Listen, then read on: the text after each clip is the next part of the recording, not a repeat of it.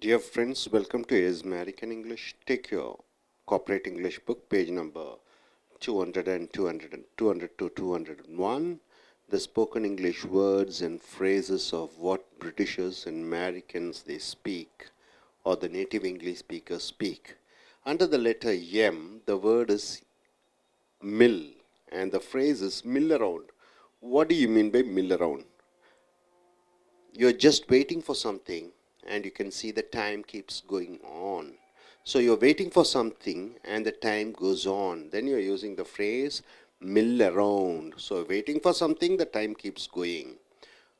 Mill around. They were milling around the school campus to meet their headmaster. They were milling around the school campus to meet their headmaster means they are waiting for the headmaster. The time keeps on going from 1 hour to 2 hours, 3 hours, 4 hours. So they were milling around the school campus to meet their headmaster means the time is going on. Through the mill. What do you mean by that phrase? Through the mill. Experiencing great difficulties at a particular time and totally tired or experienced. So through the mill means you are getting a very good experience. You are undergoing a very great experience. That is the phrase through the mill. So he went through the mill before he became an actor. So he went through the mill before he became an actor means he had a lot of experience before he became an actor. Next, million. What do you mean by the word million? Million means 10 lakhs. Like $1 million means a great and wonderful best. When you want to say something great, wonderful and best, then you're using the phrase $1,000,000.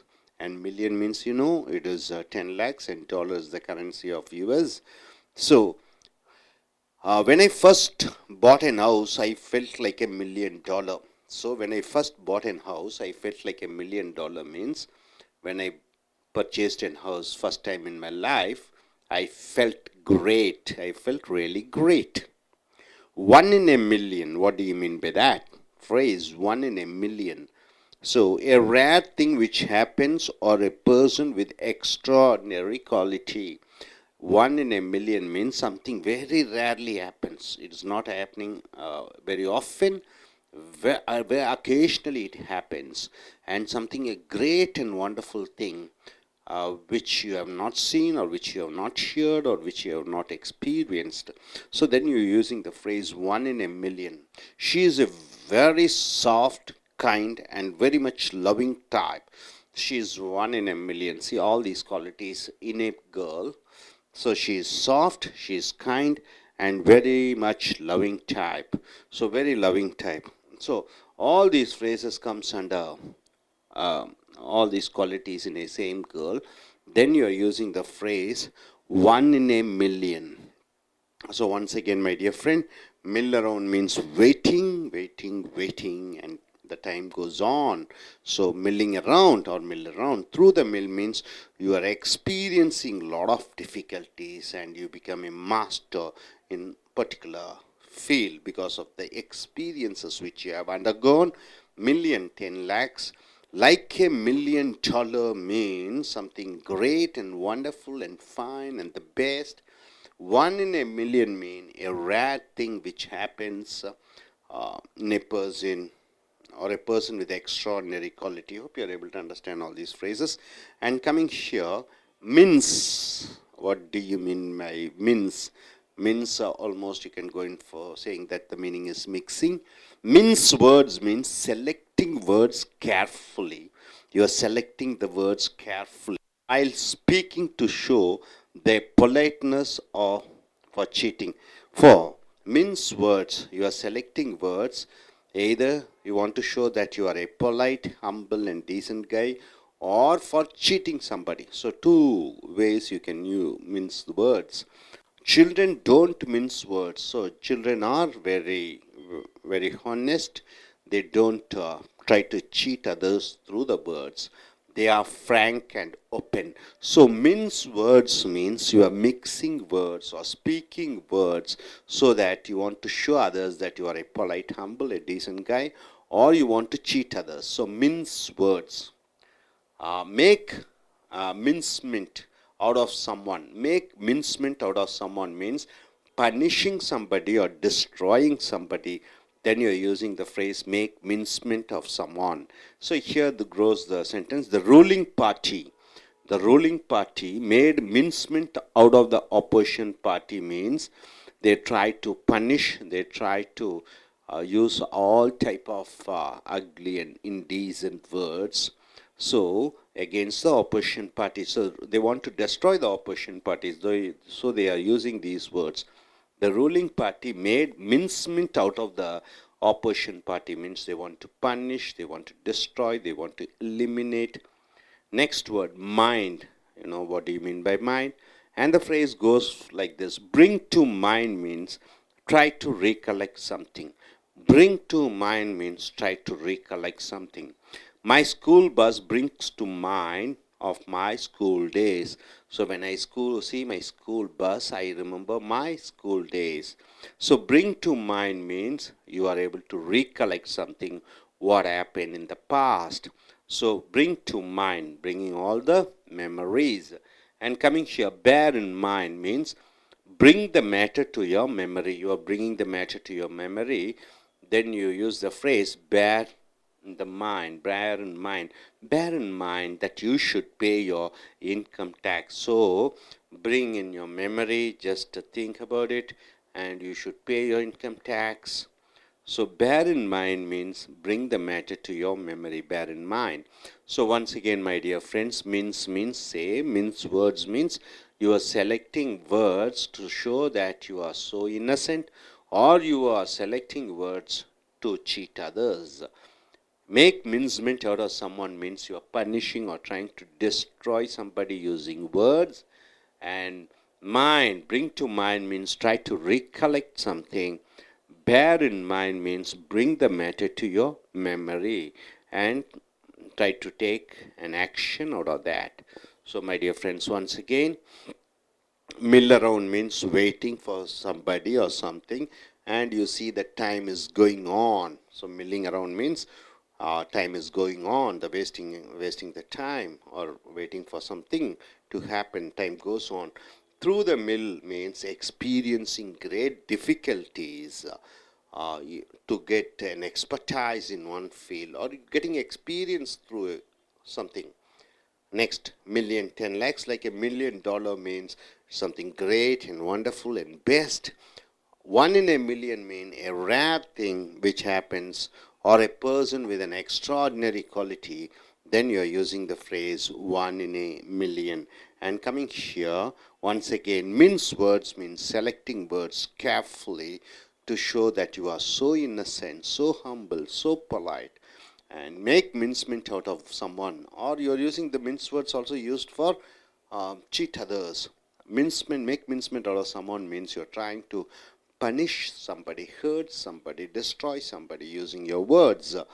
Bring to mind means try to recollect something, and born in mind means bring the bad matter to your memory. Hope you are able to understand, my dear friends. Use these phrases in your day-to-day conversations and in written also. So நண்பர்களே, உங்களுடைய corporate புஸ்தகத்தை எடுத்துக்கொள்ளுங்கள். 200லிருந்து 201 பக்கம் வரைக்கும். இதில் M என்ற எழுத்து, வார்த்தை mill.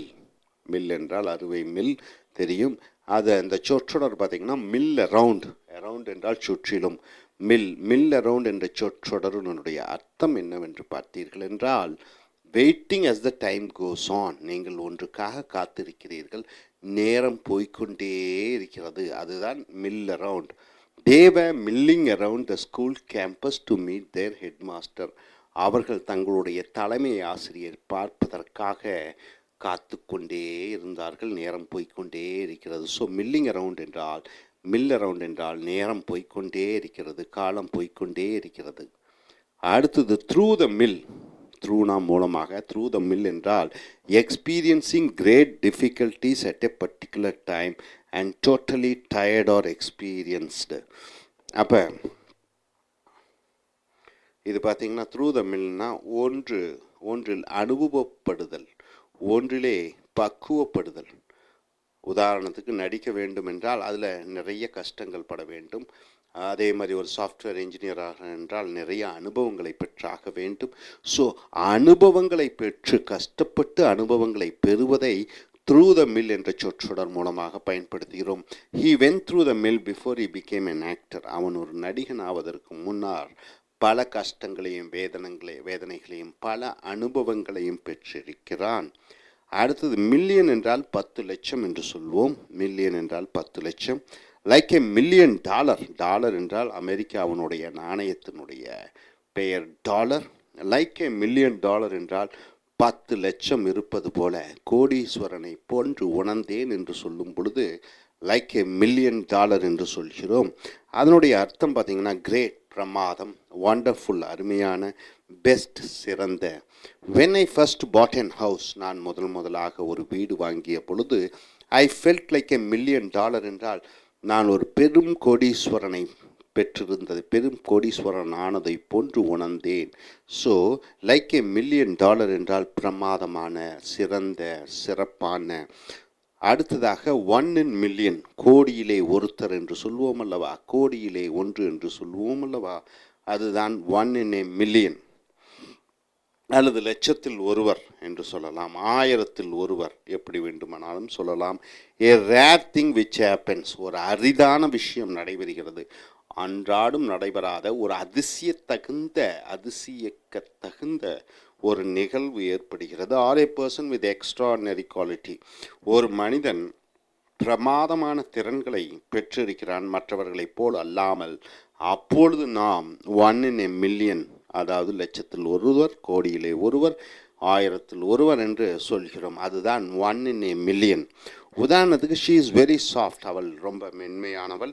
She is very kind, அவள் ரொம்ப கருணையுள்ளம் கொண்டவள். ஷீ இஸ் வெரி லவ்விங், அவள் ரொம்ப அன்பு செலுத்தக்கூடியவளாக இருக்கிறாள். டைப் அந்த வகை அவள். She is 1 in a million என்றால் அவள் லட்சத்தில் ஒருத்தி, கோடியிலே ஒருத்தி, 1000-ல் ஒருத்தி. ஸோ 1 in a million என்றால் அரிதான ஒரு விஷயம் நடைபெறுகிறது, அல்லது ஒரு மனிதரிடம் அதிசயிக்கத்தகுந்த பல திறன்கள் இருத்தல். ஸோ நண்பர்களே, மில் அரவுண்ட் என்றால் நேர காலத்துக்காக ஒன்றுக்காக காத்திருக்கும் பொழுது நேர காலம் ஓடிக்கொண்டே இருக்கிறது, போய்கொண்டே இருக்கிறது. த்ரூ த மில் என்றால் ஒன்றுக்காக அனுபவப்படுதல், பக்குவப்படுதல். அடுத்ததாக மில்லியன் என்றால் 10 லட்சம். லைக் எ மில்லியன் டாலர் என்றால் கோடி பணம் பெற்றதை போன்று ஒரு சந்தோஷத்தை உணர்ந்தேன் என்று சொல்லும் பொழுது like a million dollar. 1 in a million, லட்சத்தில் ஒருவர், கோடியிலே ஒருவர், 1000-ல் ஒருவர் என்று சொல்லும் பொழுது 1 in a million என்ற சொற்றொடரை பயன்படுத்துகிறோம். அடுத்ததாக மின்ஸ் என்றால் சொல்லுவது. மின்ஸ் என்றால் சொல்லுவது. மின்ஸ் வேர்ட்ஸ் என்றால் வார்த்தைகளை சொல்வது. செலக்டிங் வேர்ட்ஸ் கேர்ஃபுல்லி, அப்போ நாம் பேசும்போது வார்த்தைகளை ஜாக்கிரதையாக தேர்ந்தெடுத்து while speaking to show their politeness or for cheating. அப்போ மின்ஸ் வேர்ட்ஸ் என்பது வார்த்தைகளை நாம் சரியான முறையிலே பேசுவது. ஒன்று நாம் அப்பாவி என்பதை காண்பித்து கொள்ள, அல்லது மற்றவர்களை ஏமாற்றுவதற்கு. ஸோ இந்த மின்ஸ் வேர்ட்ஸினுடைய 2 அர்த்தங்கள் இருக்கிறது. இந்த வார்த்தைகள் மூலமாக மற்றவர்களை ஏமாற்றுவது, அல்லது வார்த்தைகள் மூலமாக தான் ஒரு அப்பாவி, ஒன்றும் அறியாதவன் என்பதை சொல்லுவது. So mince words. அடுத்ததாக make mincemeat out of someone என்றால் பனிஷிங், தண்டிப்பது, சம்படி டெஸ்ட்ராயிங், ஒருவரை தண்டிப்பது, ஒருவரை அழிப்பது என்று சொல்லும் பொழுது இந்த சொற்றொடர் make mincemeat out of someone, ஒருவரை தண்டித்தல் அல்லது ஒருவரை நாம் அழித்தல் வார்த்தைகள் மூலமாக. ஸோ த ரூலிங் பார்ட்டி, ஆளும் கட்சி, made mincemeat out of the opposition party, ஆளும் கட்சி எதிர்கட்சிகளை வார்த்தைகள் மூலமாக அழித்தது. ஆளும் கட்சி எதிர்கட்சியை வார்த்தைகள் மூலமாக அழித்தது. அடுத்ததாக மைண்ட். மைண்ட் என்றால் மனது. பிரிங் டு மைண்ட், மனதிற்கு கொண்டு வா. மைண்ட் என்றால் மனது. பிரிங் டு மைண்ட் என்றால் மனதுக்கு கொண்டு வா. ட்ரை டு ரீகலெக்ட் சம்திங், ஒன்றை மறுபடியும் ஞாபகத்துக்கு கொண்டு வா. My school bus brings to mind of my school days, என்னுடைய அந்த பள்ளி பஸ்ஸை பார்க்கும் பொழுது, பஸ் பேருந்தை பார்க்கும்போது என்னுடைய பழைய பள்ளி நாட்கள் நினைவுக்கு வருகிறது. ஸோ bring to mind என்றால் மறுபடியும் நினைவுக்கு வருதல். bear in mind என்றால் ஞாபகத்தில் வைத்துக்கொள். bear in mind என்றால் ஞாபகத்தில் வைத்துக்கொள். bear என்றால் பார்த்துங்க, ஒன்றை கொண்டு வருதல். bear bear என்றால் வலியை பொறுத்து கொள்வது என்றும் சொல்லலாம். bear in mind, bring the matter to your memory, உன் ஞாபகத்திற்கு கொண்டு வா. bear in mind that you should pay your income tax, ஞாபகம் வைத்துக்கொள் நீ வருமான வரியை செலுத்தியாக வேண்டும். ஸோ bear in mind என்றால் ஞாபகத்திற்குள் வைத்துக்கொள். ஸோ நண்பர்களே, மீன்ஸ் என்றால் வார்த்தைகளை சொல்லுவது, மீன்ஸ் வேர்ட்ஸ். ஒன்று தான் அப்பாவி என்பதை சொல்லி காட்டுவதற்காக அல்லது மற்றவர்களை ஏமாற்றுவதற்காக அந்த மின்ஸ் வேர்ட்ஸ் என்ற சொற்றொடரை பயன்படுத்துகிறோம். Make mincemeat out of summon என்றால் என்ன? அப்போ ஒருவரையோ ஒரு கட்சியையோ அல்லது ஒரு நபரையோ அவர்களை பேச்சின் மூலமாக தாக்குவது, அழிப்பது, மனமுடைய வைப்பது make mincemeat out of someone. Mind மனது, பிரிங் டு மைண்ட் என்றால் மனதிற்கு கொண்டு வா, ஞாபகத்திற்கு கொண்டு வா. பேர் இன் மைண்ட்னா ஞாபகத்தில் வைத்துக்கொள். ஸோ இந்த சொற்றொடர்களை பார்க்கிறீர்கள், மறுபடியும் பாருங்கள், ரீகலெக்ட் பண்ணிக்கோங்க.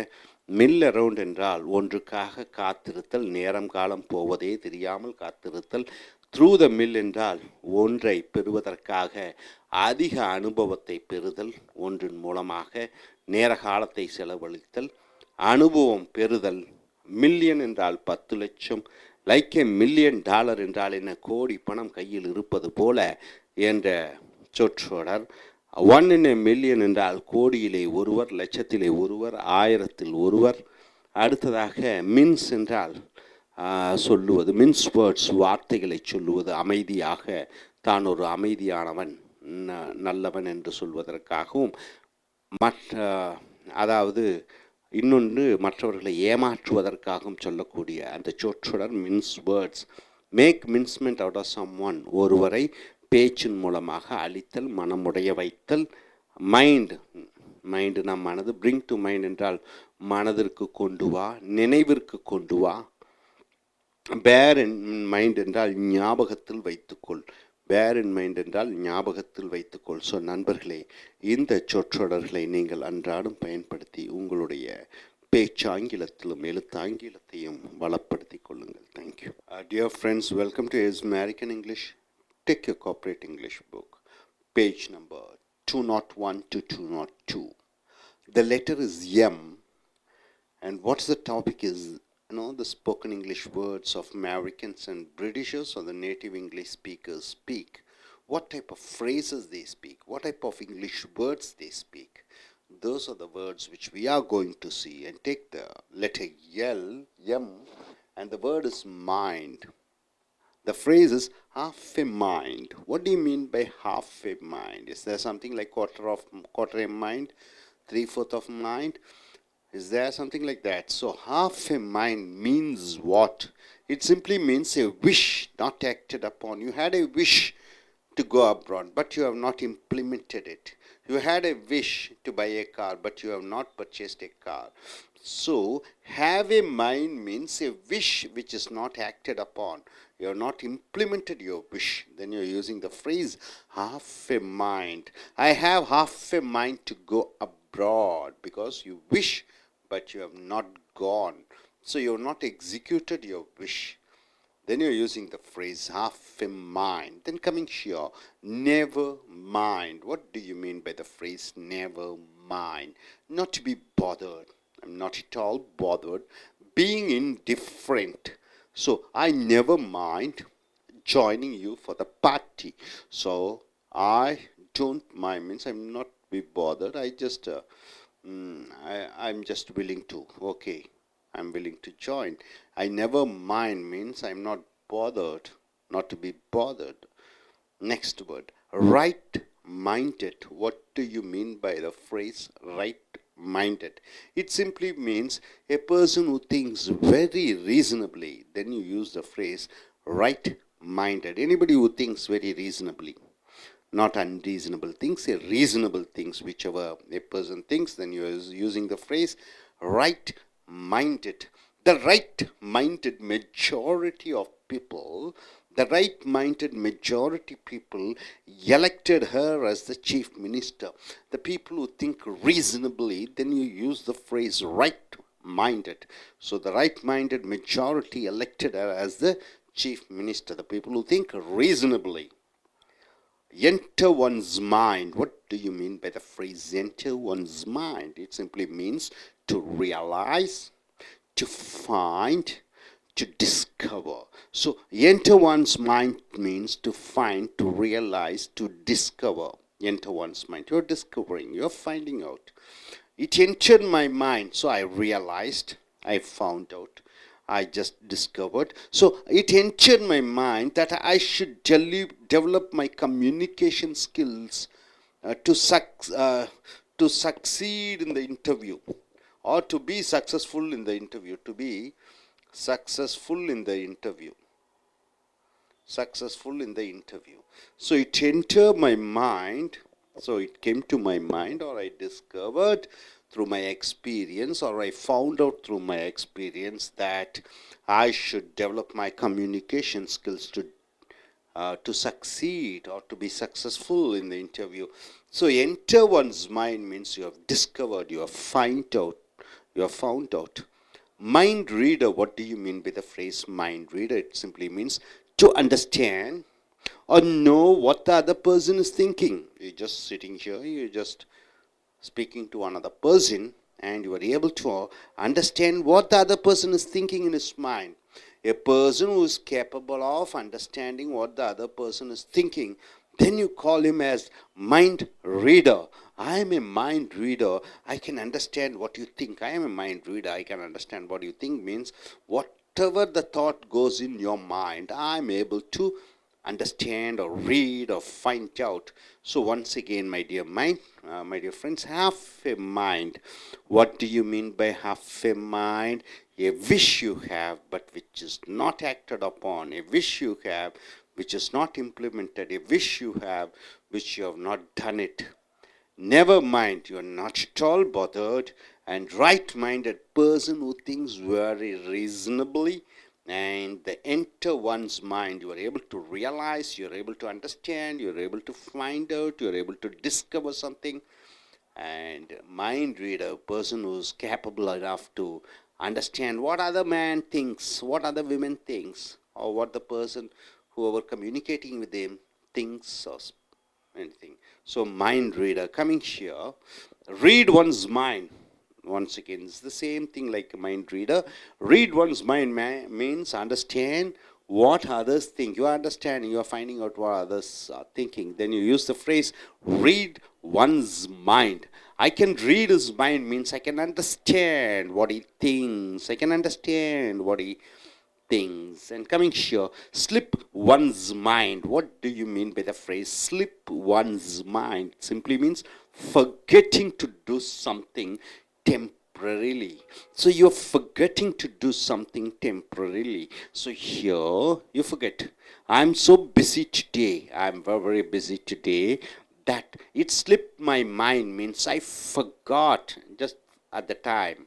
I forgot to phone my wife. That time he has forgotten. So slipped my mind means you have forgotten at particular moment, time. So here slip one's mind means forgetting at particular time. Mind one's P's and Q's. What do you mean by mind one's P's and Q's? You have selected the letter P and Q. So to be careful of one's words and actions, you should be very careful of what you say, and you should be very careful of what you do. Mind one's P's and Q's. See, P's and Q's. Two letters. So to be careful of one's words and actions. Mind your P's and Q's when we meet the collector. So when we are going to meet the collector, you should be careful of your words and actions, what you're speaking and what you're doing. So mind one's P's and Q's means to be careful of one's words and actions. Coming here, lot on one's mind. What do you mean by lot on one's mind? It simply means mentally you are very busy. Mentally you are very much involved. So when you're very busy, when mentally you are very busy, you are fully involved, then you use the phrase lot on one's mind, thinking about lot of matters. You're thinking a lot of matters. I have a lot on my mind. I have a lot on my mind. I have a lot on my mind about my future plans. Means what? My mind is fully occupied. My mind is fully involved. I'm so busy thinking about my future. Thinking about my future. So a lot on one's mind mean mentally you are very busy, you are occupied, and you are thinking a lot of something out of one's mind. Out of one's mind means being crazy, being illogical. So out of one's mind, she's out of her mind to resign her job means she is crazy. She doesn't have any sense. She has not thought something logically.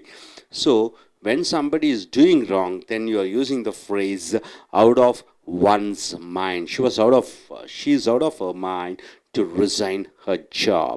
So my dear friend, read one's mind means we're able to understand what other person thinks, and slip one's mind means you're forgetting something temporarily, and mind one's P's and Q's means you have to be careful on the words and actions, what you say and what you do. Lot on one's mind means a person is mentally very busy thinking a lot, and out of one's mind means being crazy and being illogical and being stupid in their words and actions. So my dear friends, let us recollect all these words once again. Half a mind means a wish which is not acted. You have a wish which you have not executed. So never mind, you are not at all bothered. And right-minded means person who thinks logically. And enter one's mind means you are realizing, you are finding, and you are discovering. Mind reader, a person who is capable enough to understand what others are thinking, or the opponent party, whoever is speaking with him, what his thoughts are. He is able to read. Mind reader. And read one's mind means same thing. You can understand what the thoughts going on in the other person. And slip one's mind, you are forgetting something temporarily. And mind one's P's and Q's means you have to be very careful in your words and in actions. And lot on one's mind means people preoccupied with a lot of thoughts. Mind, mentally they are busy. Out of one's mind means being crazy, being illogical, being stupid in their words and in actions. So my dear friends, use all these phrases in your day-to-day conversation, both written and spoken. So நண்பர்களே, உங்களுடைய corporate புஸ்தகத்தை எடுத்துக்கொள்ளுங்கள். பக்கம் 201 202 வரைக்கும் அமெரிக்கர்களைப் போன்றும் பிரிட்டிஷர்களைப் போன்றும் பேசக்கூடிய இந்த ஆங்கில சொற்றொடர்களை பார்க்கிறீர்கள். எழுத்து எம், வார்த்தை மைண்ட். மைண்ட் என்றால் என்ன? மனது. மைண்ட் என்றால் என்ன? மூளை. எதுவும் சொல்லலாம். ஸோ half a mind, அரை மனது. half a mind என்றால் என்ன? அரை மனது.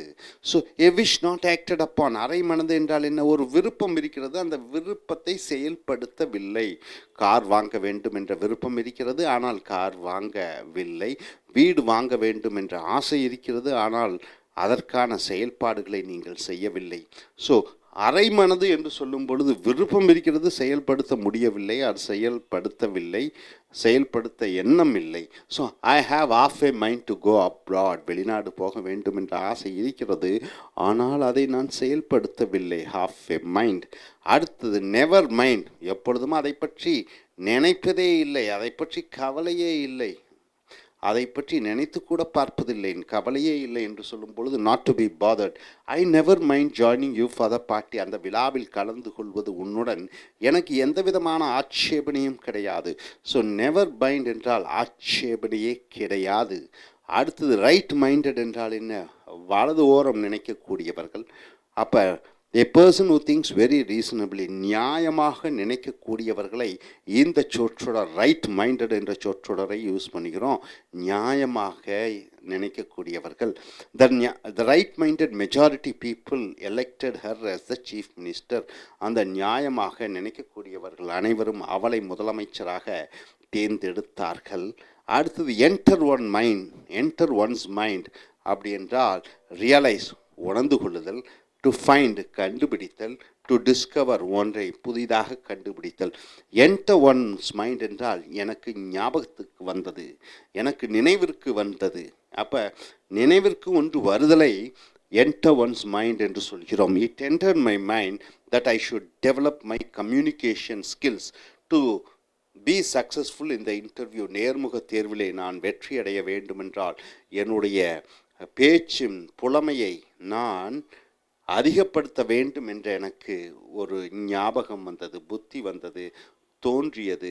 அப்போ தோன்றுதல், மனதுக்கு தோன்றுதல், மனதுக்கு புத்தி வந்தது என்று சொல்லும் பொழுது என்டர் ஒன்ஸ் மைண்ட் என்று சொல்கிறோம். அடுத்ததாக மைண்ட் ரீடர் அப்படி என்றால் என்ன? மற்றவர்கள் மனதை புரிந்து கொள்வது, அறிந்து கொள்வது, தெரிந்து கொள்வது. நீங்கள் பேசிக்கொண்டு இருக்கிறீர்கள் ஒருவருடன், அவர் என்ன நினைக்கிறார் என்பதை நீங்கள் அறிந்து கொள்வதை மைண்ட் ரீடர் என்று சொல்கிறோம். To understand or know what the other person is thinking. இன்னொரு மனிதன் என்ன நினைக்கிறார் என்பதை அறிந்து கொள்வது mind reader. I am a mind reader, I can understand what you think. நான் மற்றவர்களின் மனதை அறிந்து கொள்ளக்கூடிய சக்தியை பெற்றிருக்கிறேன், புரிந்து கொள்ளக்கூடிய சக்தியை பெற்றிருக்கிறேன். ஆகையால் நீ என்ன யோசிக்கிறாய் என்பது எனக்கு தெரியும்.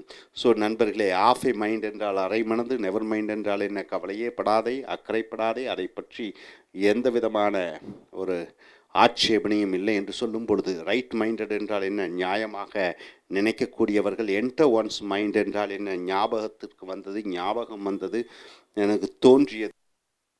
மைண்ட் ரீடர், மற்றவர்கள் மனதை அறிந்து தெரிந்து கொள்ளக்கூடியவர்களை மைண்ட் ரீடர் என்று சொல்கிறோம். அடுத்ததாக ரீட் ஒன்ஸ் மைண்ட் என்றால் என்ன? Understand what others things. மற்றவர்கள் என்ன நினைக்கிறார்கள் என்று புரிந்து கொள்வது. மைண்ட் ரீடரும் இந்த ரீட் ஒன்ஸ் மைண்டனும் ஆல்மோஸ்ட் ரெண்டும் ஒரே மாதிரியாக இருக்கிறது. So I can read is mind என்றால் அவன் மனதிலே என்ன நினைத்து கொண்டிருக்கிறான் என்பதை எனக்கு அறிந்து கொள்ள முடிகிறது. அடுத்து ஸ்லிப் ஒன்ஸ் மைண்ட். ஸ்லிப் என்றால் மறந்து விட்டேன். அப்போ ஒரு நொடி பொழுது மறந்து விடுது, கொஞ்ச நேரத்துக்கு மறந்து விடுவதை ஸ்லிப் ஒன்ஸ் மைண்ட். ஸ்லிப் என்றால் கை தவறி கீழே விழுவது, அதை போன்று ஞாபகத்திலிருந்து கொஞ்சம் மறந்து விடுவது. ஸோ இங்கே பார்த்தீங்கன்னா forgetting to do something temporarily, தற்காலிகமாக ஒன்று செய்வதை மறந்து விடுதல். So I am so busy today, இன்று நான் ரொம்ப பிஸியாக இருக்கிறேன். That it slipped my mind. சில விஷயம் ஞாபகத்தில் மறந்துட்டேன். டு ஃபோன் மை ஒய்ஃப், என் மனைவிக்கு ஃபோன் பண்ணி பேசுவதற்கு அந்த நேரத்தில் மறந்து விட்டேன். அந்த நேரத்தில் ஒன்றை மறப்பதை ஸ்லிப் ஒன்ஸ் மைண்ட் என்ற சொற்றொடர் மூலமாக பயன்படுத்துகிறோம். அடுத்ததாக மைண்ட் ஒன்ஸ் பீஸ் அண்ட் கியூஸ். இந்த எழுத்துக்கள் ரெண்டு பாருங்கள், பீஸ் அண்ட் கியூஸ்ன்னு இருக்குது. அப்படி என்றால் என்ன? Mind one's piece and q's என்றால் to be careful of one's words and actions. ஒருவர் தன்னுடைய தான் பேசக்கூடிய வார்த்தைகளிலும் ஒருவர் தான் செய்யக்கூடிய செயல்களிலும் எச்சரிக்கையாக இருப்பதை பீஸ் அண்ட் கியூஸ் என்று சொல்கிறோம். Mind one's piece and Q's. So P's என்றால் வார்த்தைகள், கியூஸ் என்றால் செயல்கள். ஸோ ஒருவர் தான் பேசக்கூடிய அந்த வார்த்தைகளும் செய்யக்கூடிய செயல்களிலும் எச்சரிக்கையாக இருக்க வேண்டும் என்று சொல்லும் பொழுது மைண்ட் ஒன்ஸ் பீஸ் அண்ட் கியூஸ் என்ற சொற்றொடரை பயன்படுத்துகிறோம். அடுத்ததாக லாட் ஆன் ஒன்ஸ் மைண்ட். மனசில் நிறையா இருக்கிறது. லாட் ஆன் ஒன்ஸ் மைண்ட் என்றால் மென்டலி வெரி பிஸி. அப்போ சதா பிஸியாக இருத்தல், மைண்ட் ரீதியாக வெரி மச் இன்வால்வ்டு, ரொம்ப ஒன்றில் ஈடுபாட்டுடன் இருப்பது. Thinking about lot of matters, நிறைய விஷயங்களை பற்றி நினைத்து கொண்டே இருப்பதை லாட் ஆன் ஒன்ஸ் மைண்ட். என் மனசில் நிறையா இருக்குது என்று சொல்லும் பொழுது நிறையா திங்கிங், நினைவுகள் இருக்கிறது, நிறையா சிந்தனைகள் இருக்கிறது என்று அர்த்தம். I have a lot on my mind about my future plans. என்னுடைய எதிர்கால திட்டங்களை பற்றி எனக்கு மனதிலே நிறைய திட்டங்கள் இருக்கிறது. மனதில் நிறைய எண்ணங்களும் செயல்களும் திட்டங்களும் இருக்கும் பொழுது எ லாட் ஆன் ஒன்ஸ் மைண்ட் என்ற சொற்றொடரை பயன்படுத்துகிறோம். அடுத்ததாக அவுட் ஆஃப் ஒன்ஸ் மைண்ட் என்றால் என்ன? Being Crazy. ஒருவர் ரொம்ப கிறுக்குத்தனமாக, முட்டாள்தனமாக, பீயிங் இல்லாஜிக்கல், நியாயமற்ற முறையிலே ஒருவர் நினைக்கும் பொழுது அல்லது செய்யும் பொழுது செயல்களை அவுட் ஆஃப் ஒன்ஸ் மைண்ட் என்று சொல்கிறோம். அப்போ மைண்டிலிருந்து அப்பால் அவன் ஒரு பைத்தியக்காரத்தனமாக சில காரியங்களை செய்கிறான் என்று சொல்லும் பொழுது, உதாரணத்துக்கு she is out of her mind to resign her job. அவள் அந்த வேலையை ராஜினாமா செய்தது என்பது ஒரு முட்டாள்தனமான விஷயம். ஸோ இங்கே அவுட் ஆஃப் ஒன்ஸ் மைண்ட் என்றால் முட்டாள்தனமான ஒரு ஒரு ஒரு கிறுக்குத்தனமான என்று வருகிறது. ஸோ நண்பர்களே, ரீட் ஒன்ஸ் மைண்ட் என்றால் மற்றவர்கள் என்ன நினைக்கிறார்கள் என்பதை அறிந்து தெரிந்து கொள்வது. ஸ்லிப் ஒன்ஸ் மைண்ட் என்றால் என்ன? தற்காலிகமாக மறந்து விடுதல். Mind one's piece and q's என்றால் ஒருவன் தன்னுடைய தான் பேசக்கூடிய அந்த வார்த்தைகளிலும் செயல்களிலும் எச்சரிக்கையாக இருத்தல். லாட் ஆன் ஒன்ஸ் மைண்ட் என்றால் என்ன? ஒருவன் மனதிலே நிறைய விஷயங்களை சிந்தித்து கொண்டிருக்கிறான். அடுத்தது அவுட் ஆஃப் ஒன்ஸ் மைண்ட் என்றால் என்ன? கிறுக்குத்தனமாக, புத்தி இல்லாதத்தனமாக ஒரு காரியத்தை செய்வது அல்லது பேசுவது. ஸோ நண்பர்களே, மறுபடியும் இந்த சொற்றொடர்களை பாருங்கள். இதை உங்கள் வழக்கு ஆங்கிலமாக வைத்துக் கொள்ளுங்கள். ஆஃப் எ மைண்ட் என்றால் அரை மனது. அரை மனது என்றால் என்ன? ஒன்று ஆசைப்படுகிறீர்கள், அதை செயல்படுத்துவதில்லை. Of a mind. Never mind, அதை பற்றி கவலையே இல்லை. ரைட் மைண்டட், நல்ல நியாயமாக நினைக்கக்கூடியவர்களை ரைட் மைண்டட் என்று சொல்கிறோம். என்டர் ஒன்ஸ் மைண்ட், ஞாபகத்துக்கு வந்தது, இப்பொழுதுதான் மனதிலே தோன்றியது என்று சொல்லும் பொழுது enter once mind. Mind reader, மற்றவர்கள் என்ன நினைக்கிறார்கள் என்பதை அறிந்து கொள்வதை மைண்ட் ரீடர் என்று சொல்கிறோம். அதை போன்று ரீட் ஒன்ஸ் மைண்ட் என்றால் என்ன? மற்றவர்கள் என்ன நினைக்கிறார்கள் என்பதை அறிந்து தெரிந்து கொள்ளக்கூடியவர்கள். ஸ்லிப் ஒன்ஸ் மைண்ட், தற்காலிகமாக ஞாபகத்திலே மறந்துவிட்டேன், கொஞ்ச நேரத்தில் மறந்து விட்டேன், கொஞ்ச நேரங்களில். Mind one's piece and q's என்றால் என்ன? ஒருவர் தன்னுடைய வார்த்தைகளிலும் செயல்களிலும் எச்சரிக்கையாக இருப்பது. அடுத்து லாட் ஆன் ஒன்ஸ் மைண்ட் என்றால் என்ன? மனதில் நிறைய விஷயங்களை நினைத்து கொண்டிருத்தல். அவுட் ஆஃப் ஒன்ஸ் மைண்ட் என்றால் என்ன? பைத்தியக்காரத்தனமாக, புத்தி கெட்டத்தனமாக, முட்டாள்தனமாக ஒரு சில விஷயங்களை பேசுவதும் செய்வதும். ஸோ நண்பர்களே, இந்த சொற்றொடர்களை நீங்கள் பயன்படுத்தி உங்கள் ஆங்கில புலமையை மேன்மைப்படுத்திக் கொள்ளுங்கள். Thank you. Okay, now you only no brother. Now only you says in rural area the students getting a good mark. Yeah. If they are giving any money to them for the government, but he got no. How they are getting a mark? But he because of their hard work only they are proving, isn't it? Just I give them example. He get a good mark, but he cannot work in some profession also. He cannot study in higher education also. He interrupt so waste in the period because. So you are trying to say education is not needed. What are you trying to say? I am saying not education leader. Only exam only banned because exam 3 hours only. Not you are evaluate in 3 hours. World, so many closer people are there. Everyone will be going for a school and everyone will be going for a college. Let me finish this. Just you. So many competitions are going on. When they keep examination only, they can see people whose education. Business also having so many competition. You know. The business people without studying also dealing the same problem. So you are trying to say no need to study. Wait. Suppose this one subject is there, 400 page. Okay, some student he is getting a good studying, but I am not good studying. Just I put a selected question only. Okay. I am get a suppose he is good mark. He is fail. Suppose fail. Yeah, because stress, examination stress. He is mugging up.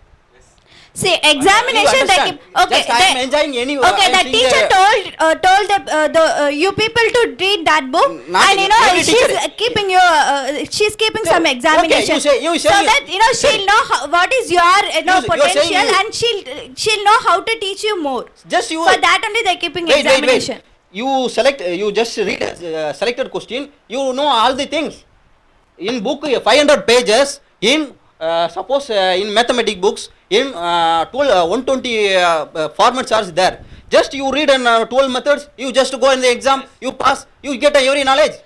They'll teach everything only. They won't teach only selected things. For that only they go to school every day. Every day comes in a school. He studying everything. But that the 3 hours he cannot put the effect because. Okay, for the first time, for the second time, for the. But for that only they're not giving only one exam for one whole year. They're keeping many exams like quarterly, half-yearly, annual, so that he'll have the experience of writing exams, so he know how to implement in the final exam. Exam evaluate from quarterly, half-yearly. No, I'm telling he'll get experience while writing the examinations in quarterly, half-yearly, I'm or saying everything. When he write exam only, he'll one get book not enough experience for to write. 2.5 hours. Okay, one book not They'll give evaluate from question- 1.5 hour. they'll select questions which is because like, you know, he is know many things. But suppose he is They're checking randomly. Huh? They're checking randomly what you know, what you have studied for the whole year. Yeah, okay. yeah, says Just no I matter. make up in 3 questions. No. I am passed. Okay. 250 How you know only no, 3 no, questions will go? Just I am All saying. thing they're not asking, Okay. isn't it? Only the few things. That means what you go through on this whole year. You are so So you just put it the implementation in that one. Everything get a 2% persons only giving a good job. Otherwise he getting only 2%. He is every day, every year passing in the 12th exam. More than 5 lakhs Those people. who's and all getting a 2% because of the knowledge and writing knowledge and Okay. hard work. Okay, I am agree. Wait. I am agree. Only 2% people only getting salary. Otherwise, why wasting in the time? That Why kind you of- people wasting the time? No, then only I am No saying. examination, Then no only- the implementation that bad. Then only I am saying. If in olden school days also he putting practical knowledge. He learned to practical knowledge. Also, these kind of things help to our that people life. Because that people was totally omitted. No, in you the- people in the what they're society. doing, no, you people are just No. roaming the streets and that's it. Okay, whatever you want to do, that only you're doing. Why don't you concentrate in the examination? If you concentrate in the examination, you will get a good after mark. completing No. MBA, HR person also getting a 12,000 salary. Okay. In Broto Master in the hotel, he getting also 60,000. Yeah, I am giving the salary in my uncle hotel. Fact. This is factor. One Broto Master getting 60,000. One mechanic cake shop. That cake shop cooking the master. He getting a 30,000. He is completed only 7th standard. He is traveling with Tirunelveli. He is saying, I am totally shocked. I paid business school. How he know to do paratha? Huh? 7 lakh. No. How he know that doing paratha? Where he had undergone any course or something. You only say. Then only I say. For Practical even for knowledge you cooking put also it. you How have many institutions, take? you know. Oh, then only Even put it. for Do some parotas. even he had. It's enough to not After only. practicing only he is getting how to do. By only That's what I'm practicing. saying, how practicing. Yes, only by practicing. Not educational practical. Broda is to you think learning with higher education. You learning for On business school. education, Business school. Everything, Everything requires. Without education only, he is doing a Bharata master. He is become a Bharata master. If he studies means you want to become a Bharata master. Am I right?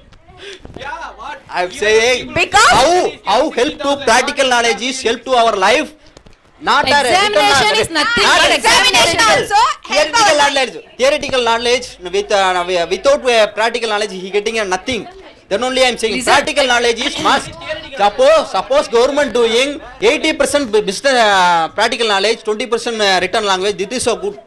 If I am getting any higher education in politics, this kind in of things I schools, will- no. In schools, they are giving a practical knowledge. How many mark you know? Only 10 marks or Yes, 20 marks. That's what we. Okay, because why they are giving means This is only at totally least- wrong, I'm saying. No. Those children are there. At least they doesn't know to write anything. At least they have to get them like 20 and 10 marks. No, for that. Not purpose only they are Bharata giving. masters should be educated. You told that Gandhiji is educated. But if you see Thomas Alva Edison is not educated, he dropped out from his high school, he is worst in mathematics and he is a scientist. He is a scientist. And Bill Gates is a good example. And he didn't go to, he is also drop out. And if you see in Tamil Nadu, Kamarajar, he didn't educate. Manson. But he is a CM of Tamil Nadu. Okay. So you can't judge a person only through their exams. Hey, you are saying no. Kamarajar, he is not studied. No, he is only saying all should go to school and all. Yeah, then only he Without came studying to- practical knowledge, only giving that matter. Many of the before many of the ruling He here. is not need to such to value say no. Kamarajar, Only he said, before- go for the examinations. 5 CMs are ruling in Tamil Nadu. Before 5 or 4. Before in Kamarajar, but that kind of people, 3 people I think, 3 people well studied, but they are not saying. He that. know what's the But value without of the studying examinations. practical knowledge So only- for only Dear friends, welcome to his American English. Take your corporate English book, the page number 202 to 203. The spoken English words and phrases of what native English speakers speak or whose first language is English, or the Americans and Britishers, what do they speak? What are the phrases they use? Under the letter M, the word is mind. So when you say mind your own business, mind your own business, what do you mean by the phrase mind your own business? It simply means that not to interfere in the matter of others. You don't interfere in others' matter. Suppose if you want to say somebody is speaking about your personal affairs and you say mind your own business, it means simply that other is not ready to accept your interference. So I was asked to mind my own business when I interfered in my neighbor's family problems. In my neighbor, they have had family problems. When I went to pacify, to bring some compromise, they told me mind my business. So mind your business means not to interfering in others' personal issues.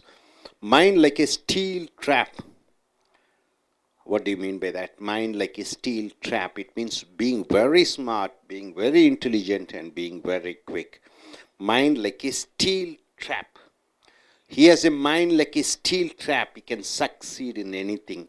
He has a mind like a steel trap and he can succeed in anything. So mind like a steel trap means a very smart, intelligent, and clever person.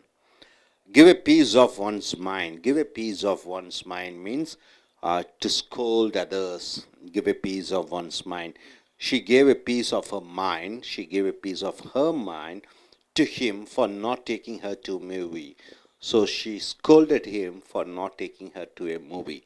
So give a piece of one's mind means scolding others. And coming here, dirty mind. What do you mean by the phrase dirty mind? As the word dirty says, having bad, having filthy and dirty thoughts. You have the person having, any person who's having dirty thoughts, bad thoughts, filthy thoughts, you call them as dirty-minded persons or dirty mind.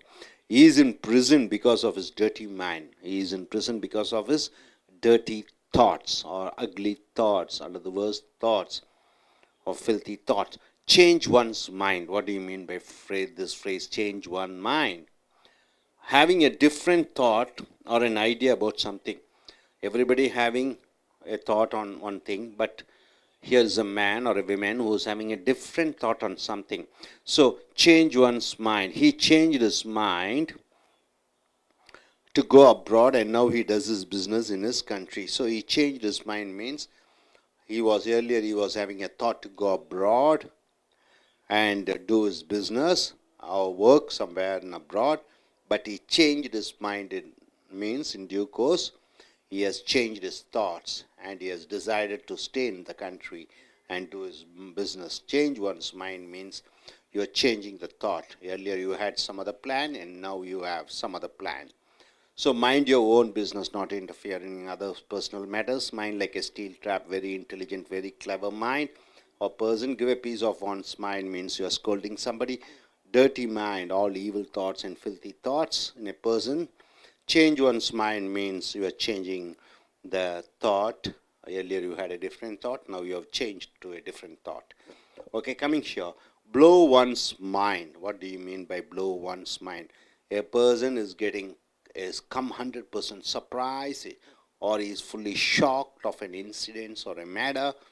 Then you're using the phrase blow one's mind. The Harry Potter movie blew my mind means it shocked me, it surprised me, it gave me an excitement. So blow one's mind means giving somebody shock, a surprise or excitement. Blow one's mind. Have a good mind too. So have a good mind too. This phrase means have a good thought too. Have a good thought too. He had a good mind to provide lunch to the poor people on his birthday. On his birthday, he had a good thought to provide lunch for the orphans people. So have a good mind means having a good intention. And next year, load off one's mind. What do you mean by that? getting or being relaxed after hard work, after very hard work, either mentally or physically. You are relaxing yourself, so load off one's mind. So here, daily night I load off my mind by watching Discovery Channel. So by watching Discovery Channel in television, I just relax myself. So load off one's mind means relaxing oneself, both physically and mentally. Miss, under the word miss, the phrase is miss the boat. What do you mean by the phrase miss the boat? Not using the opportunity. When you are not using the opportunity which comes to you, then later you are regretting and saying that I missed the boat. So miss the boat means missing the opportunity and saying regrettably that you have missed the opportunity. We missed the boat of going to US during 2000. So we missed the boat of going to US during 2000. 2000, we had an opportunity to go to US and work over there. We have got an appointment. We have got an appointment letter by a company, but we didn't go and we missed the chance. So we missed the boat means we have missed the chance. So my dear friends, once again, blow one's mind means completely one is shocked and surprised and excited. Have a good mind too means having a good intention to do something. Load off one's mind means relaxing physically and mentally. And miss the boat means missing an opportunity and later you are regretting and saying you have missed the opportunity. So miss the boat. So once again, I want you to recollect all these phrases. Mind your business means you are not interfering in others. Somebody is saying not to interfere in their personal matters.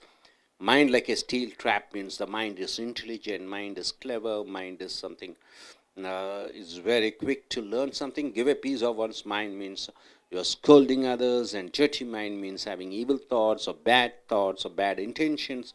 Change one's mind means earlier you had one idea and now you have changed your ideas. And coming here, blow one's mind means you are completely shocked and surprised and excited about one thing. Have a good mind too means having a good thought to do something. Load off one's mind means getting or being relaxed and after hard work, both mentally and physically. Miss the boat means you are not using the opportunity. So my dear friends, use these phrases in your day-to-day conversation and be a good writer and a speaker. நண்பர்களே, உங்களுடைய ஆங்கில corporate book எடுத்துக்கொள்ளுங்கள். அதில் பக்கம் 202லிருந்து 203 M என்ற எழுத்து, அது வார்த்தை பார்த்திங்கன்னா மைண்ட் என்ற வார்த்தை.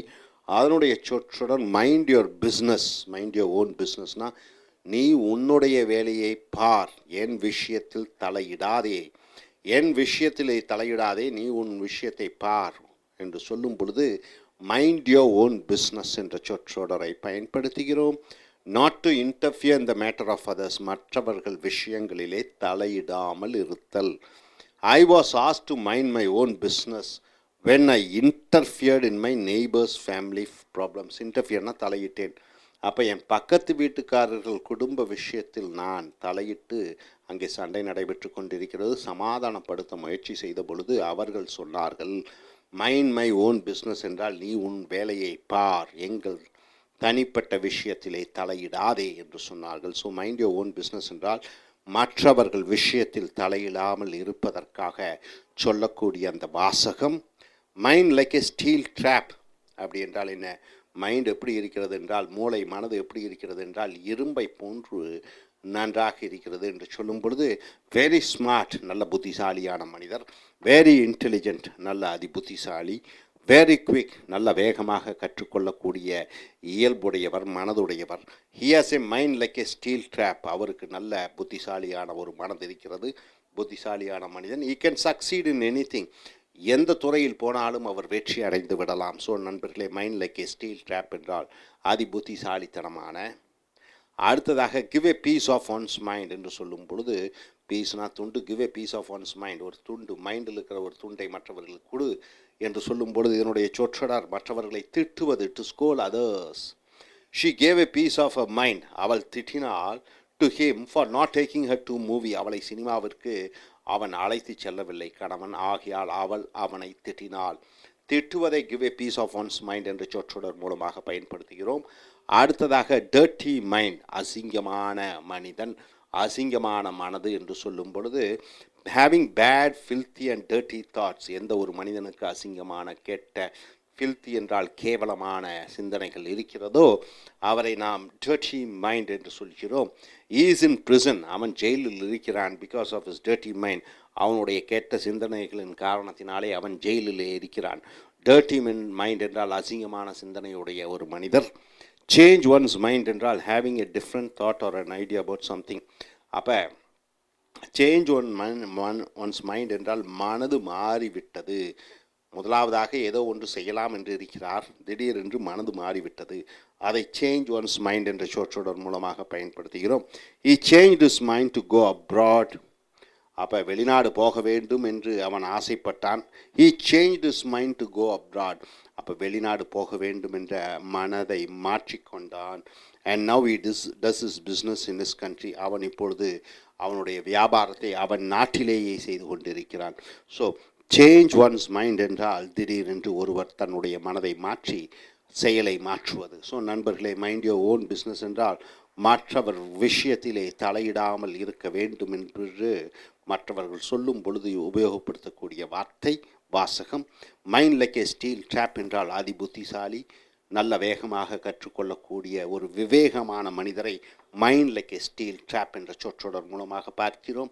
Give a piece of one's mind என்றால் என்ன? ஒருவரை திட்டுவது, ஒருவரை கேவலமாக திட்டுவது, அது mind. Give a piece of one's mind. Dirty mind, அசிங்கமான சிந்தனைகள், கேவலமான சிந்தனைகள் ஆகிய சிந்தனைகள் உடைய ஒரு மனிதரை டர்ட்டி மைண்ட் என்று சொல்கிறோம். சேஞ்ச் ஒன்ஸ் மைண்ட் என்றால் ஒன்று செய்யலாம் என்று இருந்திருக்கிற பொழுது திடீரென்று அந்த எண்ணத்தை மாற்றி விடுவதை அதற்கு உபயோகப்படுத்தக்கூடிய அந்த சொற்றொடர் சேஞ்ச் ஒன்ஸ் மைண்ட். அடுத்ததாக ப்ளோ ஒன்ஸ் மைண்ட். ப்ளோ என்றால் என்ன? ஊதுவது ஒன்ஸ் மைண்ட். அப்போ கம்ப்ளீட்லி ஷாக்ட், சர்ப்ரைஸ்ட். ஒருவர் திடீரென்று ஆச்சரியப்படுதல், ஒருத்தர் திடீரென்று அதிர்வது, ஒருவர் திடீரென்று சந்தோஷத்தில் சந்தோஷமாக உணர்வதை ப்ளோ ஒன்ஸ் மைண்ட் என்று சொல்கிறோம். Harry Potter movie, Harry Potter படம் ப்ளூ மை மைண்ட் என்றால் என்ன? நான் அதிர்ந்து விட்டேன், அதிசயித்து விட்டேன், பிரமாதமாக இருந்தது. ஸோ ஒருவரை ஆச்சரியப்பட வைக்கும் பொழுது ப்ளோ ஒன்ஸ் மைண்ட் என்ற சொற்றொடரை பயன்படுத்துகிறோம். அடுத்ததாக have a good mind to, ஒரு நல்ல மனசு இருக்க வேண்டும். Have a good mind to, ஒரு நல்ல மனது இருக்க வேண்டும் ஒன்று செய்ய. So have a good thought. இங்கே பார்த்தீங்கன்னா he had a good mind to, அவருக்கு நல்ல மனது இருந்தது. டு ப்ரொவைட் என்றால் வழங்க, லஞ்ச்னா மதிய உணவு. To the poor people on his birthday, அவர் தன்னுடைய பிறந்த நாளுக்கு ஏழைகளுக்கு மதிய உணவு இலவசமாக அளிக்கக்கூடிய ஒரு நல்ல எண்ணம் அவர் மனதிலே இருந்தது. Had a good mind to. அடுத்ததாக லோட் ஆஃப் ஒன்ஸ் மைண்ட். லோடுன்னு என்ன? நல்ல கனமுள்ள பொருட்களை வைப்பது. ஓஎஃப்எஃப்னா இறக்கி வைப்பது. அப்போ மனதில் இருக்க பாரத்தை ஒருவர் இறக்கி வைப்பது, மனதில் இருக்கக்கூடிய கஷ்டங்களை ஒருத்தர் இறக்கி வைப்பது. Getting are being relaxed after hard work. ஒரு கடினமான உடல் உழைப்பு, மனக்குழப்பம் இவைகள் முடிந்து அந்த விஷயத்தை விட்டு விடுதல். அப்போ ஓய்வெடுத்தல், அதை நீங்கள் லோட் ஆஃப் ஒன்ஸ் மைண்ட் என்ற சொற்றொடர் மூலமாக பயன்படுத்துகிறோம். டெய்லி நைட், தினமும் இரவு. ஐ லோட் ஆஃப் மை மைண்ட் என்றால் என்ன? நான் ஓய்வு எடுத்துக்கொள்கிறேன், மனதில் இருக்கக்கூடிய பாரத்தை இறக்கி வைக்கிறேன். பை வாட்சிங் டிஸ்கவரி சேனல் டெலிவிஷன் பார்ப்பதன் மூலமாக நான் என் மன பாரத்தை குறைக்கிறேன் என்று சொல்லும் பொழுது ஓய்வெடுக்கிறேன் என்று அர்த்தம். Load off one's mind. அடுத்தது மிஸ்னா ஒரு பெண்மணி, திருமணமாகாத ஒரு பெண்மணியை மிஸ் என்று சொல்கிறோம். அடுத்தது மிஸ் என்றால் வழி தவறி விட்டோம், தவற விட்டோம் என்று சொல்கிறோம். மிஸ் த போட், அந்த படகை தவற விட்டோம் என்ற சொற்றொடர் எதை குறிக்கிறது என்றால் நாட் யூஸிங் த ஆப்பர்ச்சுனிட்டி, உங்களுக்கு வரக்கூடிய வாய்ப்புகளை நீங்கள் பயன்படுத்தி கொள்ளாத பொழுது அதை பற்றி சொல்லும் பொழுது ஐ மிஸ் த போட் என்று சொல்கிறீர்கள். அப்போ வாய்ப்பை நீங்கள் தவற விட்டு அதை பற்றி நான் வாய்ப்பை தவற விட்டேன் என்று சொல்லும் பொழுது, சந்தர்ப்பத்தை தவற விட்டேன் என்று சொல்லும் பொழுது மிஸ் த போட் என்ற சொற்றொடரை பயன்படுத்துகிறீர்கள். We missed the boat of going to US during 2000. 2000 ஆண்டு அமெரிக்காவுக்கு செல்ல வேண்டும் என்கிற ஒரு வாய்ப்பு எங்களுக்கு கிடைத்தது, நாங்கள் அந்த வாய்ப்பை தவற விட்டோம் என்று சொல்லும் பொழுது we missed the boat of going to US during 2000. அப்போ 2000ஆவது ஆண்டு அமெரிக்கா செல்லக்கூடிய அந்த வாய்ப்பை இழந்து விட்டோம். ஸோ நண்பர்களே, blow one's mind என்றால் என்ன? மனதை அதிர வைக்கிறது, ஆச்சரியப்பட வைக்கிறது, சந்தோஷப்பட வைக்கிறது. have a good time, good mind to என்றால் ஒரு நல்ல காரியம் செய்வதற்காக மனது இருத்தல். load of one's mind என்றால் ஒருவர் மனதிலிருந்து பாரத்தை இறக்கி வைத்து ஓய்வாக இருத்தல். அடுத்தது மிஸ் த போட் என்றால் என்ன? வாய்ப்பை தவற விடுதல். ஸோ நண்பர்களை மறுபடியும் பாருங்கள். மைண்ட் யோர் ஓன் பிஸ்னஸ் என்றால் என்ன? இன்னொருத்தருடைய விஷயத்தில் தலையிடும் பொழுது அவர் சொல்கிறார், என் தனிப்பட்ட விஷயத்திலே தலையிடாதே என்று சொல்லும் பொழுது மைண்ட் யோர் ஓன் பிஸ்னஸ். அடுத்ததாக mind like a steel trap என்றால் என்ன? மனது உறுதியாக இருக்கிறது, மனது அதி புத்திசாலித்தனமாக இருக்கிறது, வேகமாக கற்றுக்கொள்ளக்கூடிய திறமை இருக்கிறது என்று சொல்லும் பொழுது இந்த சொற்றொடர். Give a piece of one's mind என்றால் ஒருவரை திட்டுவது, ஒவ்வொருவரை அசிங்கமாக பேசுவது. டர்ட்டி மைண்ட் என்றால் என்ன? கெட்ட சிந்தனைகள், மனதிலே கேவலமான சிந்தனைகள் எல்லாம் இருப்பது டர்ட்டி மைண்ட். அடுத்து சேஞ்ச் ஒன்ஸ் மைண்ட் என்றால் ஏதோ ஒன்றை நினைத்து கொண்டிருக்கிறார்கள், திடீரென்று அந்த நினைப்பை மாற்றுவது சேஞ்ச் ஒன்ஸ் மைண்ட் என்று சொல்கிறோம். அடுத்ததாக ப்ளோ ஒன்ஸ் மைண்ட், ஒருவரை மனதிலே ஆச்சரியம், அதிர்ச்சியும் சந்தோஷத்தையும் திடீரென்று வழங்குவது blow one's mind. Have a good mind to என்றால் என்ன? ஒரு நல்ல சிந்தனை இருக்கிறது ஒன்று செய்வதற்காக, ஒரு நல்ல எண்ணம் இருக்கிறது ஒன்றை செய்வதற்காக, அப்பொழுது இந்த சொற்றொடரை பயன்படுத்திக்கிறோம். Load off one's mind. Load off என்றால் என்ன? இறக்கி வைப்பது. ஸோ மனபாரத்தை இறக்கி வைப்பது, கஷ்டங்களை இறக்கி வைப்பது. அடுத்ததாக மிஸ் த போட் என்று சொல்லும் பொழுது வாய்ப்பை தவற விடும் பொழுது நாம் சொல்லக்கூடிய அந்த வாசகம் வி மிஸ் த போட், நாங்கள் வாய்ப்பை இழந்து விட்டோம். ஸோ நண்பர்களே, இந்த ஆங்கில சொற்றொடர்களை நன்கு பயன்படுத்தி உங்களுடைய ஆங்கில வளத்தை மேன்மைப்படுத்திக் கொள்ளுங்கள். Thank you. Dear friends, welcome to American English. Take your corporate English book. It's in the page number 203 to 204. The spoken English words and phrases of what Americans and what Britishers they speak, or you simply want to say what the native English speakers they speak. Coming here to the letter M, the word is miss. The phrase is miss the point. What do you mean by miss the point? It simply means overlooking the point. What do you mean by overlooking the point? You are not bothered to look at the point. Failing to understand an important point. You are failed to understand the important point of a matter. So miss the point means you are not able to understand, or you're missing the point.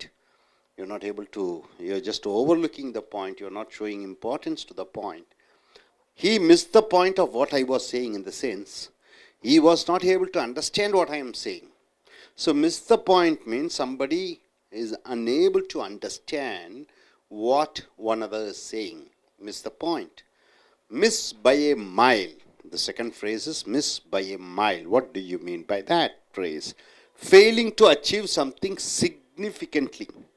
Miss by a mile means a person who is not able to do or achieve certain thing very importantly in his life. Missed by a mile. He missed to join in an MNC company, multinational company. By a mile means, so he missed it very badly. If he would have joined in the MNC company, his life would have been different. So missed by a mile means failing to achieve something very significantly. Miss out. What do you mean by the phrase miss out? Losing an opportunity to enjoy. Miss out. You lost the opportunity to enjoy something. So I missed out yesterday's dance party. So I lost the opportunity to attend the dance party. Next phrase is mix, and the phrase is mix up. What do you mean by mix up? It is confusion. To make mistake, then you are using the word mix. Mix up. The phrase. There was a mix up. There was a confusion in the ration shop. There was a confusion in the ration shop. So mix up means confusion.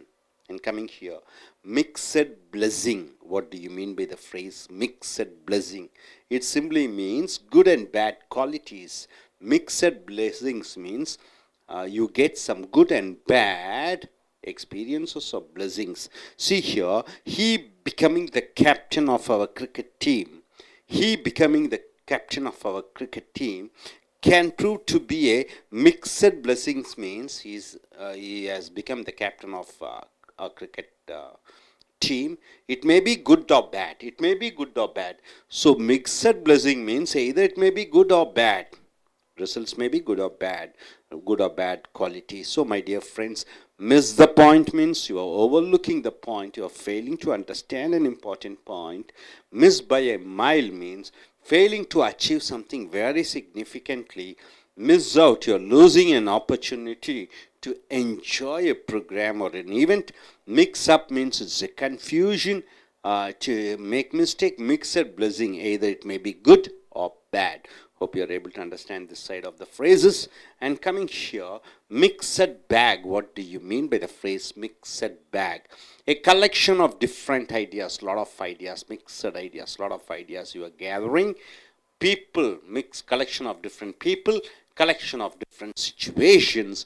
Then you are using the phrase mixed bag. See, coming here, mixed bag of people attended the meeting means variety, lot of different walks of people attended the meeting, lot of with different ideas and different community, different religion, they have attended the meeting. Mob means, a lot of people. So mob as a noun and a verb. Mob means you're gathering, as a verb, you're gathering people. Mobbed. One person is crowded by many. See, one person is crowded by 10 or 20 people. Then you use the word mobbed. Indian cricket captain was mobbed by his fans. So, Indian cricket team captain was surrounded by his fans. The cinema actress was mobbed by her fans. You can use any. So mob scene means a lot of people gathering uncontrollably. Mob scene, a lot of people are there where you cannot control the crowd. It's too much. You cannot control. It's uncontrollable.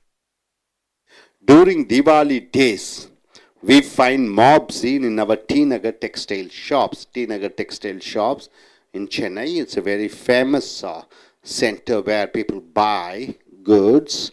So it's always crowded, especially Diwali times. You find mob scene means a lot of people where people cannot be controlled, uncontrollable crowd. Money. So under the word money, the phrase money is no object. Money is no object means what? Money is no object means the price doesn't matter. Money is no object means the money doesn't matter. Whatever the prices we are ready to give. My grandma should be given the best treatment in the hospital. Money is no object means my grandma should be given the best treatment. Money doesn't matter. Whatever the prices we are ready to pay to the hospital. Next, money talks. So the word phrase money talks means the money is power. The money is ultimate. Money talks to get government contracts. To get government contracts, you have to spend a lot of money. In the sense, a lot of bribe and a lot of corruptions are involved. So money is here, only the money talks. So my dear friends, coming here, mixed bag means collection of different ideas, collection of different people, different situations. Mob means one crowd. One person is crowded by many people. And mob scene means a lot of people gathering uncontrollably. And money is no object means the price doesn't matter at all. Money talks means the money is the power. So once again, I want you to recollect. What do you mean by miss the point? You are overlooking the point. You are failing to understand a point. A point is not important here.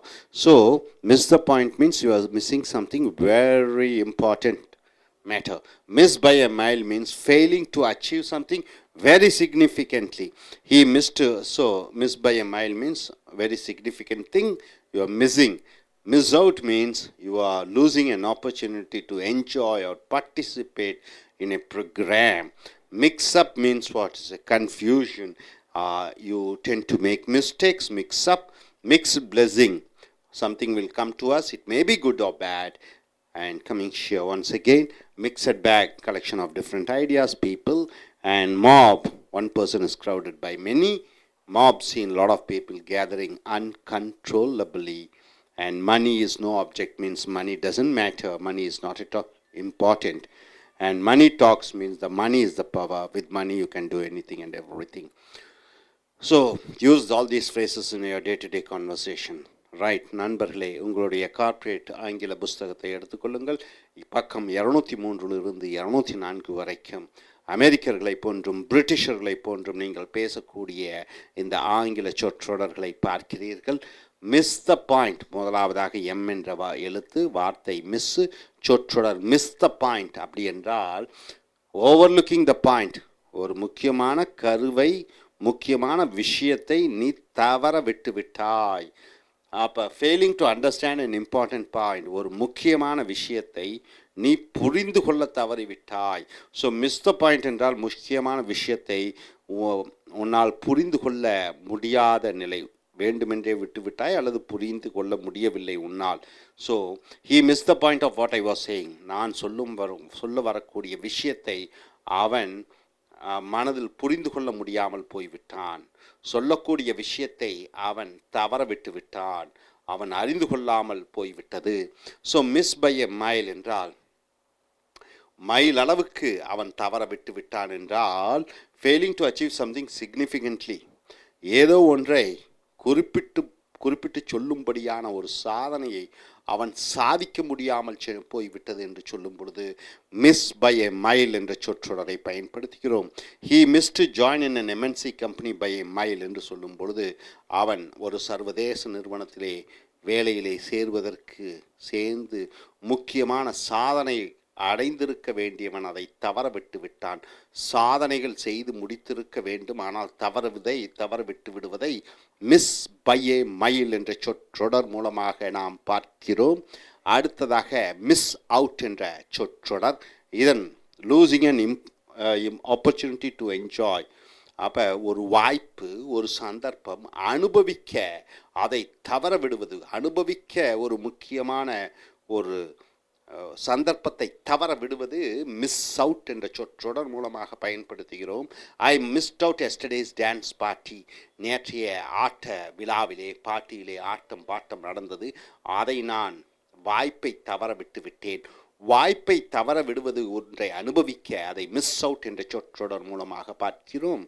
அடுத்ததாக mix என்றால் கலவை, mix அப் என்றால் என்ன, confusion, குழப்பம். Mix up என்றால் குழப்பம். To make mistake என்றால் தவறுகளை இழைக்கக்கூடிய ஒரு தன்மை வருகிறது. There was a mixup in the ration shop, அங்கே ரேஷன் கடையிலே ஒரே குழப்பமாக இருந்தது, குழப்பமாக இருந்ததை மிக்ஸ்அப். அடுத்ததாக மிக்சட் பிளெஸிங் என்று சொல்லும் பொழுது, மிக்சட்னா கலவை, பிளெஸிங்னா ஆசீர்வாதம். இங்கே மிக்சட் பிளெஸிங் என்றால் குட் அண்ட் பேட் குவாலிட்டிஸ், நல்ல விஷயங்கள் கெட்ட விஷயங்கள், நல்ல தன்மைகள் கெட்ட தன்மைகள். அப்போ ஏதோ ஒன்றின் மூலமாக நல்லது வரும் கெட்டது வரும், நல்லது வரும் கெட்டதும் வரும் என்று சொல்லும் பொழுது மிக்சட் பிளெஸிங் என்ற சொற்றொடரை பார்க்கிறீர்கள்.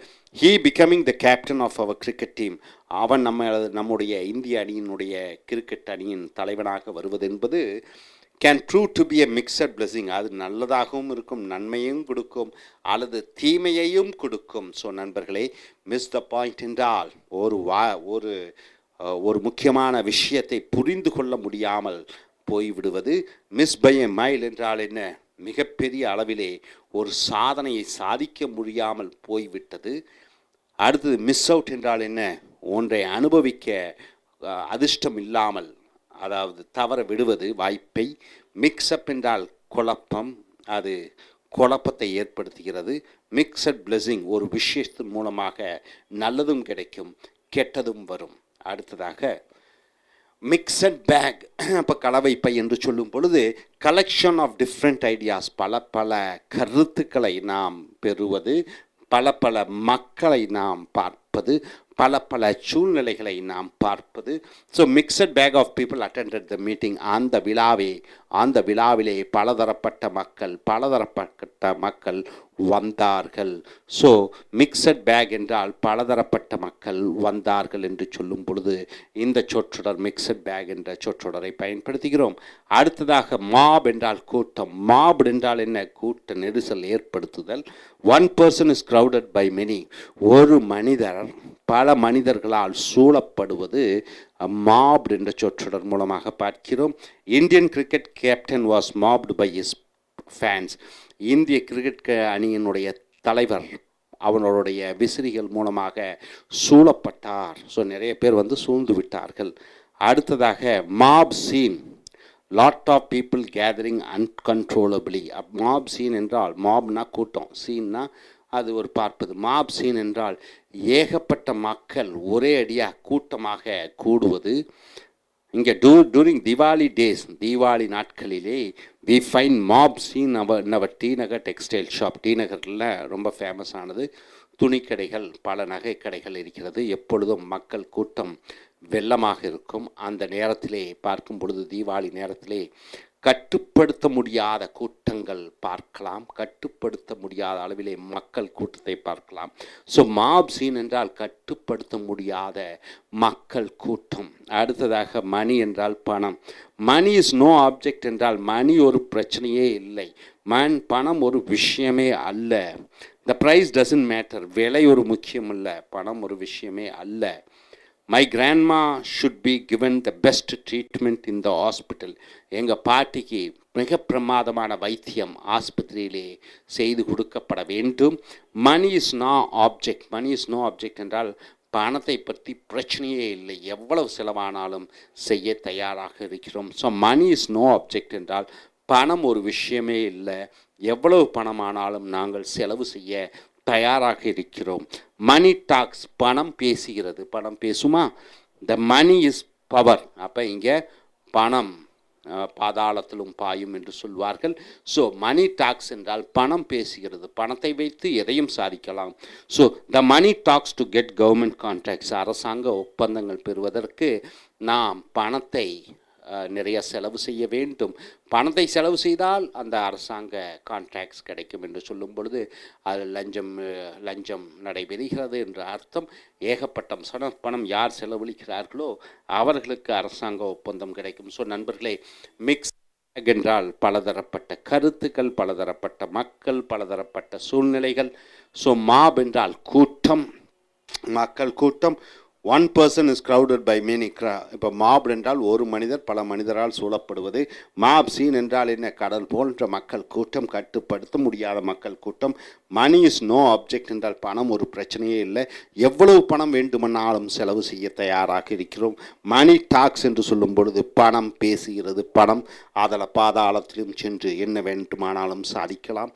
ஸோ நண்பர்களே, மறுபடியும் பாருங்கள், மிஸ் த பாயிண்ட் என்று சொல்லும் பொழுது ஒரு முக்கியமான விஷயத்தை புரிந்து கொள்ள முடியவில்லை, ஒரு முக்கியமான விஷயத்தை தவற விட்டு விட்டோம்.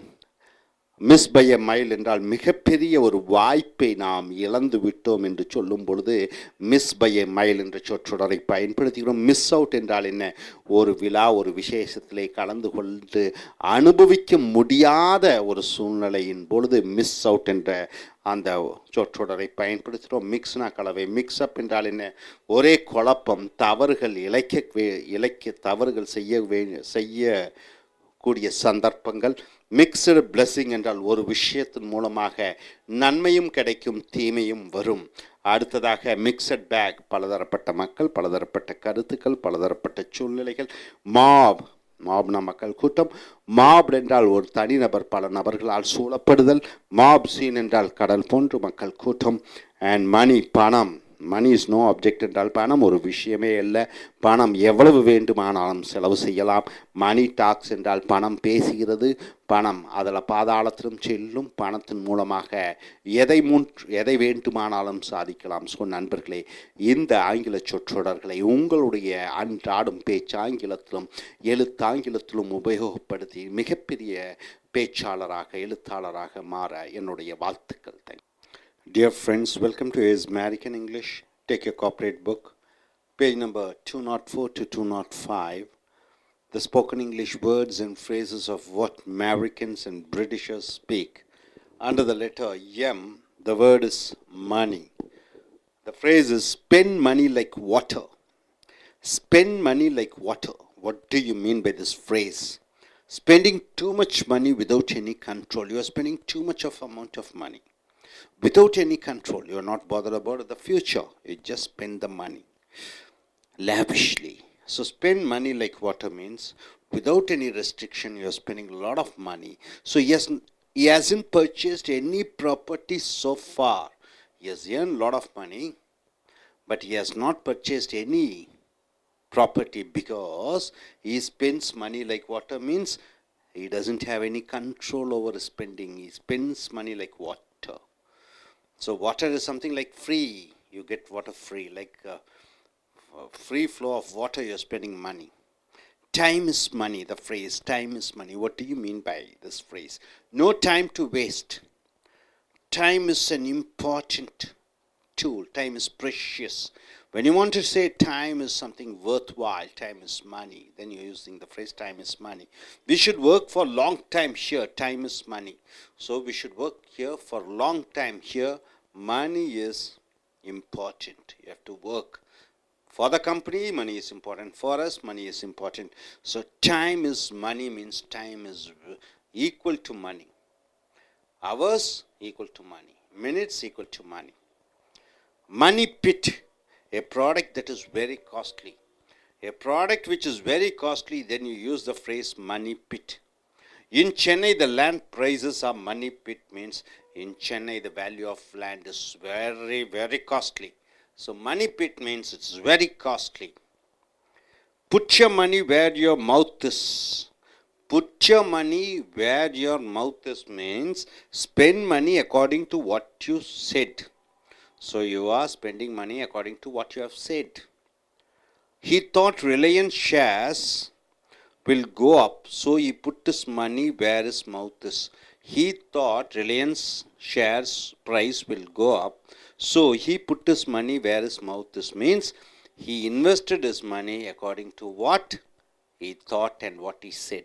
So my dear friends, spend money like water means spending money lavishly without any control. Time is money means so time is equal to money. Time is very precious, and money pit means something which is very costly. And put your money where your mouth is means spending money according to what you have said and what you have thought and what you have decided. And coming here, laundering money or money launderer. What do you mean by that? Changing the illegal to legal money or black money to white money. So unaccounted money to make it into accountable money, because you want to. So here, laundering money or money launder means changing the black money into white. That is not paying the tax, the government money, that is tax amount, and you are trying to create some false accounts to make the black money, that is unaccounted money which you have not given to government as a tax, and trying to change it into white money. That is called laundering money or money launder. So what do you mean by black money or white money? It doesn't mean that color of the money is black or color of the rupee is white. It simply means that the black money is the unaccounted money which you have not shown into the account of what is your income to the government. So you are supposed to pay income tax. So you are avoiding that income tax, and that money which you are having, the money which is not paid as income tax, is called black money. And to make it into accountable money, you are converting into white money. That is called money laundering. So here in film industry we find money laundering. In film industry we find a lot of money transaction going unaccounted. So the people, actors and producers, they try to change this black money into white money. And get one's money worth means getting physical and mental satisfaction for the money one spends. Suppose I spend 1,000 rupees, I should get the worth of 1,000 rupees. Suppose if I spend 10,000 rupees, I should enjoy what I spend the money 10,000 rupees for. That is called get one's money's worth. Get one's money's worth means what?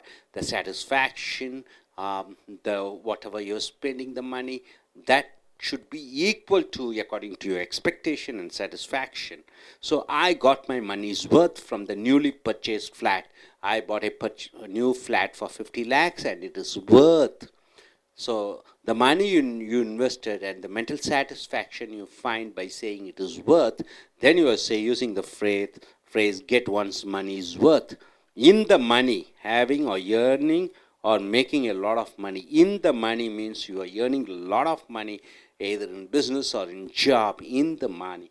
So in the money means you are making a lot of money. In India, the majority of people are not in the money means majority of people are not making enough money or not earning enough money. So in the money means earning money. Pour money down the drain. Drain means the wastage. So wastage, drain. So pour money down the drain means wasting the money uselessly. So you are wasting the money in a useless way. So Hindus pour money down the drain during the marriage function. It is a one-day celebration. Marriage, they spend lakhs and lakhs and lakhs of rupees lavishly. That is Indian. So they waste the money, even though India is a poor country. They waste the money during the time of marriage. Hindus pour money down the drain means they're wasting the money during the time of marriage. So pour money down the drain means wasting the money. Make money hand over fist. Make money hand over fist. What do you mean by that? Easily earning more money than expected. So you expect in this month to get a profit of 1 lakh, you are getting 10 lakhs. So more money you are earning than expected, then you are using the phrase make money hand over fist. If you give your best, you can make money hand over fist. If you can give your best, you can make a lot of money. So you should be class. You should give your best. So my dear friends, laundering money or money launder means what? Changing the black money into white money or unaccounted money into accounted money. Get one's money's worth means what? Getting all the mental satisfaction for the money which you have spent. In the money means having a lot of money or making a lot of money. Pour money down the drain means you're wasting the money for useless things. Make money hand over fist means you're getting more money than what you have expected. So once again, I want you to recollect all the phrases. Just go through the phrases once again. Let us start once again. Just see the first word. Spend money like water means you are spending money lavishly without any control. Time is money. So time is equal to money. Time is worth. So money pit means which is something which is very costly, and put your money where your mouth is means spending your money according to what you thought and what you have said. And coming here once again, laundering money or money launder means changing the black money into white money. And coming here, get one's money is worth means getting physical and mental satisfaction for the money which you have spent. In the money means having a lot of money or making a lot of money, earning a lot of money. Pour money down the drain means you are wasting the money uselessly. And make money hand over fist means easily earning more money than expected. Hope you are able to understand all these phrases, my dear friends. Try to use these phrases in your day-to-day conversation. So நண்பர்களே, உங்களுடைய corporate புத்தகத்தை எடுத்துக்கொள்ளுங்கள். 204 205 அமெரிக்கர்களை போன்றும் பிரிட்டிஷர்களை போன்றும் பேசக்கூடிய இந்த ஆங்கில சொற்றொடர்களை பார்க்கிறீர்கள். எம் என்ற எழுத்து வார்த்தை மணி. மணி என்றால் பணம். ஸ்பெண்ட் மணி லைக் வாட்டர் என்றால் தண்ணீரை போன்று பணத்தை செலவு செய் என்று வருகிறது. தமிழிலே நாம் சொல்லுவோம் பணத்தை தண்ணியாக செலவு பண்ணுகிறான் என்று. So he has not purchased any property so far. இதுவரைக்கும் அவன் எந்த சொத்து பத்தும் ஒன்றும் வாங்கவில்லை. ஏனென்றால் because he spends money like water. அவன் பணத்தை தண்ணீராக செலவழிக்கிறான். அப்போ ஊதாரித்தனமாக செலவு செய்கிறான் என்று சொல்லும் பொழுது spends money like water. Time is money. நேரம் பொன் போன்றது. நேரம் பணம். நேரம் பொன் போன்றது என்று சொல்லும் பொழுது no time to waste. Time is important. நேரம்தான் முக்கியமானது என்று சொல்லும் பொழுது நேரத்திற்கு முக்கியத்துவம் கொடுக்குறோம். ஒவ்வொரு நொடி பொழுதும் ஒவ்வொரு 1000 ரூபாய்க்கு சமம் என்று சொல்லும் பொழுது time is money. We should work for long time. Here time is money. இங்கே நாம் ரொம்ப நேரம் உழைக்க வேண்டும். இங்கே எத்தனை நேரம் உழைக்கிறாயோ அந்த அளவுக்கு உனக்கு பணம் கிடைக்கும்.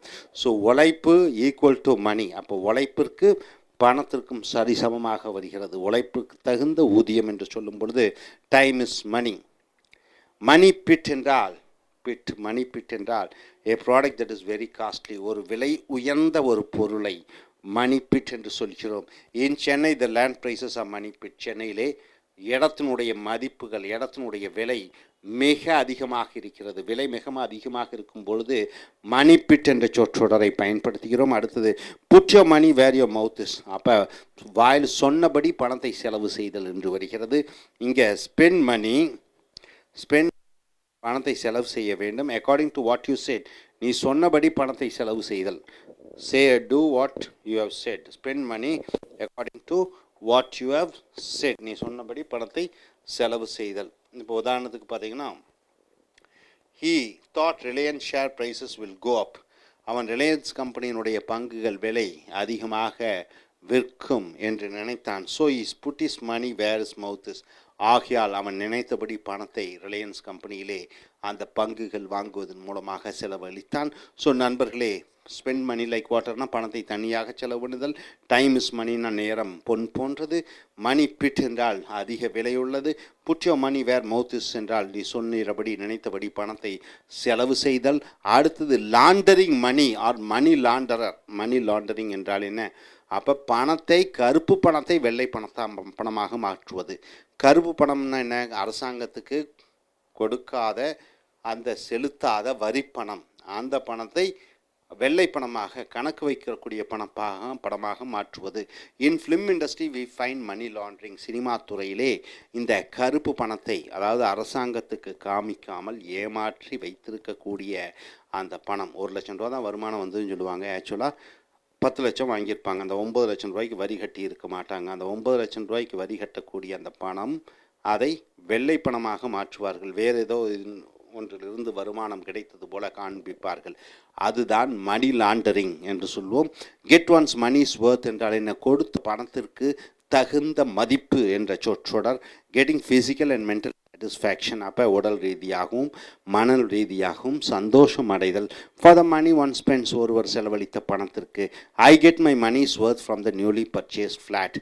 நான் புதிதாக ஒரு வீடு வாங்கினேன், அந்த வீடு எனக்கு பிடித்தது, அனைத்து சௌகரியங்களும் இருந்தது, கொடுத்த பணத்திற்கு நல்ல மதிப்பு என்று சொல்லும் பொழுது get one's money is worth என்ற சொற்றொடரை பயன்படுத்துகிறோம். அடுத்தது இந்த மணி என்றால் பணத்தில் என்று சொல்லும் பொழுது having or earning or making a lot of money, நிறைய பணம் சம்பாதித்தலை இந்த மணி என்ற சொற்றொடர் மூலமாக பயன்படுத்துகிறோம்.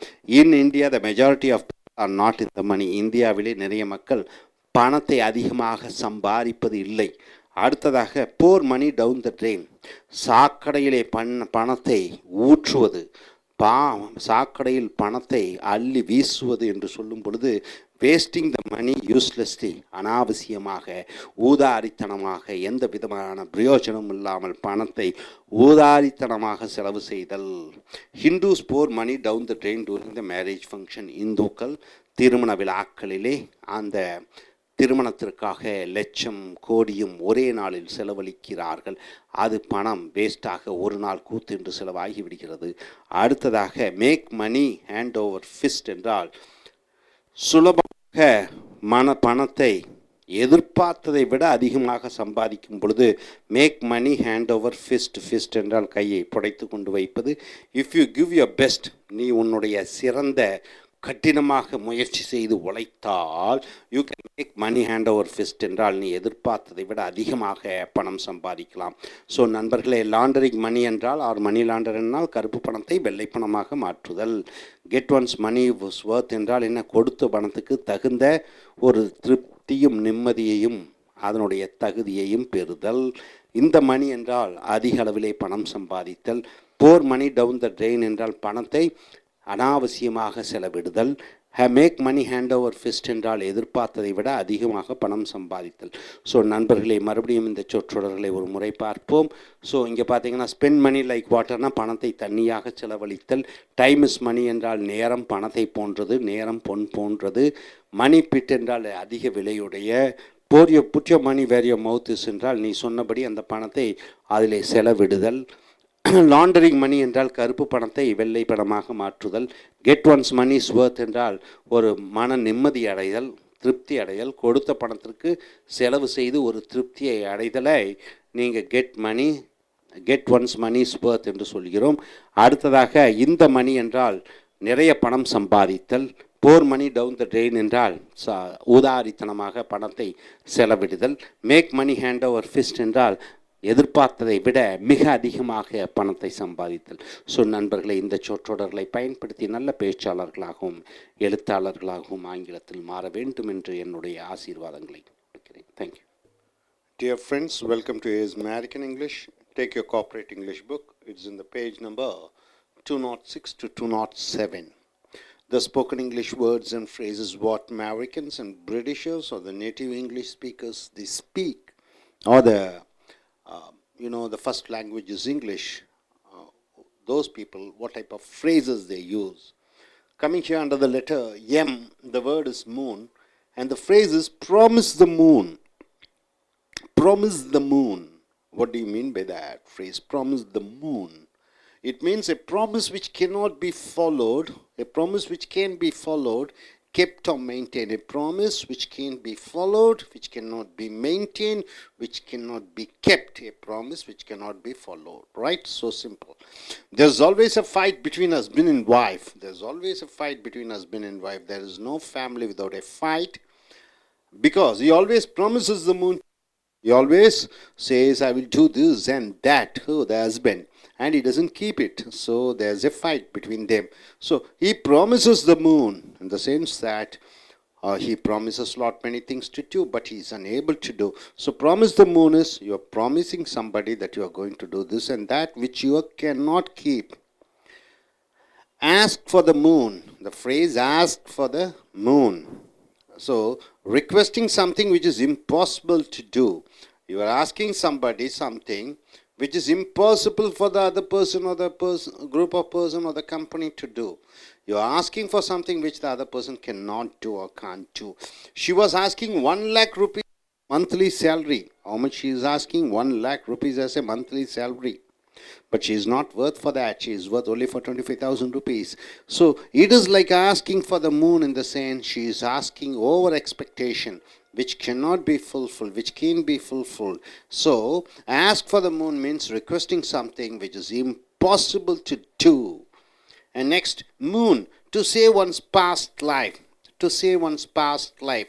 So when you're talking about the past incidences or the past happenings in your life, then you use the word moon. They mooned their friends during the fabled day.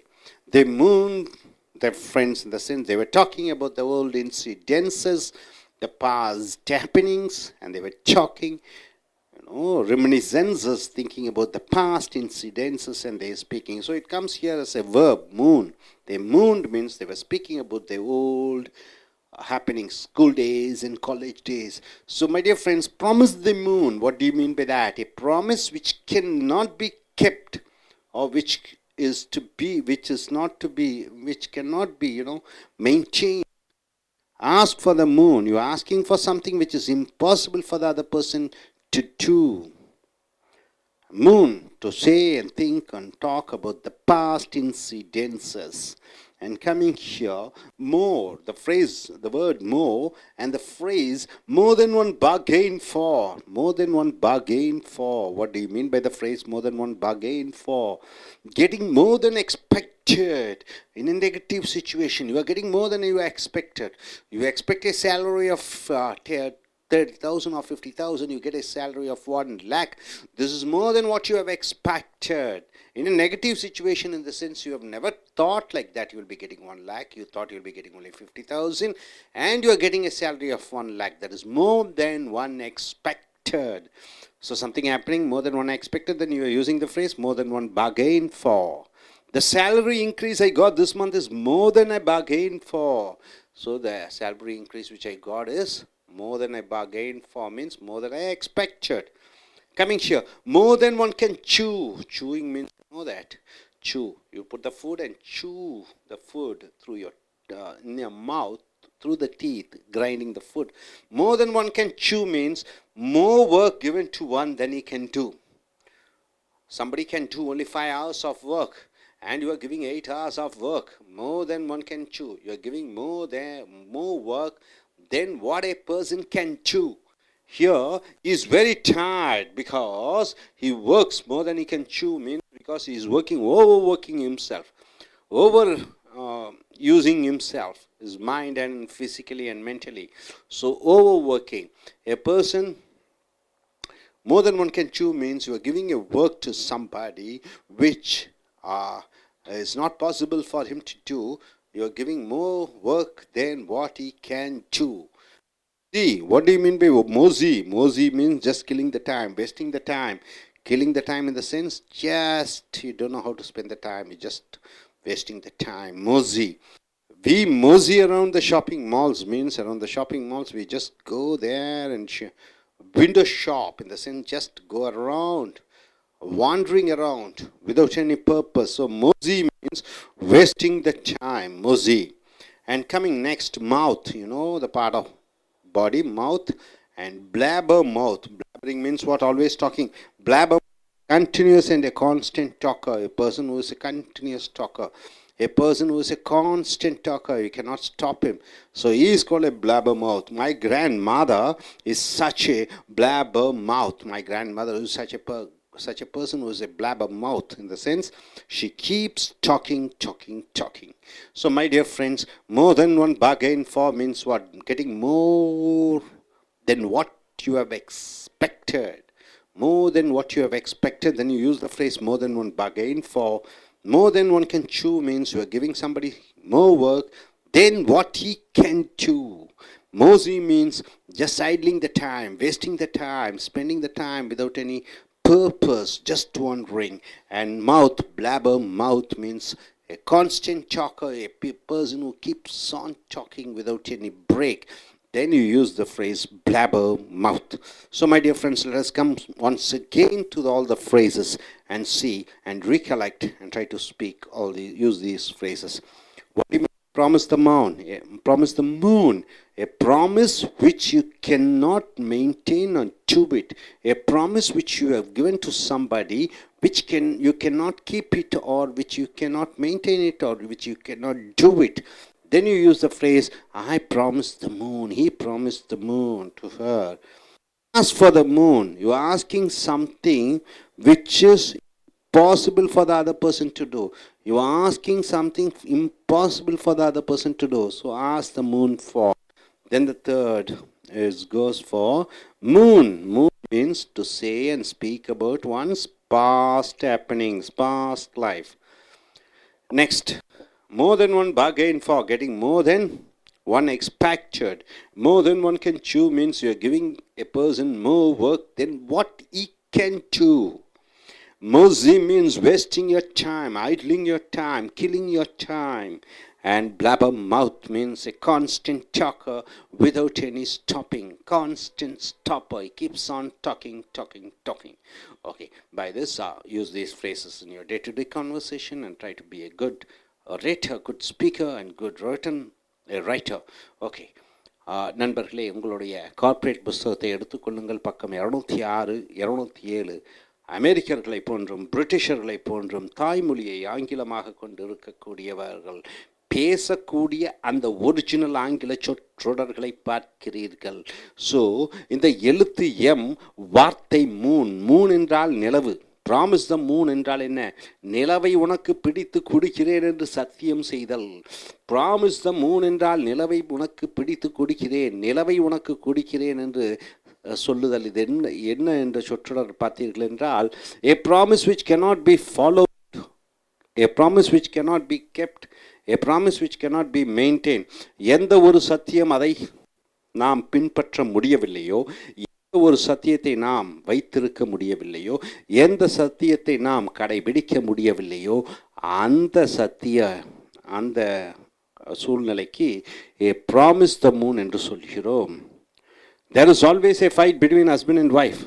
அங்கே ஒரு கணவனுக்கும் மனைவிக்கும் எப்பொழுதுமே சண்டை நடந்து கொண்டே இருக்கிறது. பிகாஸ், ஏனென்றால் he always promises the moon. அவன் அவளிடம் எப்பொழுதுமே உனக்கு அதை செய்கிறேன், இதை செய்கிறேன் என்று பெரிய பெரிய சத்தியங்களை செய்கிறான். பெரிய பெரிய சத்தியங்கள் என்றால், உனக்கு வீடு வாங்குகிறேன், கார் வாங்குகிறேன், வெளிநாடுகளுக்கு அழைத்து செல்கிறேன் என்று நடத்த முடியாத, செயல்படுத்த முடியாத சத்தியங்களை சொல்கிறான். ஸோ ப்ராமிஸ் த மூன் என்றால் செயல்படுத்த முடியாத சத்தியங்கள். அடுத்தது ஆஸ்க் ஃபார் த மூன், நிலவை கேள். இந்த சொற்றொடர் என்ன அர்த்தம் என்று பார்த்தீர்கள் என்றால், requesting something which is impossible to do. ஒருவர் இன்னொருவரிடம் கேட்கிறார், அவரால் முடியாத விஷயங்களை இவர் கேட்கிறார், அவரால் செய்து முடிக்க முடியாத விஷயங்களை இவர் கேட்கிறார். அப்போ நாம் ஒன்றை கேட்கிறோம், அவர் எதிர்பார்த்தி அவரால் செய்ய முடியாத விஷயங்களை கேட்பது ஆஸ்க் ஃபார் த மூன், நிலவை கேட்பது. She was asking 1 lakh rupees as salary. அவள் எவ்வளவு கேட்கிறார்? 1 லட்சம் ரூபாய் மாதம் சம்பளம் எனக்கு கொடுங்கள் என்று கேட்கிறாள்.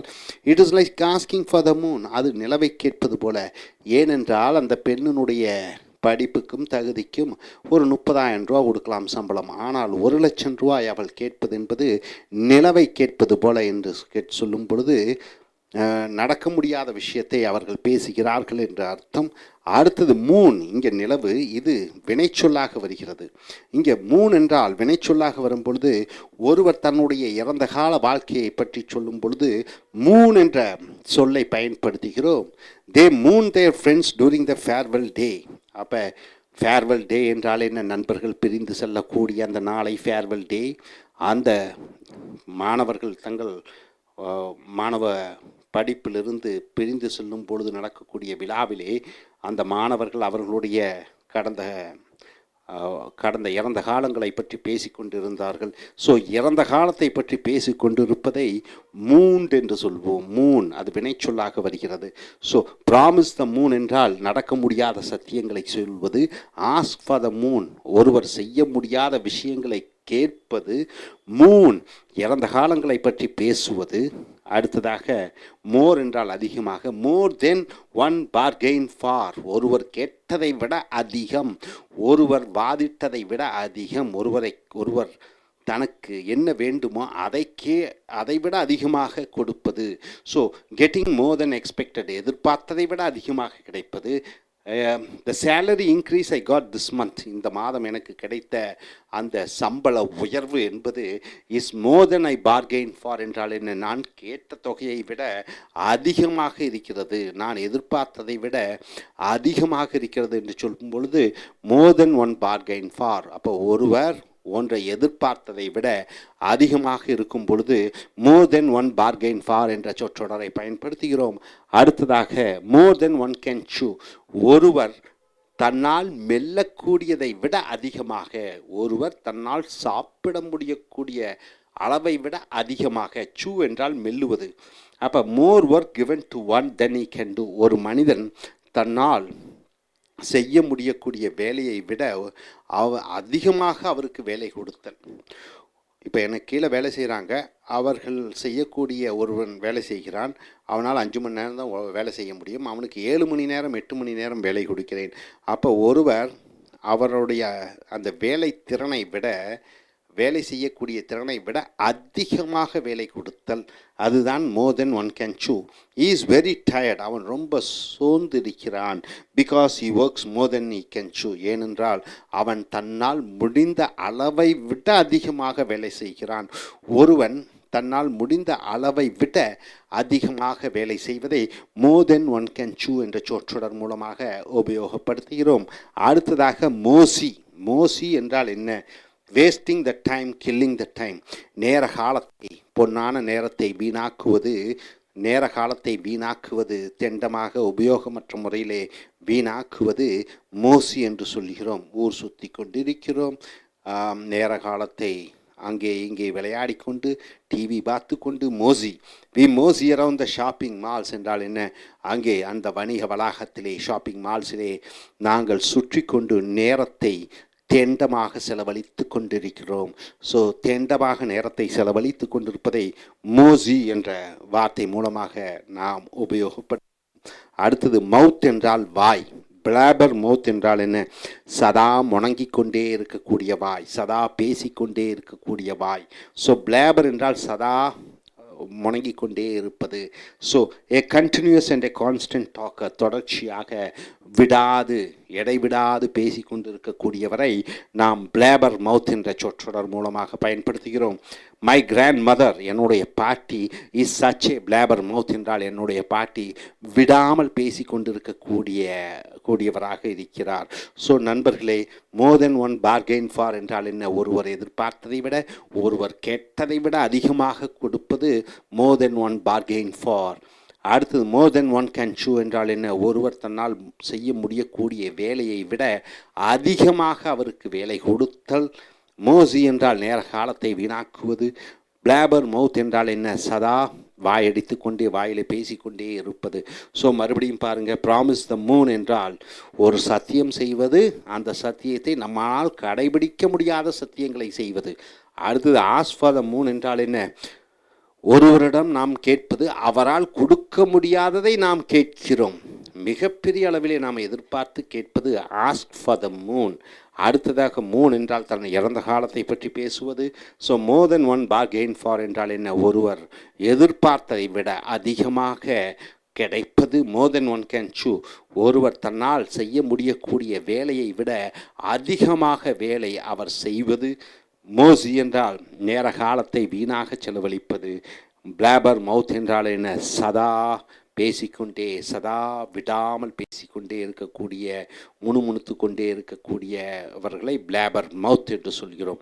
ஸோ நண்பர்களை, இந்த அருமையான சொற்றொடர்களை உங்களுடைய அன்றாடம் வாழ்க்கையிலே பயன்படுத்தி உங்கள் ஆங்கில புலமையை மேம்படுத்தி கொள்ளுங்கள். Thank you. Dear folks, welcome to Is American English. Take your corporate English book, page number 207 to 208. The spoken English words and phrases of what Americans and what Britishers they speak. Under the letter M, the word is move, and the phrases are movers and shakers. The phrase is movers and shakers. What do you mean by movers and shakers? Movers and shakers. Very influential people like VIPs, very important persons. So the VIPs or the very important persons, you call them as movers and shakers. Movers and shakers, right? In today's meeting, there'll be a lot of movers and shakers. Means there'll be a lot of movers and shakers. Means a lot of VIP people will be coming. So movers and shakers means very important persons or highly influential people. So in today's meeting, a lot of movers and shakers will come. Next, move up in the world. What do you mean by the phrase move up in the world? It simply means improving in social and in finance. You are getting more money. In society, you are getting more position. Then you are using the phrase move up in the world. Elders are advising to their sons and daughters, move up in the world. The teacher is advising to the students, move up in the world. So move up in the world means grow socially and financially. Your status improves, move up in the world. After starting a software company, he has moved up in the world, means he has improved a lot in the world. Yes, improved, his status has increased because more money, more position as a businessman. So move up in the world means develop influentially. And coming here, get a move on. Get a move on. What do you mean by that? Get a move on. Get a move on means keep going. Proceed. Get move on. Get a move on means please continue, proceed, carry on. We have to go in time. So get a move on means continue, come on. So move on means proceed. Then coming here, mud, the word mud and the phrase mud in your eye. What do you mean by the phrase mud in your eye? You're saying cheers. Cheers means what? Encouraging others. Good. Here's mud in your eye. Let us drink. Here, cheers. Let us drink. Mud in your eye means cheers. And coming here, sling mud. Sling means what? Throwing. Sling mud. So you're throwing mud at somebody. What do you mean by that? Saying bad things to each other. Each other is using bad things against each other. Then you're using the phrase sling mud. In the assembly, there were a lot of mudslinging. In the assembly, a lot of insulting words which has been passed by the opposition members or ruling party members or whoever it is. Muds by MLAs. Mudslinging between the two opposition parties. Two opposing parties are mudslinging means what? Telling bad things about each other. So sling mud or mudslinging means telling bad about each other. He's talking about personal things, worst about each other, accusing each other.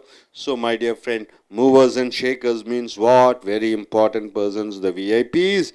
Move up in the world means what? Go up in status and positions and finance in the society. Get a move on means keep going on, proceed. And mud in your eye means what? It is cheers. You're cheering. Sling mud means what? You are accusing somebody, accusing each other, accusing, telling insulting words, all those things. And coming here, stick in the mud. What do you mean by the phrase stick in the mud? It simply means very adamant, being very stubborn, stick in the mud. Some of the caste people in Tamil Nadu are sticking in the mud about their culture. They're very adamant about their culture. They're very adamant and they're proud to be so-called caste. So sticking in the mud or stick in the mud means being proud about their caste. Next, clear as mud. What do you mean by clear as mud? Not able to understand anything. It's clear as a mud. Not able to understand anything. The teacher's teaching is a clear as mud, means the teacher, what he teaches. I am unable to understand anything. So, clear as a mud means not able to understand anything. Name is mud, a person who is in trouble. Name is mud, a person who is in trouble, not liked by others. A person who is in trouble and not liked by others. My name is mud. Name is mud means a person who is in trouble and people don't like him. My name is mud means what?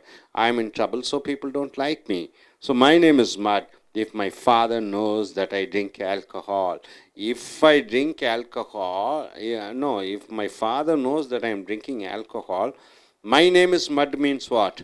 I will be in trouble. People won't like me. His name is in mud means he is in trouble, so people are not. So his name is in mud. Oh, wonderful phrase. Muzzle, muzzle, muzzle power.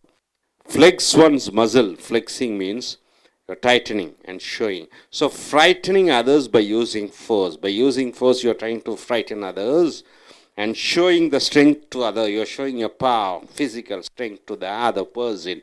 So flex muzzle means you're showing your physical muscle power. The police flexed their muzzle on the strikers. So for police, they showed their muscle power to the strikers. That is their strength, their physical strength. They had the laddie, they had the gun, they had the, cannon, everything wagon they had to disperse them. So flex one's muscle means showing your muscle power. So my dear friends, stick in the mud means being very adamant, being very stubborn. Clear as mud means not able to understand anything. Name is mud means my name will get spoiled or no one will respect me. Flex one's muscle means showing your strength, your muscle power. So once again, let us see, my dear friends, movers and shakers means what? Very important persons. Move up in the world means socially, in status, in finance, you are growing up. And get a move on means keep continuing. Mud in your eye means cheers. And sling mud means speaking badly about each other. You are accusing, you are insulting, you are using bad words against each other. Next, stick in the mud means being very adamant, being very stubborn. Clear as mud means not able to understand anything. Name is mud means a person who is in trouble. Muzzle, flex one's muzzle means you are trying to frighten others using your muzzle or your strength. So hope you are able to understand, use these phrases in your day-to-day conversations. நண்பர்களே, பக்கம் 207 208 எடுத்துக்கொள்ளுங்கள் உங்கள் corporate புஸ்தகத்தை. எழுத்து M, வார்த்தை movers. So movers and Shakers என்று சொல்கிறோம். மூவ்னா அசை, ஷேக்னாலும் அசை. ஸோ மூவர்ஸ் அண்ட் ஷேக்கர்ஸ்னால் இவர்கள் தான் சமுதாயத்திலே பல மாற்றங்களை உண்டு பண்ணக்கூடியவர்கள். மூவர்ஸ் அண்ட் ஷேக்கர்ஸ் என்று சொல்கிறோம். ஆக வெரி இன்ஃப்ளூயன்ஷியல் பீப்புள், விஐபிஸ். அப்போ மிக முக்கியமான நபர்கள், ரொம்ப அதி முக்கியமான நபர்களை மூவர்ஸ் அண்ட் ஷேக்கர்ஸ் என்ற சொற்றொடர் மூலமாக பயன்படுத்துகிறோம். இன் டுடேஸ் மீட்டிங், இன்றைய மீட்டிங்கிலே there will be lot of movers and shakers. பல விஐபிகள் வருவார்கள். மூவர்ஸ் அண்ட் ஷேக்கர்ஸ் என்றால் விஐபிகள் அல்லது மிக முக்கியமானவர்கள், அந்தஸ்து, சமுதாயத்திலே அந்தஸ்துடையவர்கள். ஸோ மூவ் அப் இன் த வேர்ல்ட்னா வாழ்க்கையிலே முன்னேறு, உலகத்திலே முன்னேறு என்று சொல்லும் பொழுது improving in social and finance, சமுதாய ரீதியாக, ஃபைனான்ஸ் பண ரீதியாக வாழ்க்கையிலே முன்னேறுவதை move up in the world என்று சொல்கிறோம். வாழ்க்கையிலே முன்னேறு, உலகத்தின் கண்களிலே முன்னேறு. ஸோ ஆஃப்டர் ஸ்டார்டிங் ஏ சாஃப்ட்வேர் கம்பெனி, அவன் ஒரு மென்பொருள் நிறுவனத்தை ஆரம்பித்தவுடன் he has moved up in the world என்றால் அவன் சமுதாயத்திலே உயர்ந்த நிலைக்கு வந்து விட்டான். சமுதாய ரீதியாகவும் பண ரீதியாகவும் அவன் முன்னேற்றத்திற்கு வந்து விட்டான். ஸோ மூவ் அப் இன் த வேர்ல்டு என்றால் சமுதாயத்தின் கண்களிலே உயர்ந்த நிலைக்கு செல்வது. கெட் ஏ மூவ் ஆன் என்றால் தொடர்ந்து கொண்டிரு, செய்து கொண்டிரு, ஒன்றை தொடர்ச்சியாக விட்டு விடாமல் செய்து கொண்டிருப்பதை get a move. We have to go in time. So get a move on, நாம் நேரத்திற்கு சென்றாக வேண்டும், நாம் இதை தொடர்ச்சியாக செய்து கொண்டிருக்க வேண்டும், இதை நிறுத்தக்கூடாது. அடுத்தது மட் என்றால் மண் என்ற அர்த்தம். இது இந்த சொற்றொடர் மட் இன் யோர் ஐ, உன் கண்களிலே மண் என்றால் சியர்ஸ். அப்போ மதுபானம் அருந்தும் பொழுது சியர்ஸ் என்று சொல்கிறோம். உற்சாகம், ரெண்டு பேர்த்துக்கு நமக்கு உற்சாகம் வர வேண்டும் என்று சொல்லிக்கொண்டு மதுவை சியர்ஸ் என்று சொல்கிறோம். ஸோ மட் இன் யோர் ஐ என்றால் சியர்ஸ் என்ற அர்த்தம். ஸோ குட், ஹியர் இஸ் மட் in your I, let us drink. Good, நல்லது. சியர்ஸ், நாம் மதுபானத்தை குடிப்போம். ஸோ சியர்ஸ் என்பதை மட் இன் யோர் ஐ என்று சொல்கிறோம். ஸ்லிங் மட், அருமையான வார்த்தை. ஸ்லிங் மட், மண்ணை வாரி இறைப்பது, சேற்றை வாரி இறைப்பது. இங்கே மட்டுனா சேறு, ஸ்லிங் மட்னா சேற்றை வாரி இறைப்பது என்று சொல்லும் பொழுது saying bad things to each other. ரெண்டு பேரும் அல்லது ரெண்டு குழுவினர்களும் ஒருவர் ரொம்ப கேவலமாக அசிங்கமாக தங்களுடைய தனிப்பட்ட முறையிலே அசிங்கமான வார்த்தைகளை இருவரும் பிரயோகித்து திட்டிக் கொண்டிருப்பதை சேற்றை வீசிக்கொண்டிருக்கிறார்கள். ஸ்லிங் மட் என்று சொல்கிறோம். வீசுவதை ஸ்லிங், மட் என்றால் சேறு. ஸோ இந்த அசம்பிளி, இந்த சட்டசபையிலே எம்எல்ஏக்கள்லாம் நிறைய பேர் இருக்காங்க. there were lot of mud slinging என்றால் என்ன, சேற்றை வாரி இறைத்து கொண்டிருக்கிறார்கள் என்று சொல்லும் பொழுது கேட்ட வார்த்தைகளை அசிங்கமாக திட்டிக் கொண்டிருக்கிறார்கள். Between the two opposing party, இரண்டு எதிர்க்கட்சிக்காரர்களும் அசிங்கமாக பேசி கொண்டிருக்கிறார்கள். ஸோ நண்பர்களே, மூவர்ஸ் அண்ட் ஷேக்கர்ஸ் என்றால் என்ன, சமுதாயத்திலே உயர்ந்த நிலையில் இருக்கக்கூடிய விஐபிஸ் அல்லது அதிமுக்கியமானவர்கள். மூவ் அப் இன் த வேர்ல்டு என்றால் என்ன, உலகத்தின் கண்களிலே, சமுதாயத்திலே, அந்தஸ்திலே, பணத்திலே, கௌரவத்திலே உயரத்துக்கு போவது. கெட் ஏ மூவ் ஆன் என்றால் என்ன, தொடர்ச்சியாக செய்து கொண்டிரு, இடைவெளியை விட்டு விடாதே. மட் இன் யோர் ஐஸ் என்றால் என்ன, சியர்ஸ் என்று சொல்லக்கூடிய அந்த உற்சாகம் என்று சொல்கிறோம். மதுபானம் குடிக்கும் பொழுது உற்சாகம் என்று சொல்லிக்கொண்டு குடிக்கிறோம். ஸ்லிங் மட் என்றால் என்ன, சேற்றை வாரி இறைப்பது என்று சொல்லும் பொழுது ஒருவருக்கொருவர் அசிங்கமாகவும் கேவலமாகவும் திட்டிக் கொண்டு இருப்பதை ஸ்லிங் மட். ஸ்லிங் என்றால் வீசுவது, மட் என்றால் சேறு. ஸோ நண்பர்களே, இங்கே பாருங்கள், ஸ்டிக் இந்த மட் என்றால் என்ன, மண்ணிலேயே சிக்கிட்டுது. அந்த மண்ணிலேயே சிக்கிட்டுது என்று சொல்லும்போது சேற்றிலேயே சிக்கி கொண்டான், அதிலிருந்து மீள முடியவில்லை என்று சொல்லும்போது சேற்றிலேயே சிக்கி கொண்டான். ஸ்டிக் இந்த மட் என்று சொல்லும் பொழுது வெரி அடமன், பிடிவாத குணமுடையவனாக இருக்கிறான். ஸ்டபர்ன், பிடிவாத குணமாக உடையவனாக இருக்கிறான். Some of the caste people in Tamil Nadu, தமிழ்நாட்டில் இருக்கக்கூடிய சில ஜாதி வெறி பிடித்த மக்கள் ஆர் ஸ்டிக்கிங் இன் த மட் அபவுட் தேர் கல்ச்சர். அவர்கள் கலாச்சாரத்தை பற்றி அந்த சேற்றிலேயே இருந்து கொண்டிருக்கிறார்கள், அந்த மண்ணிலேயே இருந்து கொண்டிருக்கிறார்கள். ஸோ ஸ்டிக் இன் த மட் என்றால் பிடிவாதமாக, ஒரே அடமண்டாக இருப்பதை ஸ்டிக் இந்த மட் என்று சொல்கிறோம். அடுத்ததாக கிளியர் அஸ் மட், மண்ணை போன்று தெளிவாக இருக்கிறது என்று சொல்லும் பொழுது நாட் ஏபிள் டு அண்டர்ஸ்டாண்ட், புரிந்து கொள்ளவே முடியவில்லை என்று சொல்லும் பொழுது கிளியர் அஸ் மட் என்று சொல்கிறோம். புரிந்து கொள்ளவே முடியவில்லை, மண்ணை போன்று தெளிவாக இருக்கிறது. டீச்சர்ஸ் டீச்சிங், ஆசிரியர் பாடம் எடுத்து கொண்டு இருக்கக்கூடிய அந்த பாடம் இஸ் கிளியர் அஸ் மட் என்றால் என்ன, மண்ணை போன்று தெளிவாக என் மனதிலே இருக்கிறது என்று சொல்லும் பொழுது ஒன்றுமே புரிந்து கொள்ள முடியவில்லை என்று வருகிறது. நேம் இஸ் மட், அப்போ என் பேர் சேற்றிலே நாறிவிடும் என்று சொல்வார்கள். என் பெயர் சேற்றிலே சேராகிவிடும் என்று சொல்லும் பொழுது நேம் இஸ் மட். எ person who is in trouble, ஒரு மனிதன் பிரச்சனையிலே சிக்கி கொண்டான். நாட் லைக்ட் பை அதர்ஸ், ஒரு மனிதன் மற்றவர்களால் பிடிக்கப்படாமல் போகக்கூடிய வாய்ப்பு இருக்கிறது. அதுதான் நேம் இஸ் மட், மண்ணிலே என்று சொல்லும் பொழுது மை நேம் இஸ் மட், என் பேரு சேற்றிலே ஆகிவிடும். If my father knows that I drink alcohol, நான் மது அருந்துவது என் தந்தைக்கு தெரிந்தால் என் பெயர் கெட்டுவிடும். நேம் இஸ் mud என்றால் பெயர் கெட்டுவிடும் என்று வருகிறது. அடுத்ததாக மசில். மசில் என்றால் இந்த நரம்பு மண்டல அமைப்பு, அதை மசில் என்று சொல்கிறோம்.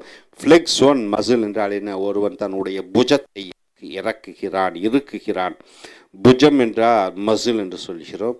அப்போ இது என்ன? ஃப்ளெக்ஸ் ஒன்ஸ் மசில் என்றால் ஃப்ரைட்டனிங் அதர்ஸ், மற்றவர்களை அச்சப்பட வைப்பது. பை யூசிங் ஃபோர்ஸ், மற்றவர்களை நாம் பலாத்காரம் கொண்டு அச்சம் அடைய வைப்பது. Showing the strength to others, நம்மளுடைய உடல் வலிமையை மற்றவர்களுக்கு காண்பிப்பது. Flex one's muscle. ஃப்ளெக்ஸ்னா இறுக்குவது. ஒன்ஸ் மசில் என்றால் என்ன? தன்னுடைய புஜங்கள், தன்னுடைய உடல் அமைப்பை. The police flex their muscle on the strikers. Strikers என்றால் போராட்டக்காரர்கள். போராட்டக்காரர்களுக்கு போலீஸ்காரர்கள் தங்களுடைய பலத்தை காண்பித்தார்கள். உடல் பலத்தை, தங்களுடைய லத்தி பலத்தை, தங்களுடைய துப்பாக்கி பலத்தை காண்பித்தார்கள். ஸோ ஃப்ளெக்ஸ் ஒன்ஸ் மசில் என்றால் ஒருவரை பயமுறுத்துவது தன்னுடைய புஜத்தின் மூலமாகவும் ஆயுதங்கள் மூலமாகவும். ஸோ நண்பர்களே, ஸ்டிக் இன் த மட் என்றால் என்ன? ரொம்ப பிடிவாதமாக இருப்பது. கிளியர் அஸ் மட் என்றால் என்ன? புரிந்து கொள்ளவே முடியாத பொழுது. நேம் இஸ் மட், என் பெயர் கெட்டுவிடும். அடுத்தது மசில். ஃப்ளெக்ஸ் ஒன்ஸ் மசில் என்றால் ஒருவன் தன்னுடைய புஜத்தை, பலத்தை காண்பிக்கிறான். ஸோ நண்பர்களே, மறுபடியும் பாருங்கள். மூவர்ஸ் அண்ட் ஷேக்கர்ஸ் என்றால் என்ன? விஐபிஸ் என்று சொல்லக்கூடிய அதிமுக்கிய நபர்கள், சமுதாயத்திலே அந்தஸ்திலே, கௌரவத்திலே, பணத்திலே உயர்ந்திருக்கக்கூடியவர்களை மூவர்ஸ் அண்ட் ஷேக்கர்ஸ் என்று சொல்கிறோம். அடுத்ததாக மூவ் அப் இன் த வேர்ல்டு என்றால் என்ன? வாழ்க்கையிலே வேகமாக முன்னேறுவது, பண ரீதியாகவும் அந்தஸ்து ரீதியாகவும். கெட் எ மூவ் ஆன் என்றால் என்ன? தொடர்ச்சியாக தொடர்ந்து கொண்டிரு, இடையிலே நிறுத்திவிடாதே. மட், மண், மட் சேரு. மட் இன் யுவர் ஐ என்ன? கண்களில் சேரு என்று சொல்லும் பொழுது சியர்ஸ், உற்சாகம் என்று மதுபானங்கள் குடிக்கும் பொழுது சொல்லக்கூடிய அந்த வாசகம்.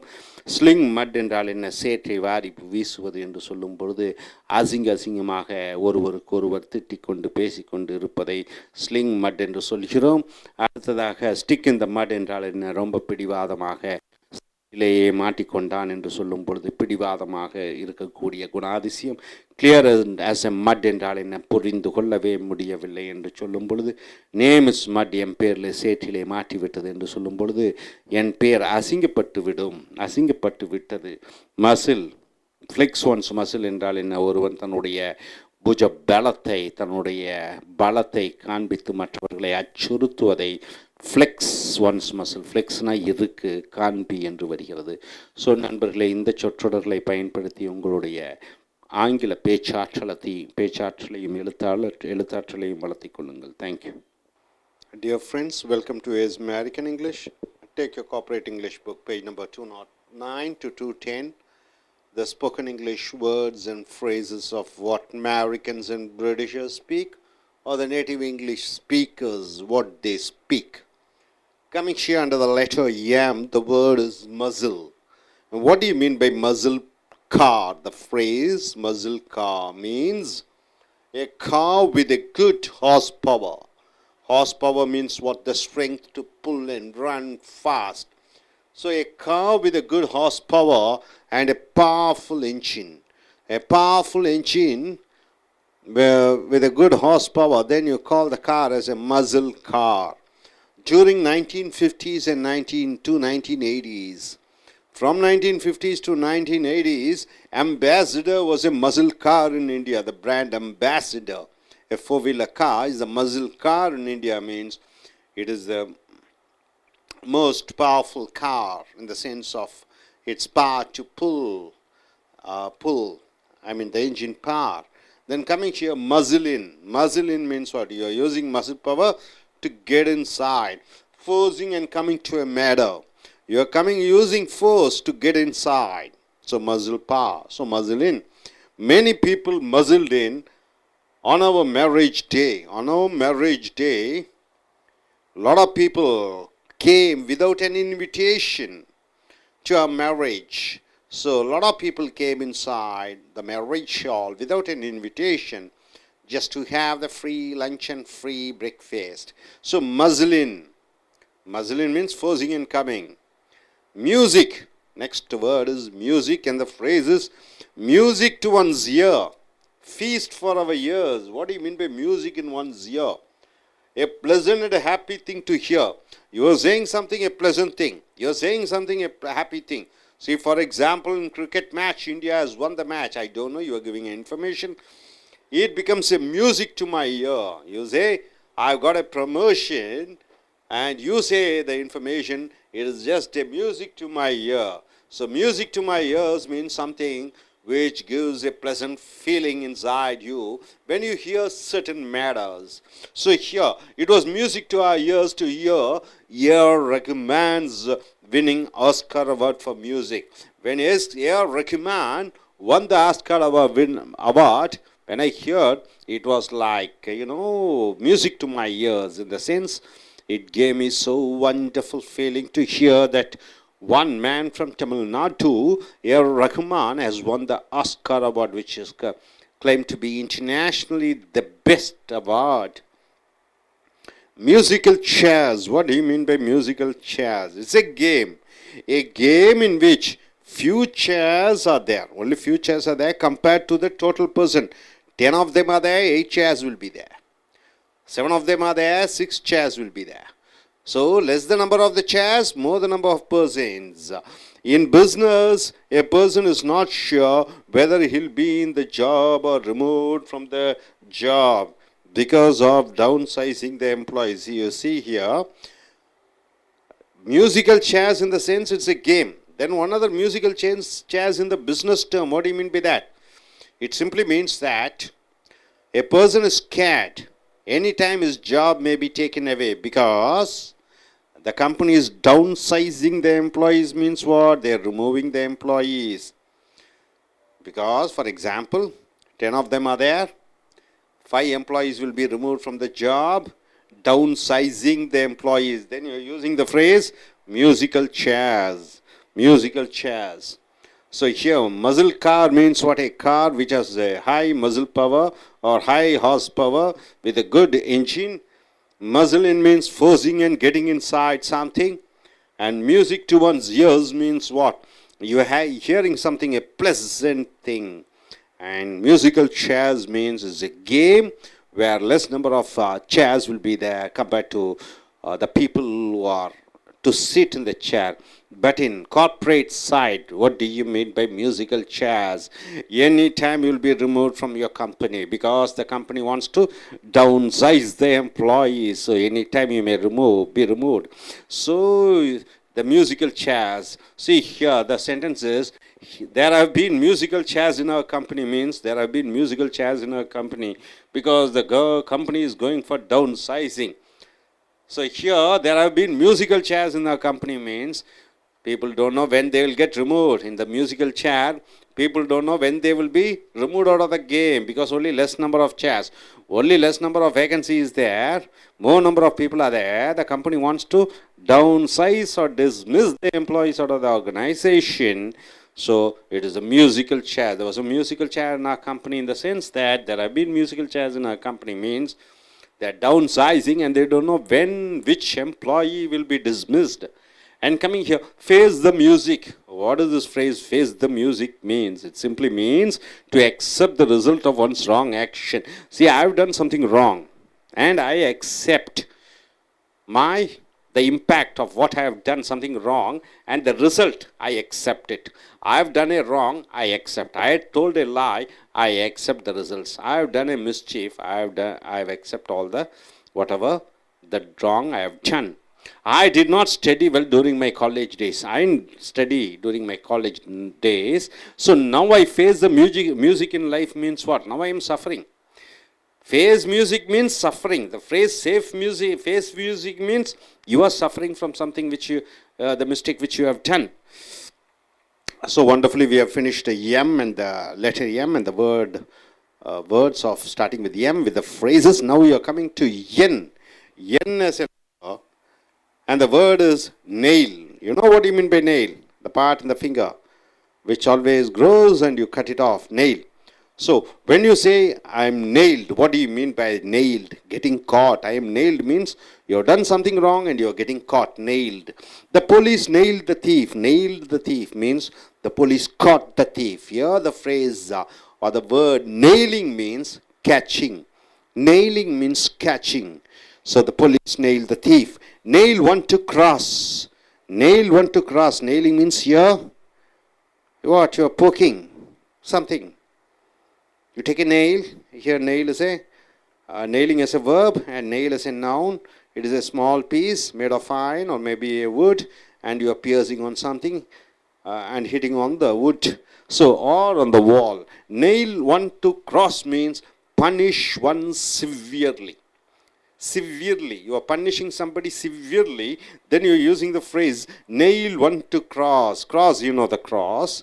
Nail one to cross means punishing somebody severely. Here, the manager nailed him to the cross. The manager punished somebody. Who? Because he fought with the customer. So, the manager punished the employee because he fought with the customer. So, nail one to cross means punishing somebody. Here, nailed means getting caught and coming here. Nail it means scoring something. Nail it means you are scoring something. What are you scoring? He nailed it at the cricket match. He scored a lot of runs in the cricket match, scoring many runs and became a champion. So he became a champion by scoring a lot of runs. So nail it means scoring a lot of runs. So once again, my dear friends, what do you mean by musical chairs? You don't know any time. Your company may remove you out of the job. Just in musical game, you don't know whether you will get a seat or not. So musical chairs in corporate circle means you may be removed from the company at any time. So face the music means accept the result of what you have done. Something wrong you have done, you accept the result. Nail means getting caught, and nail one to cross means punish somebody severely, and nail it means scoring something. And coming here once again, let us go through that. Muscle car means a car which has high power, horsepower, and which has a good engine. And coming here, muzzle in means forcing and getting inside without invitation, or you're using your force to get something done. And muzzle to one's ear, music to one's ear. Music to one's ears means something it's very pleasure to hear, something you feel very happy to hear, something which brings joy for you when you hear. And musical chairs in the game, you don't know any time, you may get removed out of the game. And in corporate circle, you don't know any time you may be removed from the company. Face the music, accepting the result of one's wrong action. And nail means getting caught. Nail one to cross means punishing one severely. Nail it means you're scoring something. Hope you're able to understand and use these phrases in your day-to-day conversation, both in written and in spoken. Right, sir? Coming here in Tamil. நண்பர்களே, உங்களுடைய corporate புஸ்தகம் 209 210 எடுத்துக்கொள்ளுங்கள். அமெரிக்கர்களை போன்றும் பிரிட்டிஷர்களை போன்றும் அல்லது தாய்மொழியை ஆங்கிலமாக கொண்டவர்கள் பேசக்கூடிய இந்த ஆங்கில சொற்றொடர்களை பார்க்கிறீர்கள். எம் என்ற எழுத்து வார்த்தை மசில் என்றால் என்ன? உங்களுடைய புஜம், நரம்பு மண்டல அமைப்பு, உங்களுடைய சக்தி. மசில் கார் என்றால் என்ன? அதிக சக்தி வாய்ந்த கார் என்று சொல்லும்பொழுது கார் வித் ஹார்ஸ் பவர் என்றால் என்ன? அந்த வண்டியை இழுக்கக்கூடிய திறன், பிரயாணிகளை இழுக்கக்கூடிய அந்த the car and a powerful engine, சக்தி வாய்ந்த அந்த என்ஜின் இருக்கிறது. ஆகையால் அதை மசில் கார் என்று சொல்கிறோம். டியூரிங் 1950s to 1980s, 1950லிருந்து 1980 வரை அம்பாசிடர் மசில் கார் இன் இந்தியாவிலே அம்பாசிடர் கார் என்பதுதான் சிறந்த அதிநுட்பம் வாய்ந்த சக்தி வாய்ந்த காராக விளங்கியது. மசில் என்றால் என்ன? Forcing and coming to a matter, வலுக்கட்டாயமாக உடல் பலத்தை உபயோகப்படுத்தி ஒன்றிலே ஈடுபடுவதை மசிலின். Many people muscled in on day. எங்களுடைய திருமண நாள் அன்று நிறைய பேர்கள் அழைக்காமல், நிறைய பேர் கூட்டமாக வந்து விட்டார்கள். அழைக்காமல் உள்ளே வலுக்கட்டாயமாக வந்து விடுவதை மசிலின் என்று சொல்கிறோம். மியூசிக் என்றால் என்ன? இசை. மியூசிக் டு ஒன்ஸ் இயர் என்றால் என்ன? காதுகள் கேட்பதற்கு இசையை போன்று இருக்கிறது. காதுகளுக்கு ஒரு விருந்து என்று சொல்கிறோம். ஃபீஸ்ட் ஃபார் அவர் இயர்ஸ், இது மியூசிக் டு ஒன்ஸ் இயர்ஸ். அப்போ காதுகள் கேட்பதற்கு இனிமையாக இருக்கிறது, கேட்பதற்கு சந்தோஷமாக இருக்கிறது, கேட்பதற்கு மகிழ்ச்சியாக இருக்கிறது. It was music to our ears to hear A.R. Rahman winning Oscar award for music. A R Rahman Oscar award பெற்ற பொழுது அதை முதலாக கேட்டபோது காதுகளுக்கு ஈஸியாக எனக்கு தோன்றியது என்று சொல்லும் பொழுது மற்றற்ற மகிழ்ச்சி அடைந்தேன், சந்தோஷம் அடைந்தேன் என்று அர்த்தம். மியூசிக்கல் சேர்ஸ் என்றால் என்ன? சேர் என்றால் தெரியும். அப்போ மியூசிக்கல் சேர்ஸ் என்றால் a game in which few chairs are there compared to the total persons. அப்போ மியூசிக்கல் சேர்ஸ் என்பது ஒரு விளையாட்டு. அங்கே குறைந்த அளவிலே நாற்காலிகள் இருக்கும், அதிக அளவிலே மனிதர்கள் இருப்பார்கள். 10 பேர் இருந்தார்கள்னா 9 சேர்களை போட்டு விடுவார்கள், நாற்காலிகளை போட்டு விடுவார்கள். ஸோ சுற்றி கொண்டே இருக்கணும். இசை நின்றவுடன் எல்லாம் அவரவர் இடத்திற்கு போய் உட்கார்ந்து கொள்ள வேண்டும் சேரிலே. அப்போ 9 சேர் இருக்குது, 10 பேர் உட்கார்ந்து கொள்கிறார்கள். எவர் அந்த இடத்தை விட்டு அந்த ஆட்டத்தை விட்டு போவார்கள் என்று தெரியாத நிலை. அதைத்தான் மியூசிக்கல் சேர் என்று விளையாட்டிலே சொல்கிறோம். இன் பிஸ்னஸ், வியாபாரத்திலே அல்லது கம்பெனியிலே a person is not sure whether he will be in the job or removed from the job because of downsizing the employees. அப்போ கார்ப்பரேட் சர்க்கிளில் இந்த மியூசிக்கல் சேர்ஸ் என்றால் எந்த நேரத்திலே நாம் வேலையை விட்டு நீக்கப்படுவோம் என்று அறியாத ஒரு நிலை. அதுதான் மியூசிக்கல் சேர்ஸ் என்று சொல்கிறோம். அந்த நிறுவனத்திலே சம்பந்தப்பட்டிருக்கும் பொழுது, உதாரணத்துக்கு there have been musical chairs in our company.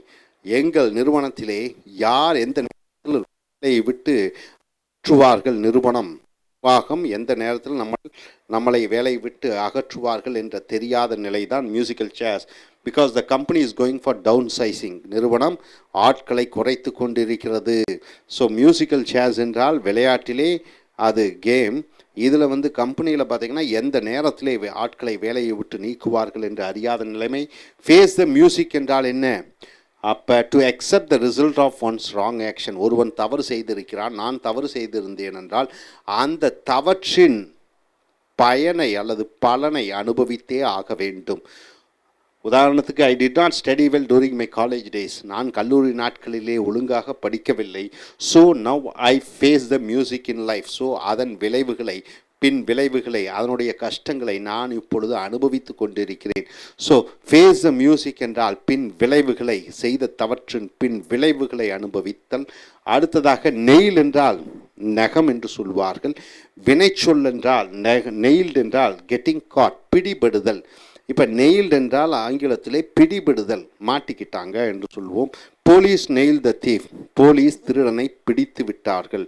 Police திருடனை சுத்தமாக பிடித்து கைது செய்தார்கள் என்று சொல்லும் பொழுது நெயில் என்று சொல்கிறோம்.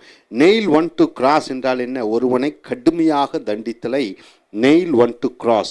த manager nailed him to the cross. அந்த மேலாளர் அவனை தண்டித்தார். பிகாஸ், ஏனென்றால் he fought with the customer. அவன் வேலைக்காரன் வாடிக்கையாளனுடன் சண்டையிட்ட காரணத்தினாலே மேலாளர் அவனை தண்டித்தார். Nail one to the cross என்றால் ஒருவனை தண்டிப்பது. அடுத்தது நெயில் இட் என்றால் ஸ்கோரிங் சம்திங், ஏதோ ஒன்றை பெறுவது. Nail it. He nailed it at the cricket match, scoring many runs and became a champion. அவன் கிரிக்கெட் போட்டியிலே கலந்து கொண்டு அதிக அளவிலே ரன்கள் எடுத்து அவன் ஒரு சிறந்த வீரன் என்ற பெயர் பெற்றான். ஸோ நண்பர்களே, மியூசிக்கல் சேர்ஸ் என்றால் என்ன? ஒரு நிறுவனத்திலே எந்த நேரத்திலே வேலையை விட்டு நீக்குவார்கள் என்று அறியாத நிலை. ஃபேஸ் த மியூசிக் என்றால் என்ன? ஒருவர் செய்த தவறினுடைய பின் விளைவுகள், பாதிப்புகளை அதை அனுபவித்தல். நெயில் என்றால் என்ன? பிடிபடுதல். நெயில் ஒன் டு கிராஸ் என்றால் ஒருவனை தண்டித்தல். நெயில் இட் என்றால் ஒரு எண் மதிப்பெண்கள் பெறுவது, அதிக ரன்கள் எடுப்பதை நெயில் இட் என்று சொல்கிறோம். ஸோ மறுபடியும் பாருங்கள், லாஸ்டாக மசில் கார் என்றால் என்ன? அதிக சக்தி வாய்ந்த 4 சக்கர வாகனம், அதை மசில் கார் என்று சொல்கிறோம். மசில் என்றால் என்ன? உடல் வலிமையை பயன்படுத்தி வலுக்கட்டாயமாக ஒன்றிலே கலந்து கொள்வது. மியூசிக் டு ஒன்ஸ் இயர் என்றால் என்ன? காதுகளுக்கு கேட்பதற்கு ஒரு இனிமையான தகவல், செய்தியாக இருக்கிறது. மியூசிக்கல் சேர்ஸ் என்றால் என்ன? ஒரு விளையாட்டிலே பார்த்தீர்கள் என்றால் 9 சேருக்கும் 8 பேர் இருப்பார்கள். அப்போ எந்த நேரத்தில் அவர் ஆட்டத்தை விட்டு நீங்குவார் என்று அறியாத நிலை. ஆனால் பிஸ்னஸ் சர்க்கிளில் மியூசிக்கல் சேர்ஸ் என்றால் எந்த நேரத்தில் தான் வேலையை விட்டு நீக்கப்படுவோம் என்று யாருமே அறியாத நிலை வேலைக்காரர்களுக்கு. ஃபேஸ் த மியூசிக் என்றால் என்ன? செய்த பலன், செய்த காரியத்திற்காக பின் விளைவுகளை அனுபவித்தல். நெயில் என்றால் மாட்டிக்கொள்வது, நெயில் ஒன் டு கிராஸ் என்றால் ஒருவனை கடுமையாக தண்டிப்பது, நெயில் இட் என்றால் ஒரு எண்ணிக்கையை பெறுதல். ஸோ நண்பர்களே, இந்த ஆங்கில சொற்றொடர்களை உங்களுடைய அன்றாடம் பேச்சாங்கிலத்திலும் எழுத்தாங்கிலத்திலும் பயன்படுத்தி நல்ல பேச்சாளர்களாக எழுத்தாளர்களாக மாற என்னுடைய வாழ்த்துக்கள். Thank you. Dear friends, welcome to A's American English. Take your corporate English book. It's in the page number 210 and 211. What the Americans and Britishers speak, the phrasal words, and what the native English speakers they speak. Under the letter N, the word is nail. Already we have seen nail, and now we are coming here. Nail down.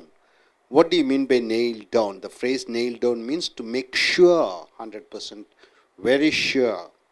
He nailed down to help me out in my business. So he made sure to help me in my business. So he gave his 100% help to help in my business. Hit the nail on the head. You know, nail, you're just hitting the nail. Hit the nail on the head. Exactly. What do you mean by that? To do the exact thing. To do the right thing. To do the right thing at the right time. So hit the nail on the head. On the head.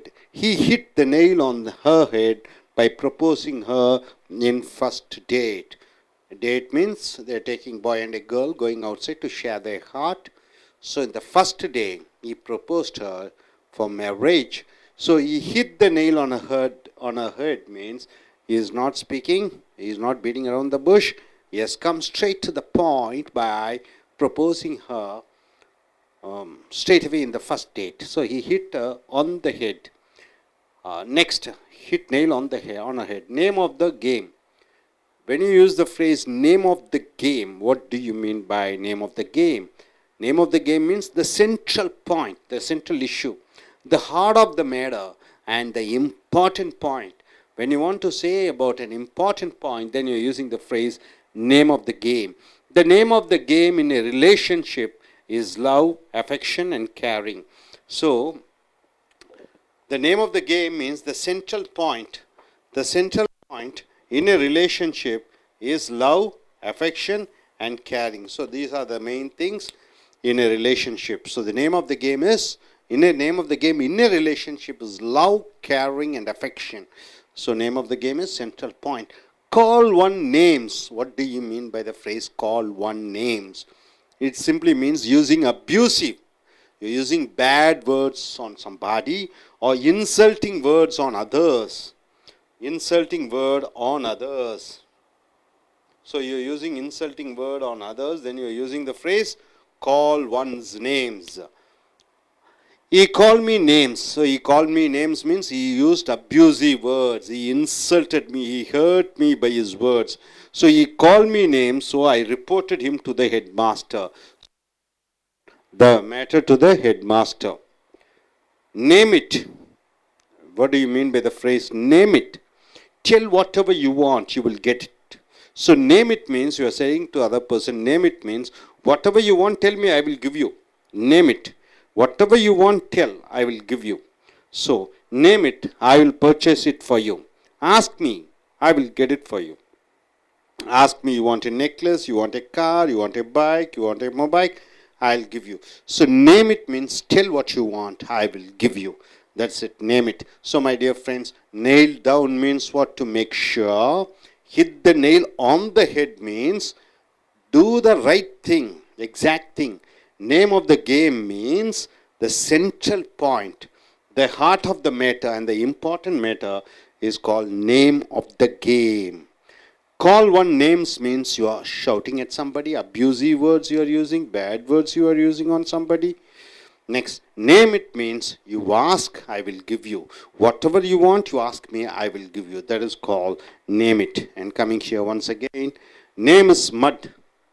A person is not liked anymore. A person who is not liked anymore. Then you use the phrase name is mud. My name is mud if my father knows that I failed in the exams. So if I failed in the exams, if my father knows, my father won't like me. So name is mud means a person won't be liked by anybody anymore. So if my father knows that I failed in the exams, he won't be liking me anymore. So his percentage of the love and caring will reduce. And coming here, nature. What do you mean by the word nature? You know, the environment. Nature calls. The phrase nature calls means the word used to go to bathroom to relieve oneself. You go to bathroom, you go relieve yourself in the sense you go for urine or you go for a tour, you just be relaxed in bathroom. Then you use the phrase nature calls. Nature calls. Where's the bathroom? Nature calls me. Where's the bathroom? So nature calls is where you want to go and relive in a bathroom. And coming here, nature lover. Even by the phrase nature lover, one who loves the surroundings and the environment. A person who loves the environment, the surrounding, then you call him as nature lover. I am a nature lover means I love nature. I love the environment. I love the surroundings. Next, Mother Nature. What do you mean by the phrase Mother Nature?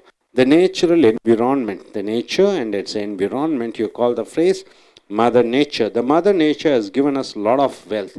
The Mother Nature has given us a lot of wealth. Neck. Pain in the neck or pain in the ass or pain in the butt. Pain in the ass, pain in the ass or pain in the butt or pain in the neck means what? Making one angry and irritating. Somebody is irritating me, somebody is insulting me, then I use the phrase is a pain in my ass, is a pain in my neck, is a pain in my butt.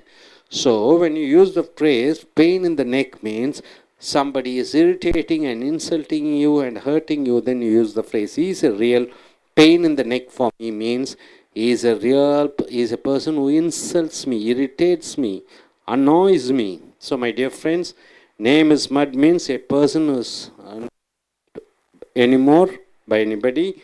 Nature calls means you're going for urine or toilet. Nature lover means a person who loves the surroundings and the environment. And the phrase Mother Nature means nature environment. Neck pain in the neck means somebody is irritating you, then you use the phrase he is a pain in the neck. So once again I want everybody to recollect. Nail down means to make sure 100% it is correct or he is doing good. 100% you are involving. Hit the nail on the head means to do the right thing. Name of the game means the central point, the heart of the matter. Call one names means you are hurting somebody by using abusive words. Name it means you are asking somebody to tell what they want so that you can give them. Name it. And once again here, name is mud means a person who is not liked anymore. Nature calls means the word used to go to bathroom to relieve oneself. Nature lover, one who loves the surrounding and the environment. Mother Nature, the nature environment. And pain in the neck or pain in the ass or pain in the butt means making one angry and irritating. Somebody is making one angry and irritating, then you use on that person pain in my neck or pain in the ass or pain in the butt. So use these phrases in your day-to-day conversation. So நண்பர்களே, உங்களுடைய corporate புத்தகத்தை எடுத்துக்கொள்ளுங்கள். பக்கம் 210, 211. இந்த அமெரிக்கர்களை போன்றும் பிரிட்டிஷர்களை போன்றும் பேசக்கூடிய அந்த ஆங்கில சொற்றொடர்கள் அல்லது தாய்மொழியை ஆங்கிலமாக கொண்டவர்கள் பேசக்கூடிய அந்த ஆங்கில உரையாடல்கள் சொற்றொடர்களை பார்க்கிறீர்கள். Nail down. இங்கே நெயில் என்றால் ரெண்டு சொல்லுவோம். நெயில்ஸ்னால் என்ன? உங்கள் நெகம் என்று சொல்லுவோம். இன்னொரு நெயில்னால் என்ன? ஆணி என்று சொல்லுவோம். நெயில் டவுன் என்றால் என்ன? டு மேக் ஷுர், உறுதியாக அதை முழுமையாக ஒன்றில் ஈடுபடுவதை அதை நெயில் டவுன் என்று சொல்வோம். He nail down to help me out in my business. என் வியாபாரம் நன்றாக இருக்க வேண்டும் என்று அவன் முழுமையான ஒரு நல்ல எண்ணத்தில் இருந்தான். ஸோ முழு உதவி செய்தான் என்று சொல்லும் பொழுது nail down. Hit the nail on the head என்றால் இங்கே ஆணியை சரியாக அதன் தலையிலே அடி. ஆணியை சரியாக அதன் தலையிலே அடி என்று சொல்லும் பொழுது to do the right thing, சரியான விஷயத்தை செய்தலை hit the nail on the head என்ற சொற்றொடர் மூலமாக பார்க்கிறோம். He hit the nail on her head by proposing her in first date. Date என்றால் என்ன? ஒரு ஆணும் பெண்ணும் முதலாக வெளியே சென்று தங்கள் மனதை பரிமாறிக்கொள்கிறார்கள். அந்த முதல் சந்திப்பின் பொழுதே அவன் அவளை திருமணம் செய்வதாக அவன் கூறுகிறான். ஸோ அப்போ சரியான விஷயத்தை சரியான நேரத்தில் சொல்வது, சரியான விஷயத்தை சொல்வது hit the nail on her head. அப்போ சுற்றி வளைக்காமல் சரியான அந்த இடத்திற்கு வந்து விட்டான். நேம் ஆஃப் த கேம் அப்படி என்றால் அடுத்தது நேம் என்ற வார்த்தை சொற்றொடர். நேம் ஆஃப் த கேம் என்று சொல்லும் பொழுது அந்த விளையாட்டினுடைய பெயர் என்று வருகிற பொழுது சென்ட்ரல் பாயிண்ட், அது முக்கிய காராம்சம், முக்கிய விஷயம். The heart of the matter, விஷயத்தினுடைய மைய கருத்து. த இம்பார்ட்டன்ட் பாயிண்ட், த முக்கியமான விஷயம், அந்த பாயிண்ட்டை பற்றி சொல்லும் பொழுது நேம் ஆஃப் த கேம். அப்போ நேம் ஆஃப் த கேம் என்று சொல்லும் பொழுது name of the game in a relationship is love, affection and caring. அப்போ ரிலேஷன்ஷிப்னால் ஒரு ஆணும் பெண்ணும் பழகிக்கொள்ளக்கூடிய அந்த பழக்கத்திற்கு அதில் அடிப்படையானது அதுதான் நேம் ஆஃப் த கேம். அடிப்படையான முக்கியமானது என்ன என்று பார்க்கும் பொழுது காதல், லவ், அஃபெக்ஷன் அன்பு, கேர் அக்கறை, இந்த மூன்றும் இருந்தால்தான் அந்த உறவு மேம்படும். So the name of the game என்றால் அந்த உறவினுடைய மறுபெயர் அல்லது சென்ட்ரல் பாயிண்ட், மிக முக்கியமானது என்று சொல்லும் பொழுது நேம் ஆஃப் த கேம் என்று சொல்கிறோம். அடுத்த முக்கியமான ஒரு வாசகம் அல்லது சொற்றொடர் call one names. Call one நேம்ஸ்னால் ஒருவனை பெயரை கூப்பிட்டு அலை என்ற அர்த்தம் அல்ல. இதனுடைய மீனிங் யூஸிங் அப்யூசிவ். அப்யூசிவ் என்றால் என்ன? கெட்ட வார்த்தைகள், இன்சல்ட்டிங் வேர்ட்ஸ், அவர்களை அவமானப்படுத்தக்கூடிய வார்த்தைகள் மற்றவர்கள் மேல் நாம் சொல்லும் பொழுது அந்த கால் ஒன் நேம்ஸ் என்று சொல்கிறோம். இல்லை, மற்றவர்கள் நம்மை அழைக்கிறார்கள் கெட்ட வார்த்தையிலே, அசிங்கமாக திட்டுகிறார்கள் என்று சொல்லும் பொழுது call one names. He call me names, அவன் என்னை திட்டினான். So I reported him to the head master, ஆகியால் நான் தலைமை ஆசிரியரிடம் அவனை பற்றி புகார் கூறினேன். So call one by names என்றால் ஒருவர் ஒருவரை திட்டுவது, அசிங்கமாக திட்டுவது. அடுத்ததாக நேம் இட், கேள் என்ன வேண்டும் என்று. நேம் இட், சொல் அதை என்று சொல்லும் பொழுது del what ever you want you will get it. என்ன வேண்டுமோ கேள், அதை நான் குடிக்கிறேன் என்று சொல்லும் பொழுது நேம் இட் என்ற ஒரு சிறு சொற்றொடர் மூலமாக சொல்கிறோம். நேம் இட், பேர் சொல், என்ன வேண்டும் என்று, என்ன வேண்டும் என்று சொல் என்று சொல்லும் பொழுது name it, I will purchase it for you. என்ன வேண்டுமோ கேள், அதை நான் உனக்கு விலை கொடுத்து வாங்கி கொடுக்கிறேன் என்று சொல்லும்போது நேம் இட். ஸோ நண்பர்களே, நெயில் டவுன் என்றால் என்ன? உறுதியாக இருத்தல். Hit the nail on the head என்றால் என்ன? இப்போ ஆணியை சரியாக அது தலையில் அடிப்பது போல இது சரியான விஷயத்தை செய்வது. நேம் ஆஃப் த கேம் என்றால் அந்த ஒரு விஷயத்தினுடைய முக்கிய காராம்சம், அதனுடைய மைய கருத்து, அதனுடைய மைய விஷயம். கால் ஒன் நேம்ஸ் என்றால் ஒருவரை திட்டுவது, அசிங்கப்படுத்துவது வார்த்தைகளாலும் பேச்சாலும். நேம் இட், மற்றவர்களிடம் கேட்கிறாய், உனக்கு என்ன வேண்டும் அதை நான் வாங்கி தருகிறேன் என்று சொல்வது. அடுத்ததாக நேம் இஸ் மட், என் பேர் சேற்றாகிவிட்டது என்று சொல்லும் பொழுது இட்ஸ் நாட் லைக் எனிமோர். இதுவரைக்கும் ஒருவரை பிடித்திருந்தது, இனி அவரை பிடிக்காது என்று சொல்லும் பொழுது நேம் இஸ் மட், மை நேம் இஸ் மட், என் பேர் கெட்டுவிட்டது, என் பேர் ரிப்பேர் ஆகிவிட்டது என்று சொல்லுகிறோம், கெட்டுவிட்டது. If my father knows that I failed in the exam, நான் பரீட்சையில் ஃபெயில் ஆகிவிட்டேன் என்றால் இதுவரைக்கும் அன்பாக இருந்த என் தந்தையார் இனிமேல் அன்பு செலுத்த மாட்டார், என் பெயர் கெட்டுவிடும் என்று சொல்லும் பொழுது நேம் இஸ் மட், மை நேம் இஸ் மட், my name will be in மட் என்று சொல்கிறோம். நேச்சர், இயற்கை. நேச்சர் கால்ஸ் என்றால் இயற்கை அழைக்கிறது என்று சொல்லும். The word used to bathroom. இப்போ சிறுநீர் கழிப்பதற்காக நாம் கழிவறைக்கு செல்கிறோம், மலம் கழிப்பதற்காக கழிவறைக்கு செல்கிறோம், அதை நேச்சர் கால்ஸ் என்று சொல்கிறோம். Nature calls, where is the bathroom, இயற்கை என்னை அழைக்கிறது சிறுநீர் கழிப்பதற்கு, எங்கே? கழிவறை என்று கேட்கிறோம்.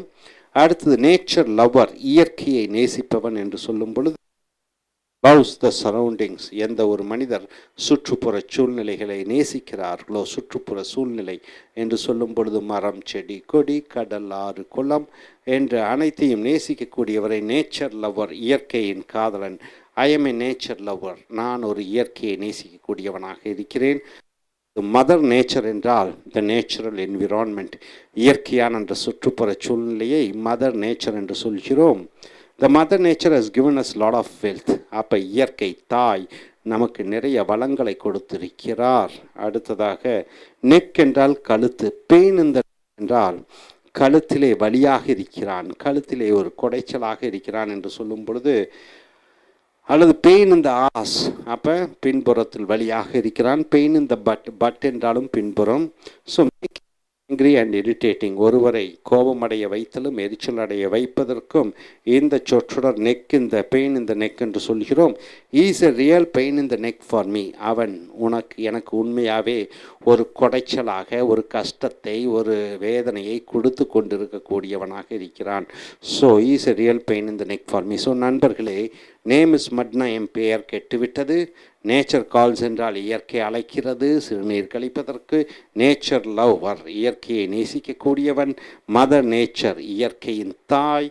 நெக், பெயின் இந்த நெக், பெயின் இந்த ஆஸ், பெயின் இந்த பட் என்றால் எனக்கு தொந்தரவாக எரிச்சலாக இருக்கக்கூடியவன். ஸோ நண்பர்களே, மறுபடியும் இந்த சொற்றொடர்களை பாருங்கள். நெயில் டவுன் என்றால் ஒன்றை உறுதியாக்குவது. Hit the nail on the head என்றால் என்ன? அந்த சரியான விஷயத்தை சொல்லுவது, செய்வது. நேம் ஆஃப் த கேம் என்றால் என்ன? ஒரு விஷயத்தினுடைய மைய கருத்து, முக்கிய கருத்து. கால் ஒன் நேம்ஸ் என்றால் ஒருவரை கெட்ட வார்த்தையிலே அழைப்பது. நேமிட் என்றால் ஒருவரிடம் அவருக்கு என்ன வேண்டுமோ கேள், நான் உனக்கு கொடுக்கிறேன் என்று சொல்வது. நேம் இஸ் மட், பெயர் கெட்டுவிட்டது. நேச்சர் கால்ஸ், இயற்கை அழைக்கிறது என்னை சிறுநீர் கழிப்பதற்கும் மலம் கழிப்பதற்கும். நேச்சர் லவர், இயற்கையை நேசிக்கக்கூடியவன். மதர் நேச்சர், அப்போ இயற்கை தாய். பெயின் இந்த நெக், பெயின் இந்த ஆசார், பெயின் இந்த பட் என்று சொல்லும் பொழுது எனக்கு ஒரு எரிச்சல் கொடுக்கக்கூடியவனாக, வேதனை கொடுக்கக்கூடியவனாக ஒருவன் இருக்கிறான் என்று சொல்லும் பொழுது யுவர் எ பெயின் இந்த ஆஸ் என்று சொல்கிறோம். ஸோ நண்பர்களே, இந்த ஆங்கில சொற்றொடர்களை உங்களுடைய அன்றாட பேச்சாங்கிலத்திலும் எழுத்தாங்கிலத்திலும் பயன்படுத்தி நல்ல பேச்சாளர்களாக எழுத்தாளர்களாக ஆகுமாறு நான் உங்களை கேட்டுக்கொள்கிறேன். Thank you. Dear friends, welcome to American English. Take your corporate English book, page number 211 and 212. The spoken English words and phrases of what Britishers and Americans they speak. Under the letter N, the word is neck, and the phrase is risk one's neck. What do you mean by the phrase risk one's neck? Means risking one's name, risking one's fame, risking one's life in a dangerous situation. So somebody is risking their name, fame and popularity and doing something, then you are using the phrase risk one's life. The policeman risked his neck. Policeman risked his neck and saved my life from the burning fire. The fire is burning, I am got caught inside. The policeman risked his life and saved my life. Then you are using the phrase risk one's neck. And coming here, wring someone's neck, wring someone's neck, not R-I-N-G, W-R-I-N-G, to cause fear to someone rather than physical torture. You are not using physical torture. You are using psychological torture, a psychological warfare. So, wring someone's neck. If you keep irritating, I am going to wring your neck. Wring your neck means I am going to give you a psychological fear. Generally, between lovers, if they get problems, they use this type of their neck, or causing psychological fear for their opponents. Because in the love and affection and caring, most of the people use this phrase. Someone's neck, save one's neck. Save one's neck means what the phrase? To protect oneself from shame. Shame is going to come. I am going to save myself. Saving oneself from punishment. Saving oneself from angry. Then you are using save one's neck. He gave me a loan and he neck. So by giving me a loan, he saved me from an embarrassment. He saved me from shame. He saved me from a lot of things like, saved my neck means somehow he was able to save my integrity. Stick one's neck out. To go in for a risky things because of somebody's request. Somebody is requesting me, so I am taking a risky venture, risky doings. He is stick his neck out for me and he is my close friend. So he is able to risk his life and come and save me. So risking for somebody else, risk one's neck out. You're using the phrase risk one's neck out. You are saving somebody by taking a risk.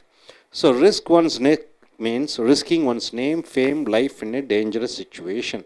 Something is happening, so you're risking your life and saving somebody. Wring someone's neck means not you are giving physical torture, you are giving psychological torture on somebody and killing them. Save someone's neck means to protect one from shame, punishment and anger. And stick one's neck out means you are going for a risky thing to save somebody. So coming here, neck of the woods. What do you mean by the phrase neck of the woods? A living place, a popular atmosphere to live in. Ooty is my neck of the woods means Ooty is a place where I go, relax myself and enjoy myself and rejuvenate myself. So a place where you get energy, then you're using the phrase neck of the woods. Neck to neck, a wonderful phrase, neck to neck. What do you mean by this phrase? A very close competition between two persons, two companies, two countries. Then you're using the phrase neck to neck, something like an equal competition. It was a neck to neck competition between China and Japan in producing goods or GDP. And the world's richest country is America in the terms of GDP, and second comes China and Japan. Closely, there's a close competition. And third comes India in the GDP, gross domestic product. So neck to neck competition means a severe competition between two companies or two countries or two people. Neck means kissing somebody romantically. The lovers in the park are necking each other. Necking means they're kissing each other. Breathe down one's neck or back. Breathe down one's neck or breathe down one's back means always criticizing somebody. Our headmaster always breathes down his neck means he always criticizes somebody. So breathe down one's neck or breathe down one's back means always criticizing. Then coming here, the next word is neither, and the phrase is neither here nor there. What do you mean by the phrase neither here or neither there? Neither here or neither there means it is no way related, important. It is no way it is important. So neither here nor there means it is not at all important. Speaking about our past mistakes. Speaking about our past mistakes is neither here nor there, but we have to think about our present and future.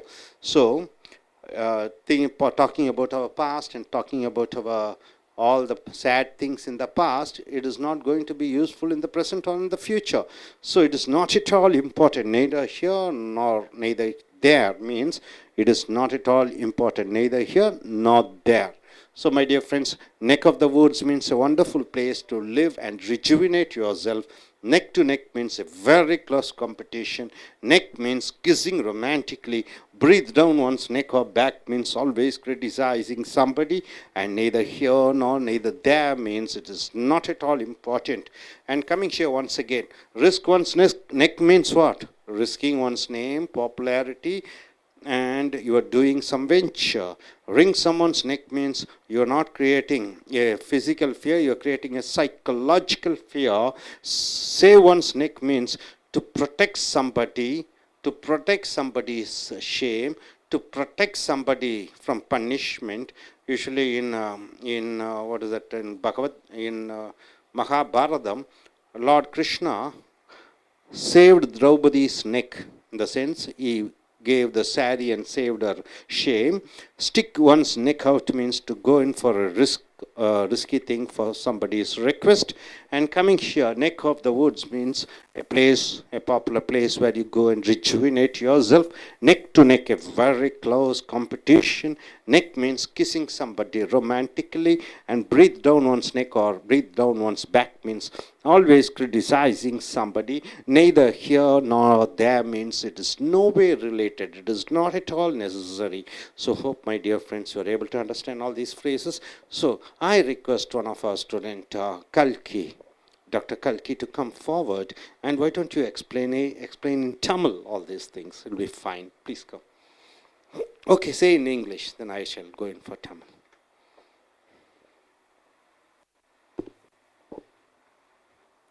risk one's neck, risking one's name, fame, or life in a dangerous situation. The fireman risked his own neck and saved the life of millions of people in the fire accident. Wring someone's neck. Ramo was wringing Sita's neck and was torturing to marry her.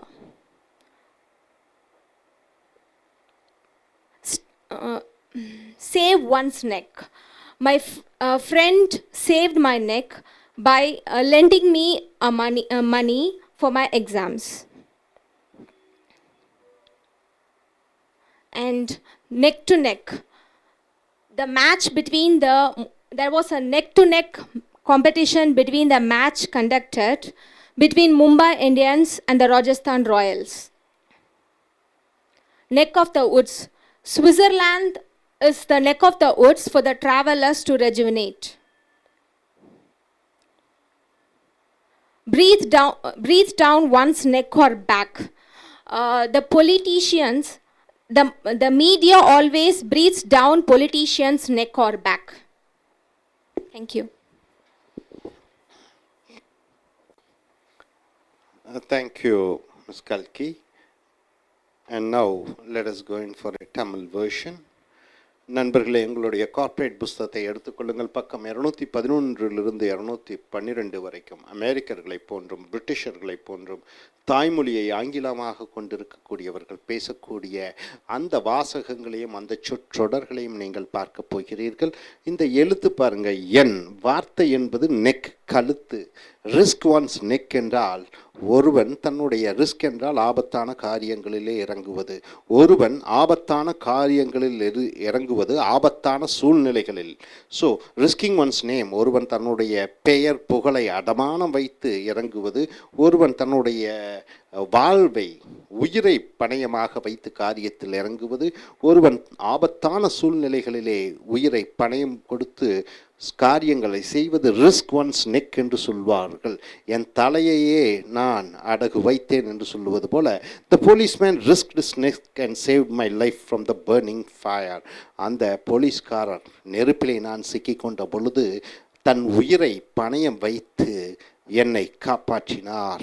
உயிரை பணயம் வைத்து என்று சொல்லும் பொழுது ரிஸ்க்ட் his neck என்ற சொற்றொடரை பயன்படுத்துகிறோம். Ring someone's neck என்றால், ரிங் என்றால் அப்படி சொல்லட்டுவது. இங்கே to cause psychological fear to someone rather than physical torture. ஒருவரை உடல் மூலமாக துன்புறுத்துவதை விட மனோரீதியாக ஒருவரை துன்புறுத்துவது, பேச்சால் நடத்தையால் மனோதத்துவ ரீதியாக ஒருவரை மனக்காயங்களை உருவாக்குவதை ரிங் someone's neck என்ற சொற்றொடரை பயன்படுத்துகிறோம். If you keep irritating me I am going to ring your neck. என்னை இதற்கு மேல் நீ தொந்தரவு செய்து கொண்டிருந்தால் நான் உன்னை மன ரீதியாக உள ரீதியாக உனக்கு தொந்தரவுகள் செய்து கொண்டே இருப்பேன்.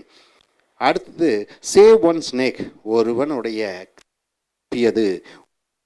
தலையை தப்பிக்க வைத்தோம் என்று சொல்லும் பொழுது to protect one self from shame, ஒருவனை அவமானத்திலிருந்து காப்பது, ஒருவனை பனிஷ்மெண்ட் தண்டனையிலிருந்து காப்பது, ஒருவனை கோபத்திலிருந்து அவனை தப்ப விடுவது. He gave me a loan and he saved my neck. அவன் எனக்கு பணம் கடன் கொடுத்து என்னுடைய மானம் மரியாதையை காப்பாற்றினான், என்னுடைய தலையை காப்பாற்றினான். ஸோ சேவ் ஒன்ஸ் நெக் என்றால் என் தலை தப்பியது, என் தலை மானம் பறிபோகாமல் இருந்தது. ஸ்டிக் ஒன்ஸ் நெக் அவுட் என்றால் to go for a risky because of somebody's request. யாரோ ஒருத்தர் வேண்டி விரும்பி கேட்டதற்கிணங்க தன்னுடைய ஆற்றலை, அறிவை, தன்னுடைய உயிரை கூட பணயம் வைத்து அவர்களுக்கு உதவுவது. He sticked his neck out for me and he is my close friend. அவன் என்னுடைய நெருங்கிய தோழனாக இருக்கிற காரணத்தினாலே தன் உயிரை கூட பணயம் வைத்து என்னை காப்பாற்றினான். ஸோ நண்பர்களே, ரிஸ்க் ஒன்ஸ் நெக் என்றால் என்ன? ஒருவருடைய பெயர் புகழ் அனைத்தையும் காப்பாற்றுவது. ரிங் சம்மன்ஸ் நெக், ஒருவருக்கு உடல் ரீதியாக தொந்தரவு கொடுக்காமல் மனோ ரீதியாக தொந்தரவு கொடுத்தல். சேவ் ஒன்ஸ் நெக் என்றால் ஒருவரை காப்பாற்றுவது அவமானத்திலிருந்து. அடுத்தது ஸ்டிக் ஒன்ஸ் நெக் அவுட் என்றால் தானாக வலிய சென்று ஆபத்தான காரியங்களிலே ஒருவருக்காக செய்வது. அடுத்தது பார்த்தீங்கன்னா நெக் ஆஃப் த வுட்ஸ் என்றால் ஒரு அருமையான சூழ்நிலை, மனதுக்கு சந்தோஷம் அளிக்கக்கூடிய ஒரு இடம், ஒரு place. Ooty is my neck of the woods என்றால் ஊட்டி அந்த குளிர் பிரதேசம், அந்த இயற்கை காட்சிகள் என்னை மன ரீதியாக சந்தோஷம் அடைய வைக்கிறது. Neck to neck, very close competition. Neck to நெக்னா கழுத்துக்கு கழுத்து என்று சொல்லும் பொழுது கடுமையான போட்டி. So it was a neck to neck competition between China and Japan. சைனாவிற்கும் ஜப்பானுக்கும் நேரடி போட்டி நடந்து கொண்டிருக்கிறது பொருட்களை உற்பத்தி பண்ணுவதற்கு. ஸோ நேரடி போட்டியை நெக் டு நெக் என்று சொல்கிறோம்.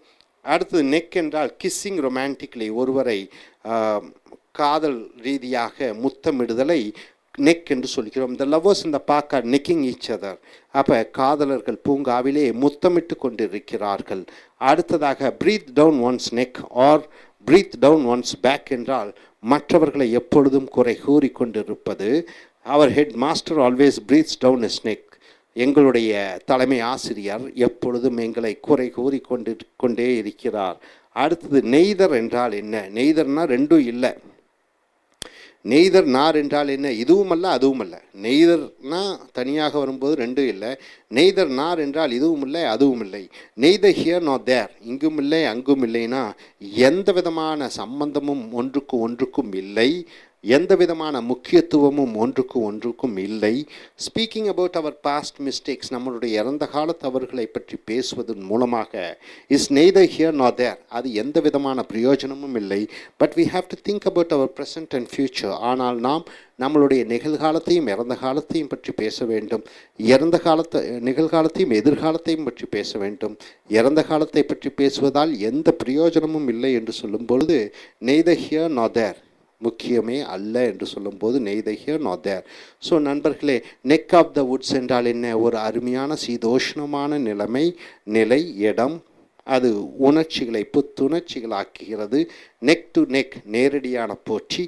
நெக் என்றால் ஒருவரை முத்தமிடுதல் காதல் ரீதியாக. Breathe down one's neck or breathe down one's back என்றால் ஒருவரை எப்பொழுதுமே குறை கூறி கொண்டிருப்பது. நெய்தர் ஹியர் நாட் தேர்னா எந்த விதமான சம்பந்தமும் இல்லை இதற்கும். ஸோ மறுபடியும் பாருங்கள், நெக் என்றால் என்ன? ஆபத்தான காரியங்களில் இறங்கி ஒருவர் தன்னுடைய பெயர், புகழ், அந்தஸ்து, கௌரவம் எல்லாம் ஆபத்தான சூழ்நிலையிலே தன் உயிரை கூட பணயம் வைத்தல். ரிங் சம்மன்ஸ் நெக், ஒருவருக்கு மனோதத்துவ ரீதியாக துன்பங்களை கொடுத்தல். சேவ் ஒன்ஸ் நெக் என்றால் ஒருவரை தன் உயிரை கொடுத்து காப்பாற்றுதல். ஸ்டிக் ஒன்ஸ் நெக் அவுட் என்றால் என்ன? மற்றவர்களுக்காக தானா வழிய சென்று உதவுவது. நெக் ஆஃப் த வுட்ஸ் என்றால் என்ன? ஒரு அருமையான இடம், அங்கே போய் நல்லபடியாக சந்தோஷமாக புத்துணர்ச்சி பெறக்கூடிய இடம். நெக் டு நெக் என்றால் என்ன? ஒரு நேரடியான போட்டி. நெக் என்றால் முத்தமிடுதல் காதல் ரீதியாக. Breathe down one's neck or breathe down one's back என்றால் மற்றவர்களை குறை கூறிக்கொண்டே இருத்தல். நெய்தர் ஹியர் நாட் தேர் என்றால் இது எந்த விதமான சம்பந்தமும் இல்லை. ஸோ நண்பர்களை, இந்த சொற்றொடர்களை பயன்படுத்தி நீங்கள் உங்களுடைய ஆங்கில புலமையை மேம்படுத்தி கொள்ளுங்கள். Thank you. Dear friends, welcome to A's American English.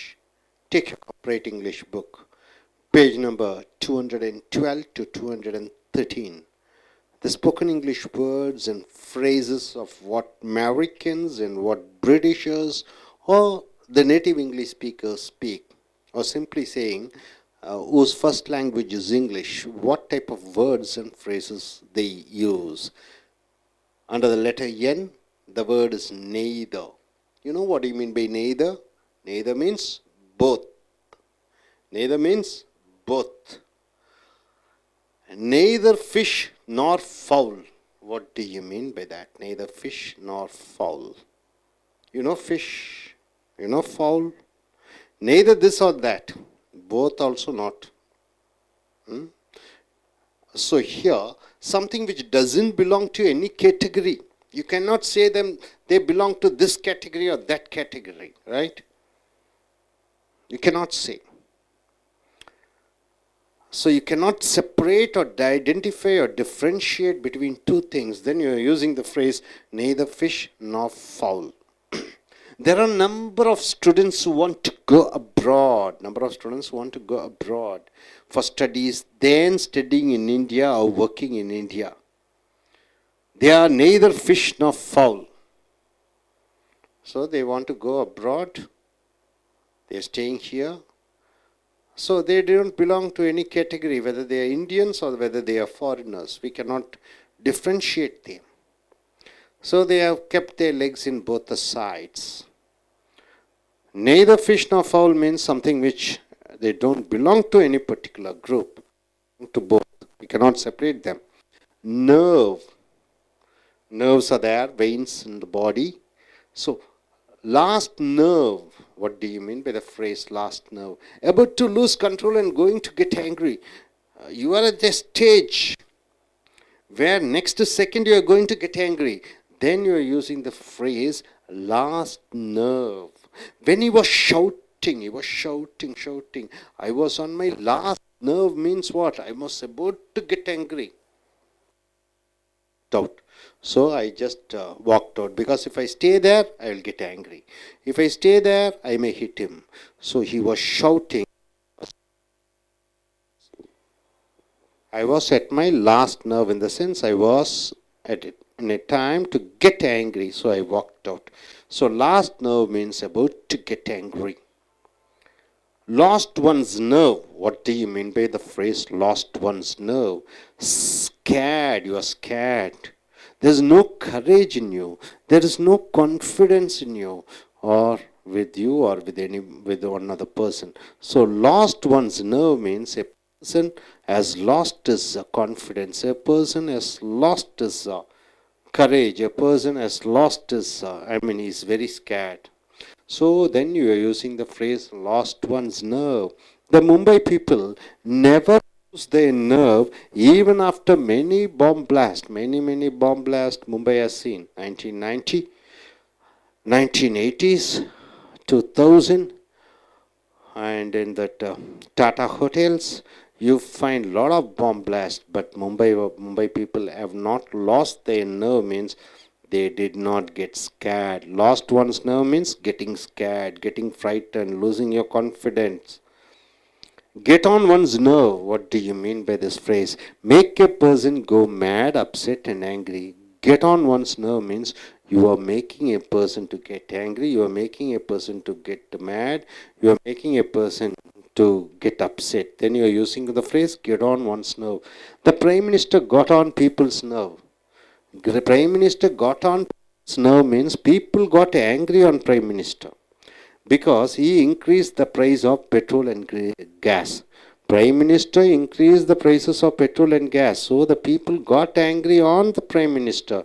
So getting angry on somebody, you are using the phrase get on one's nerve. Hope you are able to understand, my dear friends coming here. Neither fish nor fowl means what? Doesn't belong to this category or that category. You cannot say which. Nerve. Last nerve means you are about to get angry. Lost one's nerve means what? You are scared. There is no courage. There is no confidence in you. Get on one's nerve means what? People are getting angry towards something. Get on one's curve. Hope you are able to understand this side of phrases. And coming here, nerve. The mental and physical strength and challenge. The mental strength, the physical strength. Then you are saying nerve. He had the nerves to fight against the army. He has the talents. He had the courage. He had the strength to fight against the army. So nerve means, do you have nerves means what? Do you have the strength, mental and physical courage? Nerves. And coming here, nervous Nelly.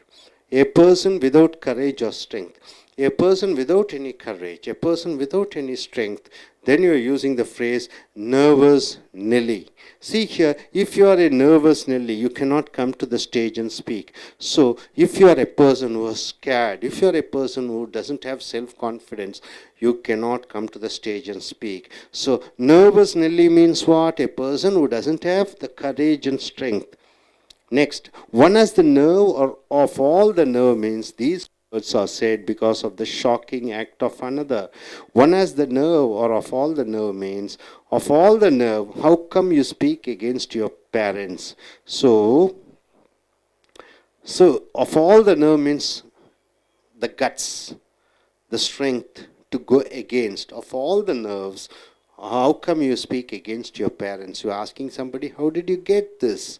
How are you able to do this? Because you are considered to be a scared person. How are you able? One has the nerve or of all the nerve means these words are said because of the shocking act of another. You are shocked to see the other person is boldly behaving. Then you are using the phrase of all the nerve. Never.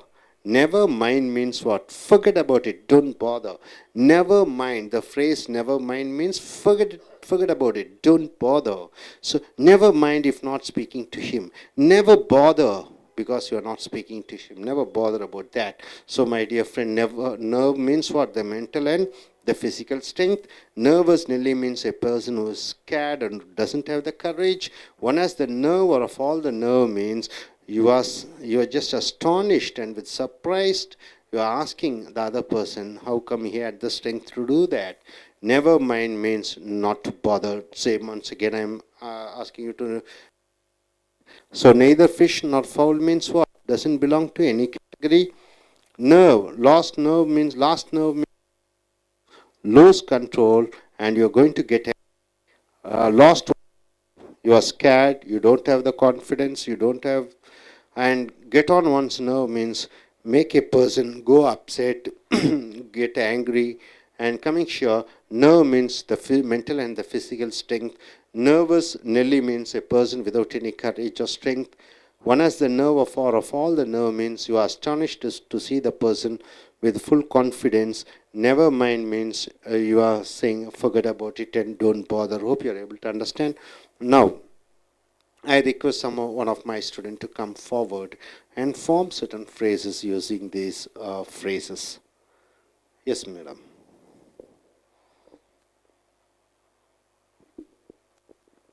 Hi, this is Kalki. Neither fish nor fowl. I won't take up the commands of these people because they are backbiters, so they fall under neither fish or fowl category. Lost nerve. The teacher lost her nerve and was when the students were badly commenting about her. Lost one's nerve. The Mumbai Indians lost their nerve when Sachin was retired hurt in a crucial match. Never mind. Tomorrow I'll be coming late for your dinner party. Please never mind. Nervous Nelly. He became a nervous Nelly after the death of his parent. Thank you. Thank you very much, Kalki. இப்போ உங்களுடைய corporate புஸ்தகத்தை எடுத்துக்கொள்ளுங்கள். பக்கம் 212 213 அமெரிக்கர்களை போன்றும் பிரிட்டிஷர்களை போன்றும் பேசக்கூடிய அந்த ஆங்கில சொற்றொடர்களை பார்க்கிறீர்கள். எழுத்து எண், வார்த்தை நெய்தர். நெய்தர் என்றால் இதுவுமல்ல அதுவுமல்ல. நெய்தர் ஃபிஷ் நார் ஃபவுல் என்றால் என்ன? Something which doesn't belong to any category. எந்த வகுப்புலையும் சேர்த்து கொள்ள முடியாத, எந்த பிரிவையும் சேர்த்து கொள்ள முடியாத, இங்கொரு கால் அங்கொரு கால் இரட்டைக்கால் வைத்துக் கொள்கிறார்கள். அவர்களை நெய்தர் ஃபிஷ் நார் ஃபவுல் என்று சொல்கிறோம். எந்த பிரிவிலையும் சேர்த்து கொள்ள முடியாது இவர்களை. There are a number of students who want to go abroad for studies then studying in India. அநேக மாணவர்களுக்கு வெளிநாடு போய் படிக்க வேண்டும், இந்தியாவில் படிக்கக்கூடாது என்ற ஒரு எண்ணம் இருக்கிறது. இந்தியா வேலையும் செய்யக்கூடாது, இந்தியாவில் வெளிநாட்டில் போய் தான் வேலை செய்யணும்னு நினைக்கிறாங்க. தே ஆர் எய்தர் ஃபிஷ் நார் ஃபவுல். அவர்களுக்கு ரெண்டும் கெட்டா நிலையில் இருக்கிறார்கள். இந்த ரெண்டும் கெட்டா நிலைமை என்று சொல்லக்கூடியது தான் நெய்தர் ஃபிஷ் நார் ஃபவுல் என்று சொல்கிறோம். ஏதோ ஒன்றில் இருக்காமல் ரெண்டு மனதாக இருக்கிறது. நெய்தர் ஃபிஷ் நார் ஃபவுல் என்று சொல்கிறோம். நர்வ் என்றால் நரம்பு. லாஸ்ட் நர்வ் என்றால் என்ன? கடைசி நரம்பு என்று சொல்லும் பொழுது to lose control and going to get angry. ஒருவர் தன்னுடைய நிலையை மறந்து கோபம் அடையக்கூடிய அந்த நிலைப்பாட் லாஸ்ட் நர்வ் என்று சொல்கிறோம். when he was shouting I was on last nerve so I walked out. அவன் கத்தி கொண்டிருந்த பொழுது நான் கோபத்தின் உச்சத்தில் இருந்தேன், கொஞ்சம் விட்டால் நான் கோபப்பட்டு அவனை அடித்து விட்டுவேன், ஆகையால் நான் சென்றேன். ஸோ லாஸ்ட் நர்வ் என்றால் கோபப்பாட்டுக்கு செல்லக்கூடிய அந்த ஒரு நிலை. அடுத்ததாக கெட் ஆன் ஒன்ஸ் நர்வ் என்று சொல்லும் பொழுது அடுத்தது இல்லை, லாஸ்ட் ஒன்ஸ் நர்வ், என்னுடைய கோபத்தை இழந்து விட்டேன்னு சொல்லும்போது ஸ்கேட்னா அச்சப்படுதல், நோ கரேஜ் தைரியம் இல்லாமை, நோ கான்ஃபிடென்ஸ் இல்லாமை. ஸோ லாஸ்ட் ஒன்ஸ் நர்வ் என்றால் ஒருவன் தன்னுடைய நம்பிக்கையை இழந்து விட்டான், தைரியத்தை இழந்து விட்டான், சக்தியை இழந்து விட்டான், அச்சப்பட்டு விட்டான் என்று சொல்லும் பொழுது எல்ஓஎஸ்டி லாஸ்ட் ஒன்ஸ் நர்வ், அது லாஸ்ட் நர்வ். இங்கே பாருங்கள், the Mumbai people never lose their nerve even after many bomb blast. மும்பையிலே அநேக குண்டு வெடிப்புகள் நடந்து விட்டது, ஆனால் மும்பையில் வாழ்ந்து கொண்டிருக்கக்கூடிய இந்தியர்கள் தங்களுடைய தைரியத்தை இழக்கவில்லை. ஸோ லாஸ்ட் ஒன்ஸ் நர்வ் என்றால் தைரியத்தை இழப்பது. அடுத்தது கெட் ஆன் ஒன்ஸ் நர்வ் என்றால் make a person go mad, ஒரு மனிதனை பைத்தியக்கார நிலைமைக்கு தள்ளுவது. A man to go upset, ஒருவனை மன நிம்மதியை இழக்க வைத்தல். டு மேக் ஒன் ஆங்கிரி, ஒருவனை கோபம் அடைய வைத்தல், அதை கெட் ஆன் ஒன்ஸ் நர்வ் என்று சொல்கிறோம். The prime minister got on people's nerve. இப்போ பிரதம மந்திரி மக்களுடைய கோபத்திற்கு ஆளாக்கப்பட்டார். Because he increased the prices of petrol and gas. பிரதம மந்திரி பெட்ரோலுடைய விலையையும் கேஸினுடைய விலையையும் ஏற்றினார். அந்த விலையேற்றத்தின் காரணமாக மக்களின் கோபத்துக்கு ஆளாக்கப்பட்டார். ஒன்று நாள் கோபத்துக்கு ஆளாக்கப்படுதலை கெட் ஆன் ஒன்ஸ் நர்வ் என்று சொல்லியிருக்கோம். அடுத்ததாக மறுபடியும் பாருங்கள், நெய்தர் ஃபிஷ் நார் ஃபவுல் என்றால் என்ன? இதுவும் அல்ல அதுவும் அல்ல, எந்த பிரிவிலும் சேர்த்துக்கொள்ள முடியாத இரட்டை நிலைப்பாடு. அடுத்ததாக நர்வ்னா நரம்பு. லாஸ்ட் நர்வ் என்றால் தன்னை மறந்து ஒரு உச்சக்கட்டமான கோப நிலைக்கு செல்லக்கூடிய அந்த தருணம் லாஸ்ட் நர்வ். அதே மாதிரி லாஸ்ட் ஒன்ஸ் நர்வ் என்றால் என்ன? ஒருவன் தன்னுடைய தைரியத்தை இழந்திருக்கக்கூடிய நிலை, ஒருவன் அச்சப்பட்டிருக்கக்கூடிய நிலைமையை லாஸ்ட் ஒன்ஸ் சொல்கிறோம். அடுத்தது கெட் ஆன் ஒன்ஸ் நர்வ் என்றால் என்ன? ஒருவன் மற்றவர்களுடைய கோபத்திற்கு ஆளாக்கப்படுகின்ற.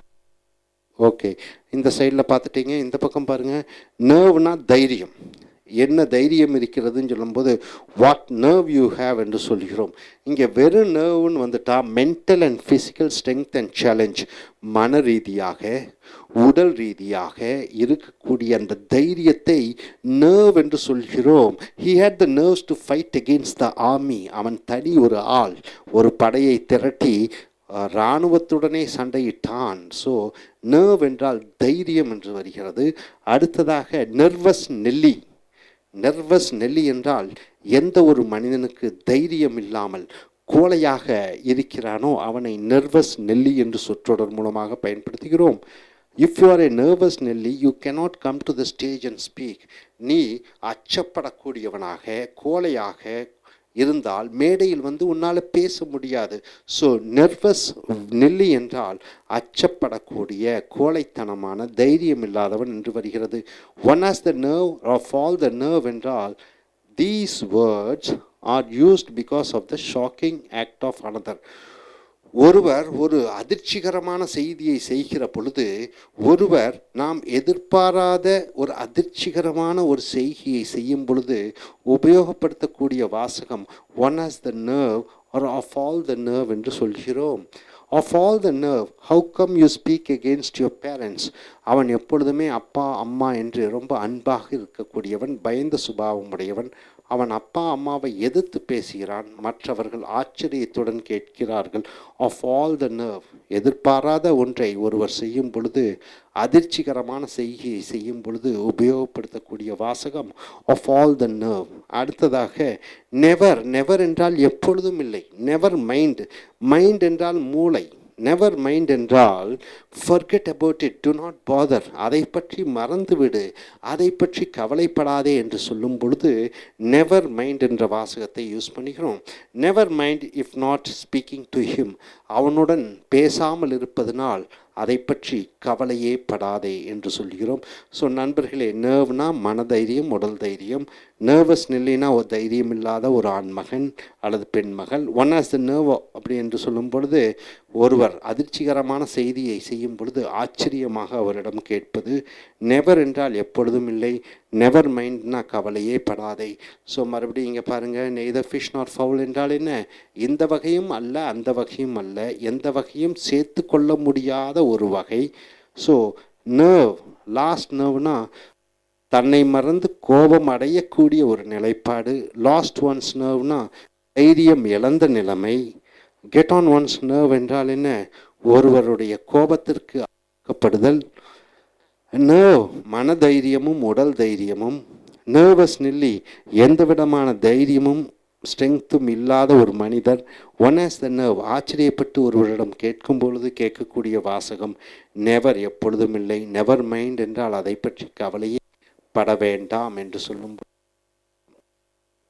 ஸோ நண்பர்களே, இந்த சொற்றொடர்களை உங்களுடைய அன்றாடம் பேச்சாங்கிலத்திலும் எழுத்தாங்கிலத்திலும் பயன்படுத்தி நல்ல ஆங்கில பேச்சாளர்களாக மாற முயற்சி செய்யுங்கள். Thank you very much. Dear friends, happy morning and welcome to A's American Cultural Excellence. And here, take your corporate English book 214 and 215. The spoken English words and phrases of what Americans and what Britishers they speak. Coming to the letter N, the word is no, and the phrase is no kidding. You know kid? What do you mean by kid? A child. Kidding means what? You make fun of. And no kidding means no joke, no fun. It's serious matter. So kidding means you're making fun, and no kidding means it's not fun. It's something very serious. So here, no kidding means it's truly. No kidding means no joking. No kidding means no pretending. It is authentic. Coming here, China was not kidding. China wasn't kidding. China wasn't kidding when its president of China he said it is going to be the richest country in the world. It's no kidding.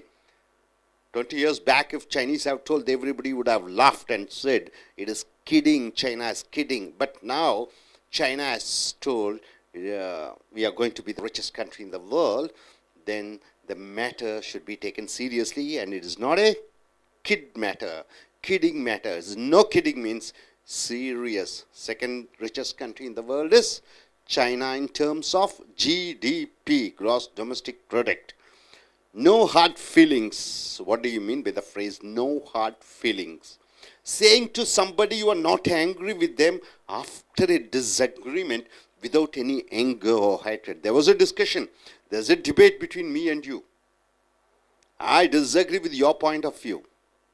But at the end of the discussion, I'm saying no hard feelings means what? Even though I disagree with you, I don't have any enmity towards you. Even though I don't agree with you, I don't have any anger and frustration against you. So no hard feelings means after a debate or discussion, after a disagreement, then the other person is saying to the one other person, yes, there is no anger, disappointment or any ill feelings towards you. So no hard feelings. So there shouldn't be any hard feelings between us means any disagreement, forget it. Any disappointments, forget it. So let us not have hard feelings. No hard feelings means let us not have all the negative impressions on each other. And coming here, no pain, no gain. What does this phrase means? No pain and no gain. It means without hard work, you can't succeed. Without hard work, you cannot succeed. Or you can't succeed. It's impossible. So hard work is necessary for success, to be successful. So no pain, no gain. No pain, no gain. This is the mantra for success. What do you mean by mantra? This is the philosophy. What do you mean by mantra? This is the essence. What do you mean by mantra? This is the saying. This is the proverb. So, no pain, no gain. This is the mantra for success means without hard work, there is no profit, no success. Coming here, no holds barrel. No holds barred. What do you mean by that? With complete force or strength, with 100% force, with 100% strength, you're doing something. The terrorists are fighting against military with no holds barred. No holds barred means what? With 100%, with a might. So no holds barred means without any restriction. They are fully fighting. So my dear friends, no kidding means truly, no joking, no pretending, no hard feeling means saying that we don't have any misunderstandings between you and me. No pain, no gain means what? Without hard work, there is no success. And no holds bad with means you are coming with full energy, with your full potential, you are doing something. And coming here, no way is not possible at all. It's no way India can eliminate corruption. It's in the sense, no chance at all. It's impossible for India to eliminate corruption. No way means no chance. It's impossible. No way. With surprise, saying, not able to believe. With surprise, you are saying, oh, I cannot believe. No way. Something has happened, you are here, then you are saying that I can't believe. But it's the true matter. You know that it has happened, but still you are wondering and saying, no way. See here, you have won the election. No way. No way. For example, any other example, yeah, Rahman got the Oscar Award. No way. Even though it is true, you are not able to, agree with, you are not able to come to the terms with the belief that an Indian got an Oscar Award. No way. Something which is true, you know that, but still you are using this phrase to say that it is impossible to believe, but it is the truth. No wonder. Nothing to be surprised. It's no wonder. Nothing to surprised. What is there to be surprised? What is there to say in a what is that? In an exclamatory way. It is no wonder that the terrorists are bombing Indian cities. So Indian cities, the terrorists are bombing. It is nothing to be wondering about, to wonder about. It will happen because of the Pakistanis. It will happen because of Al-Qaeda. It will happen because of Taliban. It's no wonder, nothing to be surprised. It's no wonder that Chinese are hard workers. It is no wonder that India is still, the population of India is still high. We are not able to control the population. It is no wonder means it is nothing to be surprised about.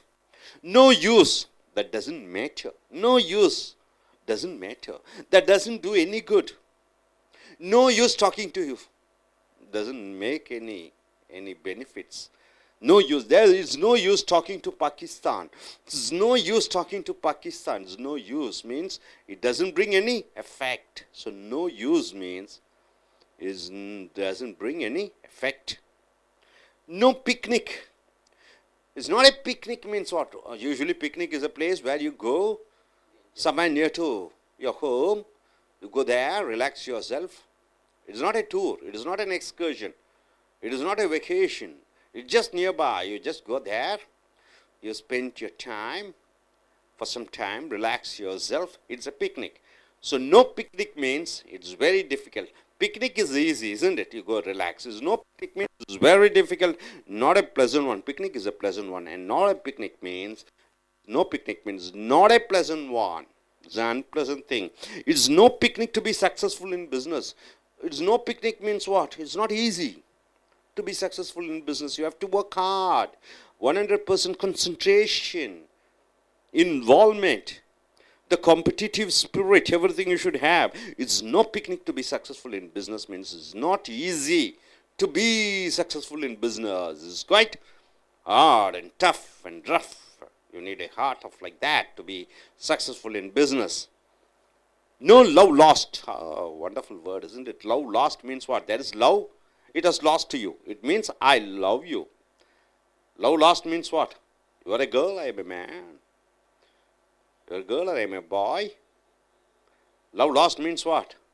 When I love you, the love is lost from my heart to your heart. Love lost. No, love lost means what? I'm not at all bothered. I don't even have any soft feelings towards you. There is no love lost means there is no love feeling towards others. No, there is no affection towards others. There is no soft feeling towards others. So no love lost means there is no love. There isn't love. There is no love lost between Americans and Iraqis means what? Americans, they don't like Iraqis, and Iraqis, they don't like Americans. So there's no love lost means there is no love and affection. The phrase no love lost means there is nothing love between. There's no love lost between the father and son. There's no love lost between husband and wife. Means they are not in love with each other. So my dear friends, no way means it's not at all possible to do something. No way means with surprise and shock you are saying that it is unbelievable, but you know that it has happened. It is true. No wonder means nothing to be surprised. What is that? It is something casual. Everybody knows that. It is no wonder. We expected it. It is no wonder. No use. That doesn't matter at all. That doesn't do any good. No picnic means not a very pleasant one. It is a hard one. It is a rough one. It is a tough one. It is an unpleasant one. No love lost means what? There's no love between me and you. There's no love between each other. So, dear friends, once again, I just want you to recollect all these phrases. See who says this phrase. No kidding means what? Kidding means making fun. Kidding means fun. Kidding means jolly. Kid means a child. So it's not a kid talk. So it's no kidding means it's truly. It is no joking. It is no pretending. No hard feelings means what? After a disagreement, we had a quarrel. We had a fight. We had a verbal fight.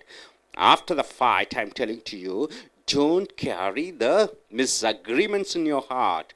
Don't carry the hard feelings in you, in the sense that don't carry the vengeance, the hatred, and all those negative aspects. So no hard feelings means don't carry.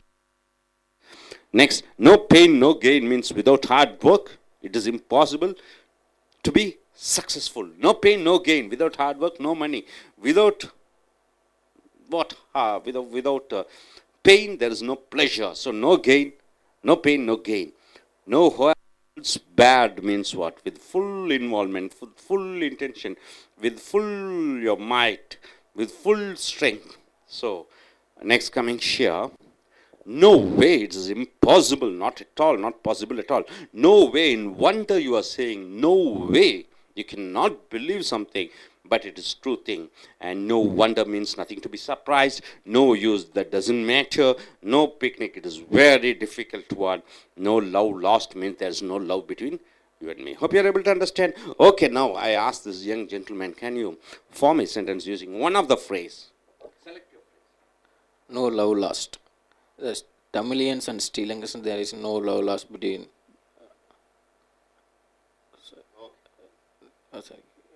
Good. He says there is no love lost between Tamilians and Sri Lanka. Tamilians and Sri Lanka. In Sri Lanka, you are telling they don't like each other. That's what you want to say. No way. No way. No way India and Pakistan were joined.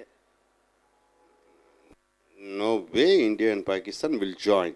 There's no chance at all for them to reconcile and become friends. That's what you mean to say. Okay.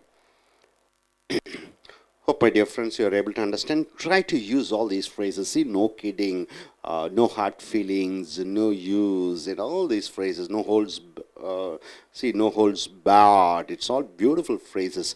Try to use in your day-to-day conversations, right? So நண்பர்களே, உங்களுடைய corporate புத்தகத்தை எடுத்துக்கொள்ளுங்கள். 214, 215.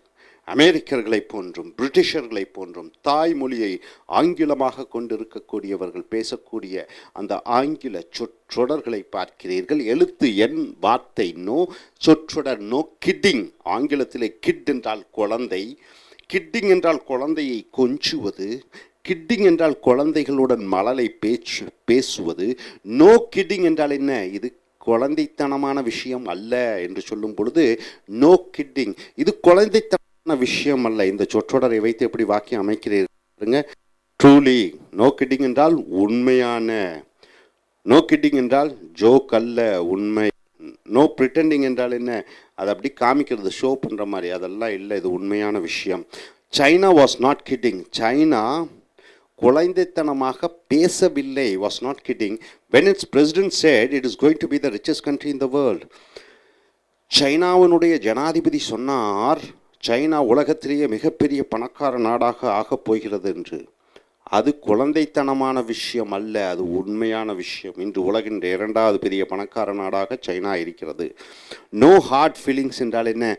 மனதிலே ஒன்றும் வைத்து கொள்ளாதே. நம்மளிலே மனதிலே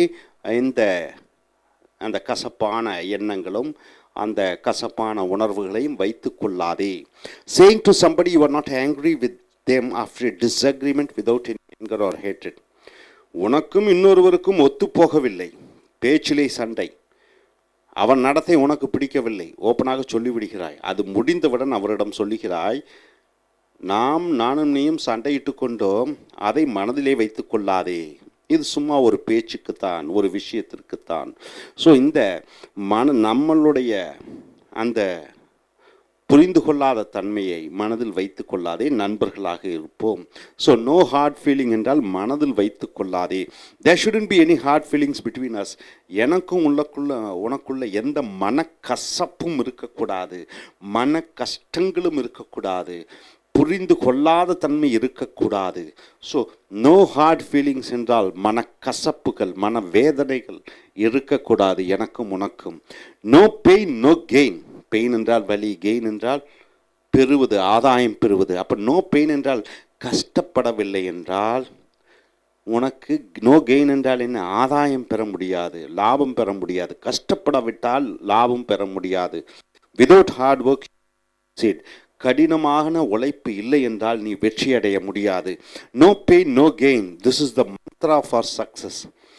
கடினமாக உழைக்கவில்லை என்றால் நீ வெற்றி பெற முடியாது. இதுதான் வெற்றியினுடைய மந்த்ரா என்றால் மந்திரம். மந்திரம் என்றால் என்ன? ஏதோ ஒன்றை சொல்லிக்கொண்டே இருப்பது தான் மந்திரம். அடுத்தது நோ ஹோல்ட்ஸ் பார்ட் என்று சொல்லும் பொழுது with complete fours are strength, உன் முழு வலிமையை உபயோகப்படுத்தி, உன் முழு சக்தியை உபயோகப்படுத்துதலை நோ ஹோல்ட்ஸ் பார்ட் என்ற சொற்றொடர் மூலமாக பயன்படுத்துகிறோம். உதாரணத்திற்கு தி டெரரிஸ்ட்ஸ் ஆர் ஃபைட்டிங் அகெயின்ஸ்ட் மிலிட்ரி. அந்த தீவிரவாதிகள் யாருடன் சண்டையிட்டு கொண்டிருக்கிறார்கள்? இராணுவத்துடன் சண்டையிட்டு கொண்டிருக்கிறார்கள். யார்? தீவிரவாதி. எப்படி சண்டையிட்டுக் கொள்கிறார்கள்? நோ ஹோல்ட்ஸ் பார்ட் என்றால் என்ன? தங்களுடைய முழு வலிமையை பயன்படுத்தி கொண்டு இராணுவத்துடன் சண்டையிட்டுக் கொள்கிறார்கள். ஆப்கானிஸ்தானிலே தாலிபான் தீவிரவாதிகள் அமெரிக்கா நாட்டோ படைகளுடன் சண்டையிட்டு கொண்டிருக்கிறார்கள் தங்கள் முழு பலத்துடன். ஸோ நண்பர்களே, நோ கிட்டிங் என்றால் என்ன? தனமான பேச்சல்ல பேச்சு, இது சீரியஸான மேட்டர். நோ ஹார்ட் ஃபீலிங்ஸ் என்றால் என்ன? மனதிலே நமக்குள்ள மனக்கசப்பு ஏற்படக்கூடாது. ஒரு வாய்ச்சண்டை முடிந்தவன இன்னொருத்த சொல்லுகிறோம், இதை மனதிலே வைத்து கொள்ளாதே. நோ பெயின் நோ கெயின், கடின உழைப்பில்லை என்றால் உனக்கு ஆதாயம் இல்லை, கஷ்டப்படாவிட்டால் வெற்றி கிடைக்காது. நோ ஹோல்ட்ஸ் பேட் என்றால் என்ன? எதையும் குறையாக வைக்காமல் முழு பலத்துடன் முழு சக்தியுடன் ஒன்றில் ஈடுபடுவது. அடுத்தது பாருங்க, நோ வே, வழியே இல்லை. It is no way India can eliminate corruption. இந்தியாவிலிருந்து லஞ்சத்தை ஒழிப்பது முடியாத காரியம். நோ யூஸ் என்றால் பிரயோஜனமே இல்லை, எந்த விதமான பிரயோஜனமும் இல்லை. மறுபடியும் நோ வே. ரெண்டாவது, with surprise saying not to be believe, not able to believe, நம்ப முடியவில்லை. ஒரு உண்மையான ஒரு விஷயம் நீங்க ஆச்சரியத்தோட நம்பவே முடியவில்லை என்று சந்தோஷத்தில் சொல்லும் பொழுது no way. You have won the election, no way, நீ தேர்தலில் ஜெயிச்சிட்டியா, நம்பவே முடியவில்லை என்று சொல்லும் பொழுது இந்த நோ வே என்ற சொற்றொடரை பயன்படுத்துகிறோம். அடுத்தது நோ வண்டர். நோ வண்டர், வண்டர்னா ஆச்சரியப்படுவது. நோ வண்டர்னா ஆச்சரியப்படுவதற்கு ஒன்றுமே இல்லை, அது ஒரு பெரிய ஆச்சரியமான விஷயமே இல்லை. Nothing to be surprised. It is no wonder that the terror bombing Indian cities. தீவிரவாதிகள் இந்திய நகரங்களே குண்டு போட்டு கொண்டிருக்கிறார்கள். அது பெரிய ஆச்சரியப்படுவதற்கு ஒன்று இல்லை. ஏன்னா இன்றைக்கு இந்தியாவை தலிபான், அல் கொய்தா, பாகிஸ்தான் தீவிரவாதிகள் எல்லாம் எதிரி நாடாக நினைத்து கொண்டிருக்கிறார்கள். அது ஆச்சரியப்படுவதற்கு ஒன்று இல்லை, இது நடந்து கொண்டு தான் இருக்கும். நோ யூஸ், எந்த விதமான பிரயோஜனமும் இல்லை. தட் டசன்ட் மேட்டர், அதை பற்றி கவலையும் இல்லை. That doesn't do any good, எந்த ஒரு உபயோகமும் இல்லை என்று சொல்லும் பொழுது no use. It is no use talking to Pakistan. பாகிஸ்தானுடன் அமைதி பேச்சுவார்த்தை நடப்பது எந்த பிரயோஜனமும் இல்லை. No use. நோ பிக்னிக் என்றால் என்ன? இது பொழுதுபோக்குக்கு போவதற்கான இடம் அல்ல. No picnic picnic. It is very difficult, not a pleasant one. No picnic என்றால் ரொம்ப கடினமானது. நோ பிக்னிக் என்றால் அது ஒரு சந்தோஷமான விஷயம் அல்ல, கடினமான விஷயம். ஸோ பிக்னிக் என்றால் பக்கத்தில் இருக்கிற ஒரு இடத்துக்கு சுற்றுலா போவது, ஒரு பார்க்குக்கு போவது, ஒரு டேமுக்கு போவது, ஒரு மலை பிரதேசத்துக்கு போகிறது எல்லாம் பிக்னிக். அப்போ நோ பிக்னிக் என்றால் அப்படி சந்தோஷமாக கழிக்கக்கூடிய ஒரு பொழுதுபோக்கு விஷயம். It is no picnic to be successful in business. வியாபாரத்தில் வெற்றி அடைவது என்பது ஒரு சாதாரண விஷயம் இல்லை, ஒரு கஷ்டமான ஒரு முயற்சி செய்தாக வேண்டும். No love last.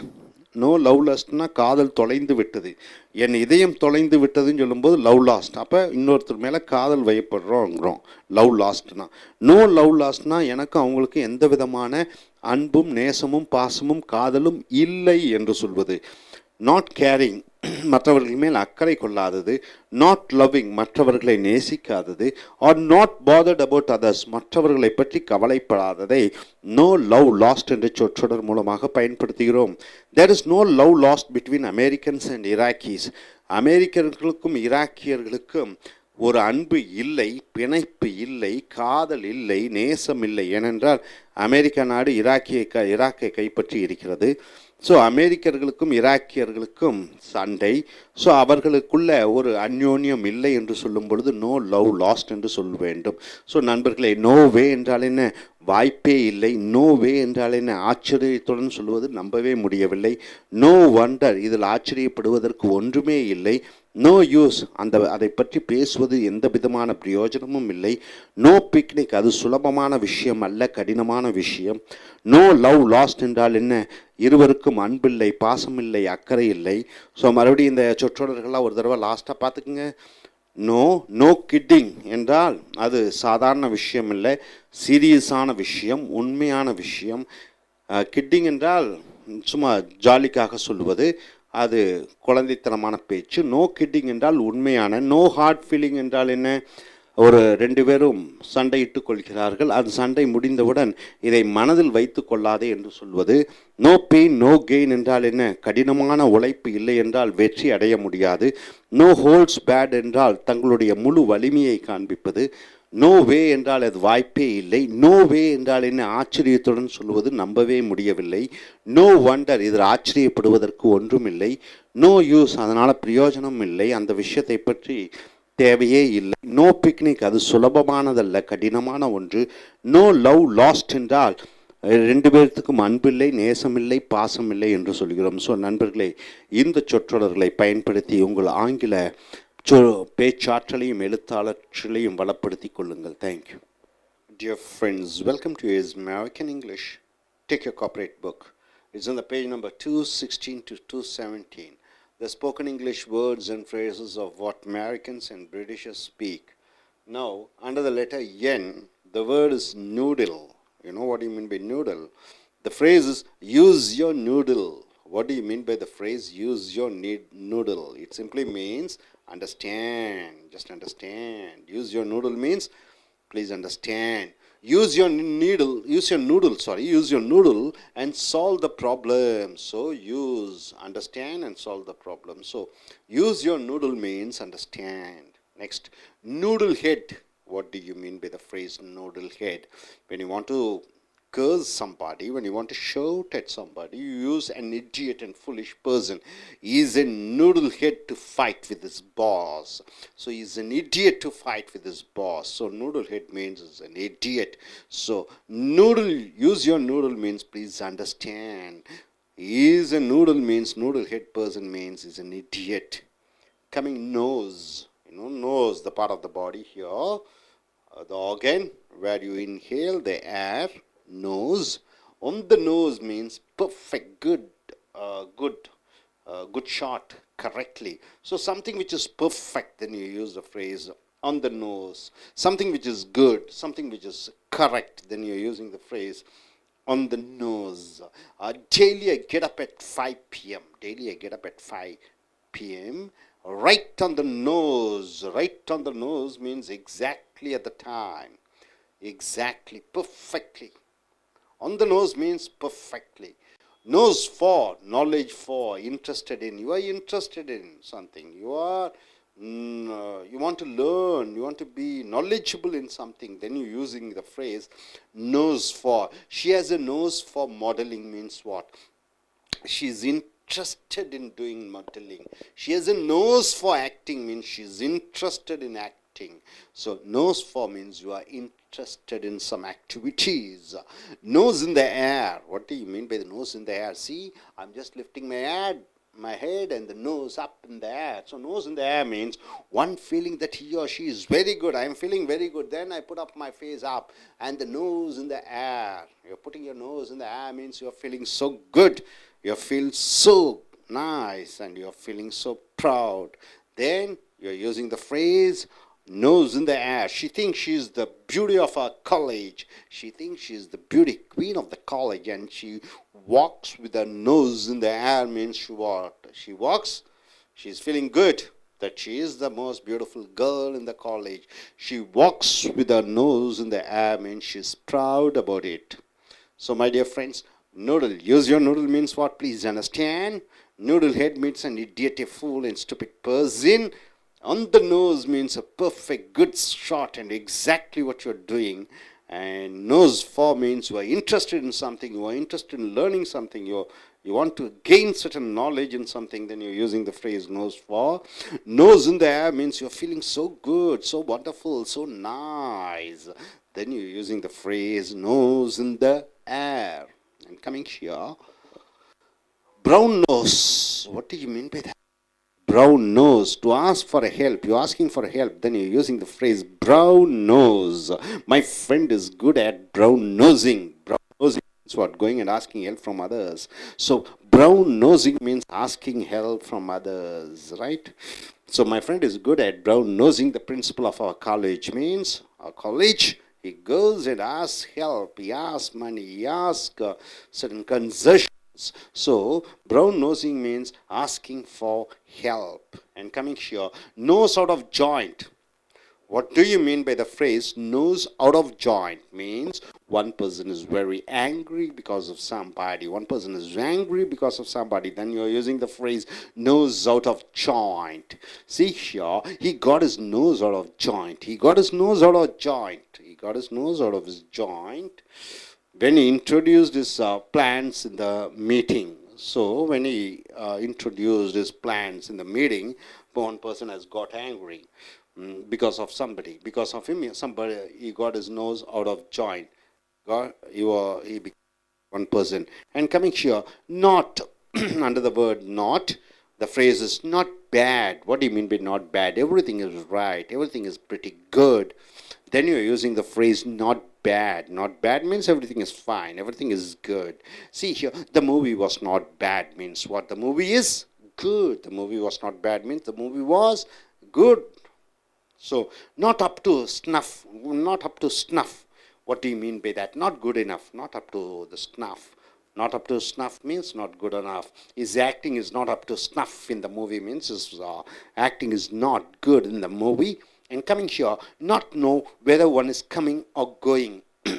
Not knowing whether one is coming or going. Not knowing whether one is coming or going means you are totally confused. Not knowing whether one is coming or not. Say he has a lot of business. He has a lot of business. And he doesn't know whether he's coming or going means he is totally confused.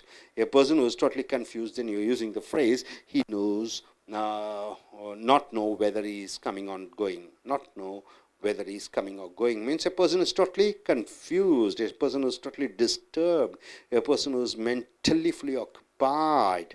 So not knowing whether one is coming or going means totally confused. So my dear friends, brown nose means asking somebody for help. You're using it as a verb.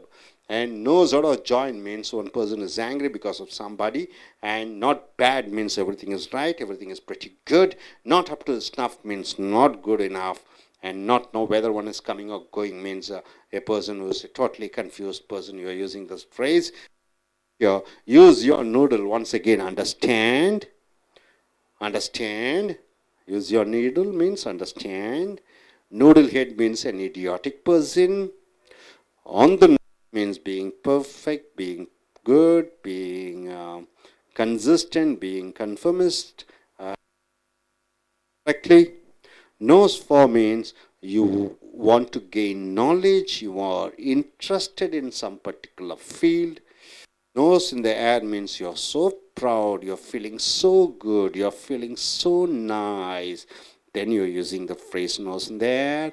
Brown nose means you are asking some for help. And nose out of joint means one person is angry because of somebody. Not bad means everything is right, perfect and pretty good. Not up to snuff means it's not good enough. And not know whether one is coming or going means a person is totally confused. Hope you're able to get it, sir. Now coming here. Use these phrases in your day-to-day conversations. நண்பர்களே, உங்களுடைய corporate புஸ்தகத்தை எடுத்துக்கொள்ளுங்கள். பக்கம் 216 217 வரைக்கும் அமெரிக்கர்களை போன்றும் பிரிட்டிஷர்களை போன்றும் தாய்மொழியை ஆங்கிலமாக கொண்டிருக்கக்கூடியவர்கள் பேசக்கூடிய அந்த ஆங்கில சொற்றொடர்களை பார்க்கிறீர்கள். நூடுல்னா என்ன செய்யும்? நம்ம சாப்பிடுவோம், நூடுல்ஸ் வளைஞ்சு இருக்கும். ஆனால் அந்த நூடுல்னா என்ன அப்படின்னு ஆங்கிலத்தில் பார்க்கும் பொழுது, யூஸ் யோர் நூடுல் என்றால் புரிந்து கொள், அண்டர்ஸ்டாண்ட், புரிந்து கொள் என்று சொல்லும் பொழுது யூஸ் யோர் நூடுல் என்று சொல்கிறோம். Use your noodle and solve the problems. புரிந்து கொண்டு கணக்கினுடைய பிரச்சனைகளை தீர்வு கண்டுபிடி. யூஸ் யோர் நூடுல்ஸ்னால் புரிந்து கொள் என்று வருகிறது. அடுத்ததாக நூடுல் ஹெட் என்றால் என்ன? ஒரு இடியட், கிறுக்கன், ஃபூலிஷ் பர்சன், ஒரு கிறுக்குத்தனமான மனிதன், புத்தி பேதலித்த மனிதன், அவனை நாம் நூடுல் ஹெட் என்று சொல்கிறோம். He is a noodle head to fight with his boss. அவன் தன்னுடைய முதலாளியுடன் சண்டையிடுவது, அவன் ஒரு பைத்தியக்காரன். நூடுல் ஹெட்னா பைத்தியக்காரன். பொதுவாக சொல்லுவாங்க, உன் தலையில் என்ன நூடுல்ஸாக இருக்குன்னு சொல்லுவாங்க. அப்போ உன் தலையில் என்ன புத்தி இல்லையா என்று சொல்வார்கள். ஸோ நூடுல் ஹெட் என்றால் ஒரு கிறுக்கன். அடுத்தது மூக்கு, நோஸ். ஆன் த நோஸ் என்றால் என்ன? ஆன் த நோஸ்னால் ரொம்ப பர்ஃபெக்டாக, ரொம்ப குட் ஷாட், சரியான, கரெக்ட்லி, சரியாக ஒரு காரியத்தை செய்வது ஆன் த நோஸ் என்று சொல்கிறோம். Daily I get up at 5 PM. Daily I get up at 5 AM. ஏஎம்னு போட்டுக்கோங்க. 5 AM. தினமும் 5 மணி காலையில் எழுந்து கொள்கிறேன். ரைட் ஆன் த நோஸ் என்றால் என்ன? சரியான 5 மணிக்கு நான் எந்திரிச்சிடுறேன். ரைட் ஆன் த நோஸ்னால் சரியாக.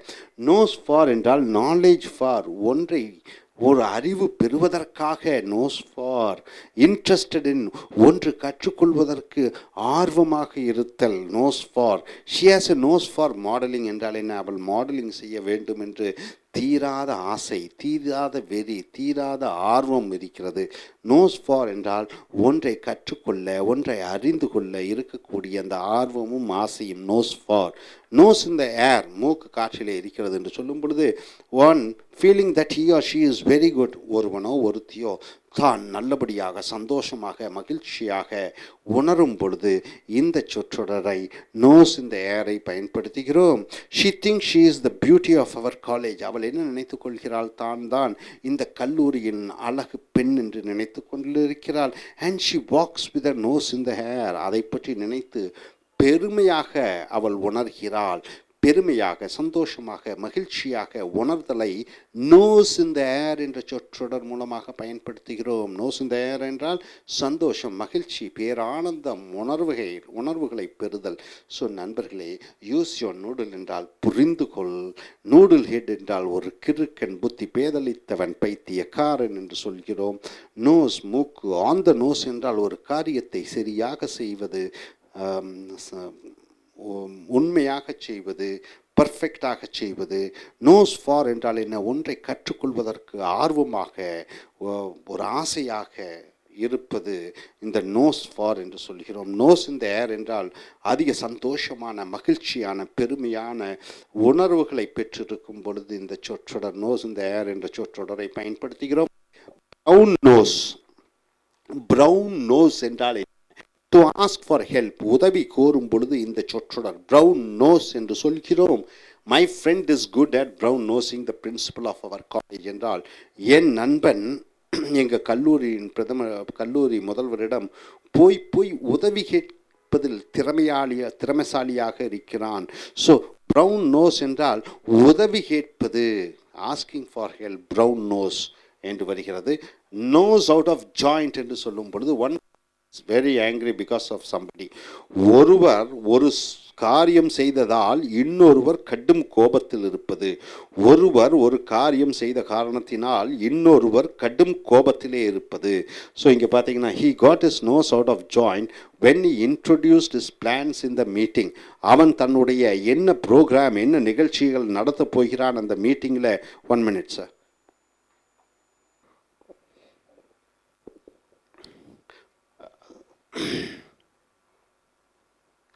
நோஸ் அவுட் ஆஃப் ஜாயிண்ட் என்றால் ஒருவர் கோபமடைதல், ஒருவர் செய்த காரணத்தினாலே.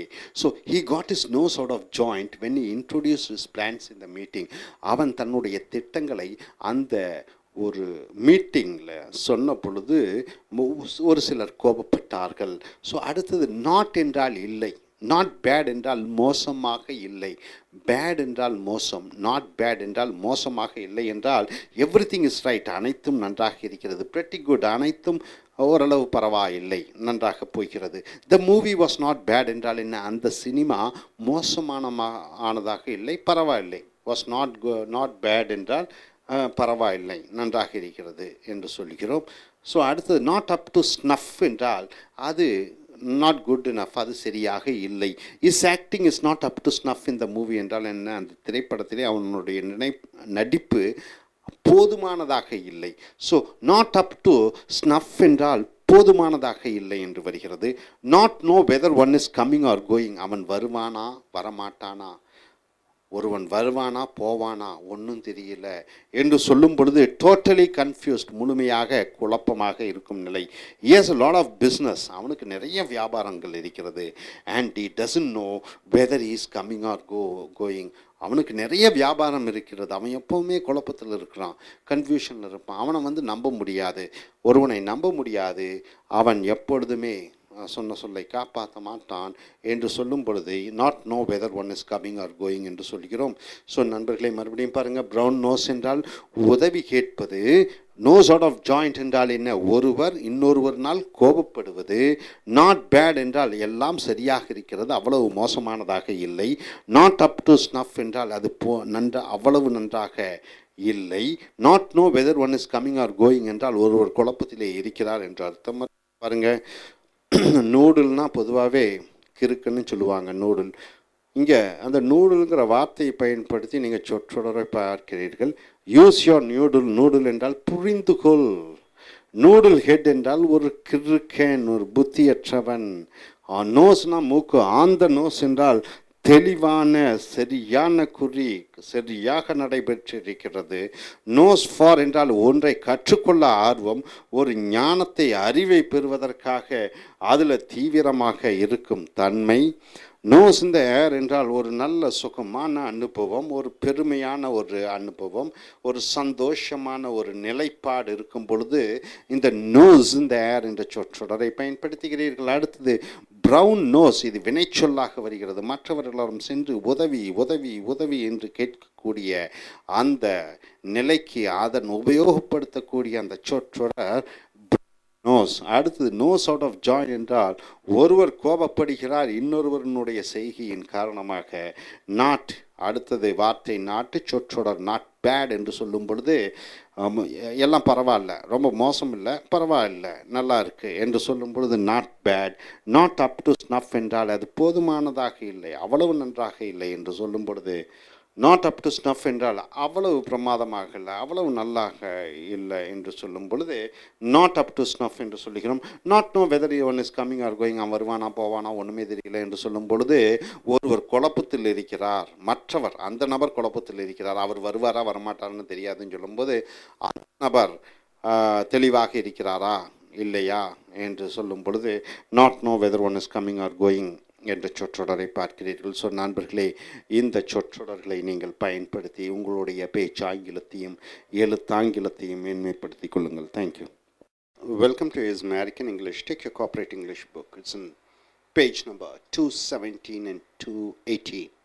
The spoken English words of Americans and Britishers. What do they speak? What are the phrases they speak? Coming here, number one, the letter is N and the word is not. And the phrase is not in your life, not on your life. What do you mean by that? Not on your life. The phrase not on your life means surely not. Not on your life means surely not. Definitely not. When we gave bribe to the police officer, he told us, not on your life means no, I will never get it. So, not on your life means definitely no.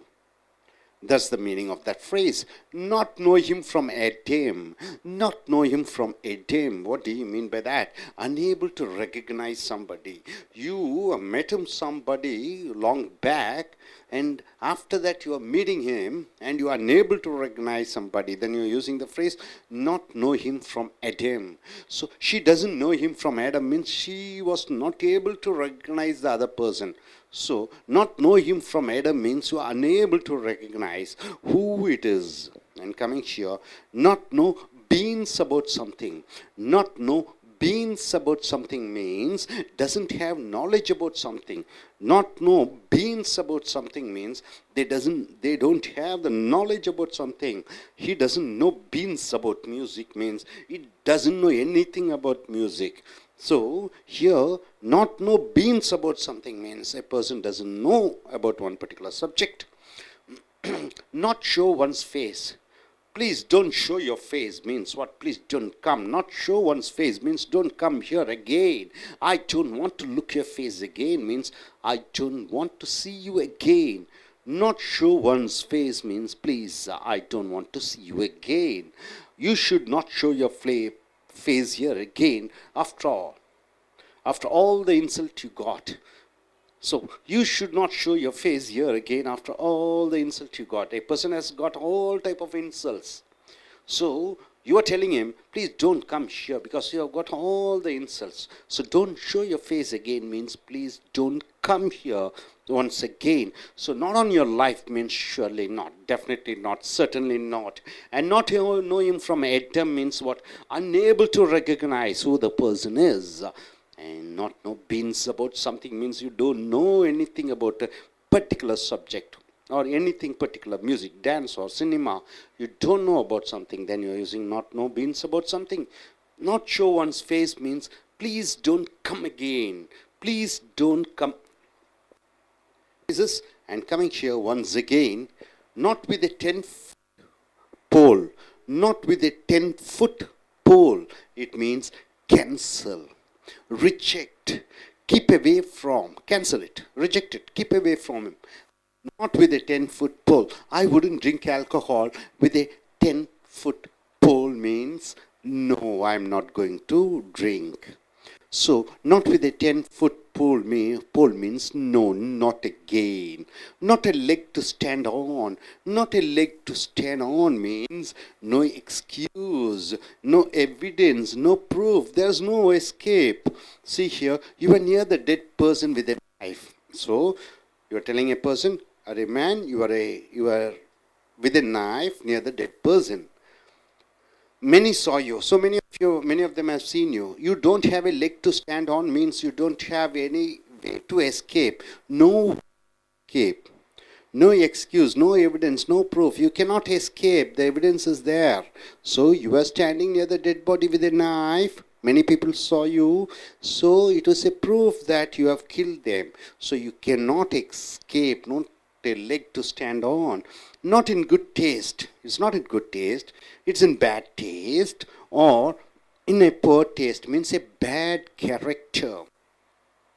Husband and wife fighting in front of children. Husband and wife fighting in front of children. Or not in a good taste means it's bad behavior. It's bad behavior.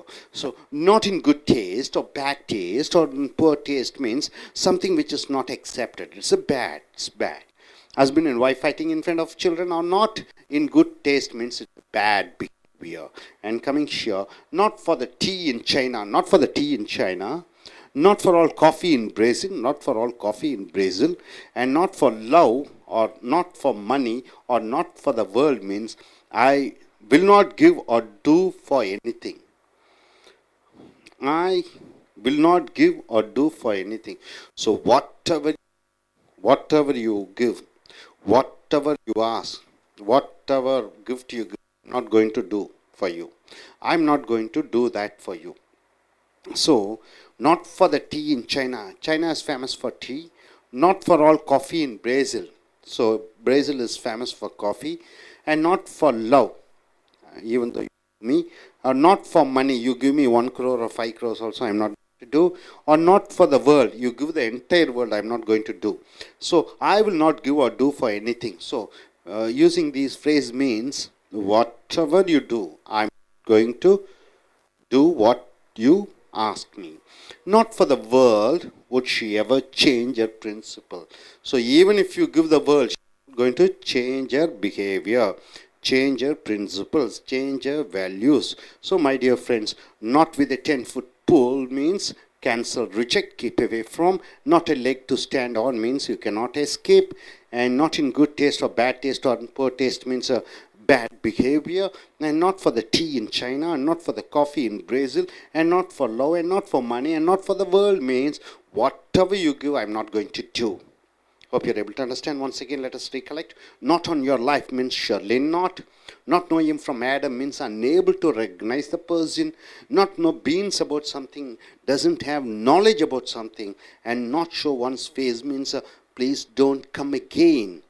And coming here, not with a 10-foot pole means cancel, reject, keep away from. Not a leg to stand on means no proof, no evidence, and you cannot escape. And not in good taste or bad taste or poor taste means a bad character. And not for the tea in China, and not for the coffee in Brazil, and not for love, and not for the money or not for the world means whatever you do, I'm not going to. Whatever you give, I'm not going to do for you. So this is what these phrases. So my dear friends, use these phrases in your day-to-day conversation. Now, I request our Kalki to come here and present herself with the phrases. Hi, this is Kalki. Not on your life. Not on your life you should smoke or drink, said the doctor to his patient. Not know him from Adam. Although I have met him twice, I do not know him from Adam. Not know beans about something. I do not know beans about the current affairs of the world. Not show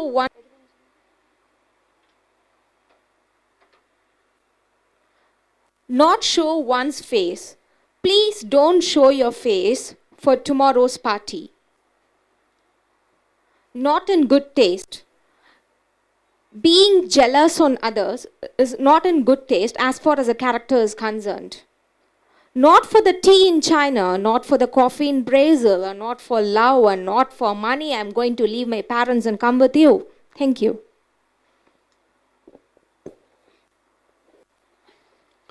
Thank you very much. And நண்பர்களே, corporate புத்தகத்தை எடுத்துக்கொள்ளுங்கள். பக்கம் 217லேருந்து 218 வரைக்கும் அமெரிக்கர்களைப் போன்றும் பிரிட்டிஷர்களைப் போன்றும் பேசக்கூடிய அல்லது தாய்மொழியை ஆங்கிலமாக பேசிக்கொண்டிருக்கக்கூடியவர்களின் ஆங்கில அந்த சொற்றொடர்களை பார்க்கிறீர்கள். நாட் ஆன் யுவர் லைஃப் என்றால் என்ன? உன் வாழ்க்கை மேல் சத்தியம் பண்ணி இல்லை என்று சொல் என்பது போல. Surely not. When we gave bribe to the police officer, நாங்கள் போலீஸ் அதிகாரிக்கு பிரைப் என்ற லஞ்சத்தை கொடுக்கும் பொழுது அவர் சொன்னார், he told us, not on your life. வாழ்க்கையை அடமானம் வச்சு கொடுக்காத, உயிர் போயிடும் அப்படின்னு சொல்லி எச்சரிக்கிறார். நாட் ஆன் யுவர் லைஃப்னா உயிரே போயிடும், தயவு செஞ்சு பண்ணாத அப்படிங்கிறாரு. So not know him from Adam என்றால் அனேபிள் டு ரெகனைஸ் சம்படி, ஒருவரை அடையாளம் காண முடியாத நேரத்திலே இந்த சொற்றொடரான not know him from Adam. Adam என்றால் என்ன? ஆதாம், கடவுள் படைத்த முதல் மனிதன். Not know him from Adam என்று சொல்லும் பொழுது, she doesn't know him from Adam என்று சொல்லும் பொழுது அவளால் அவனை அடையாளம் கண்டுகொள்ள முடியவில்லை. Not know beans about something என்றால் ஒன்றை பற்றி ஒன்றும் அறியாத ஒரு நிலைப்பாடு. Doesn't have knowledge about something, ஒன்றை பற்றி அறியாத நிலைப்பாடு. he doesn't know beans about music, அவனுக்கு இசையை பற்றி ஒன்றும் அறியாமல் இருக்கிறான், அதை பற்றி அவன் அறியாத வண்ணம் இருக்கிறான். Not show one's face, முகத்தை மறுபடியும் காண்பிக்காதே என்று சொல்லும் பொழுது டோன்ட் கம் ஹியர் அகெயின், மறுபடியும் இங்கே வராதே, உன் முகத்தை காமிக்காதே என்று சொல்லும் பொழுது மறுபடியும் வராதே என்று சொல்லக்கூடிய அந்த சொற்றொடர் you should not show your face here again after all the insult you got. இங்கே பல அவமானங்களை பெற்றிருக்கிறாய், ஆகையால் தயவு செய்து மறுபடியும் இங்கே வராதே என்று சொல்லும் பொழுது நாட் ஷோ ஒன்ஸ் ஃபேஸ் என்று சொல்கிறோம். ஸோ நண்பர்களே, நாட் ஆன் யுவர் லைஃப் என்றால் என்ன? உயிர் அடமானம் வச்சு செய்யாதே. Not know him from Adam என்றால் அடையாளம் தெரியவில்லை. Not know beans about something என்றால் ஒன்றை பற்றி ஒன்றுமே தெரியாத ஒரு நிலைப்பாடு. நாட் ஷோ ஒன்ஸ் ஃபேஸ் என்றால் என்ன? மறுபடியும் இங்கு வந்து விடாதே. ஸோ அடுத்ததாக வித் a 10-foot pole என்று சொல்லும் பொழுது ஒன்றை ஒதுக்கிவிடு, ஒன்றை தள்ளிவிடு, ஒன்றை வேண்டாம் என்று விட்டுவிடு. I would not drink alcohol with a 10-foot pole என்றால் நான் இனி மது அருந்தவே மாட்டேன். அடுத்து not a leg to stand என்றால் தப்பிப்பதற்கு வழி இல்லை. So no excuse, no evidence, no proof, no தப்பவே முடியாது, மாட்டிக்கொண்டேன் என்று சொல்லும் பொழுது not a leg to stand on. நான் காலில் துணிஞ்சு தைரியமாக நிற்க முடியாது என்றால் அங்கே தப்ப முடியாது. You are near the dead person with a knife, செத்துப்போன மனிதன் பக்கத்தில் நீ கத்தியுடன் இருந்தாய். மெனி அநேகம் பேர்கள் உன்னை பார்த்தார்கள். You do not have a leg to stand on என்றால் நீ இதிலிருந்து தப்பவே முடியாது, வழியே இல்லை. நாட் இன் குட் டேஸ்ட் என்றால் என்ன? அது நல்லா இல்லை. நாட் இன் பேட் டேஸ்ட் என்றால் அதுவும் நன்றாக இல்லை. இன் புவர் டேஸ்ட் என்றால் அதுவும் சரியில்லை என்று வரும் பொழுது எ பேட் கேரக்டர், கெட்ட குணாதிசயம். ஒருவருக்கு கெட்ட குணாதிசயம் இருக்கும் பொழுது அவரை நாட் இன் குட் டேஸ்ட், அவர் செய்யக்கூடிய குட் டேஸ்ட் என்று சொல்வோம். அவருடைய செயல் it is in bad taste என்று சொல்வோம். அவர் செய்யக்கூடிய செயல் it is in poor state என்று சொல்வோம். So husband and wife fighting in front of children, கணவனும் மனைவியும் குழந்தைகளின் எதிராக சண்டை இடுவது என்பது are not good in good taste. Husband and wife fighting in front of children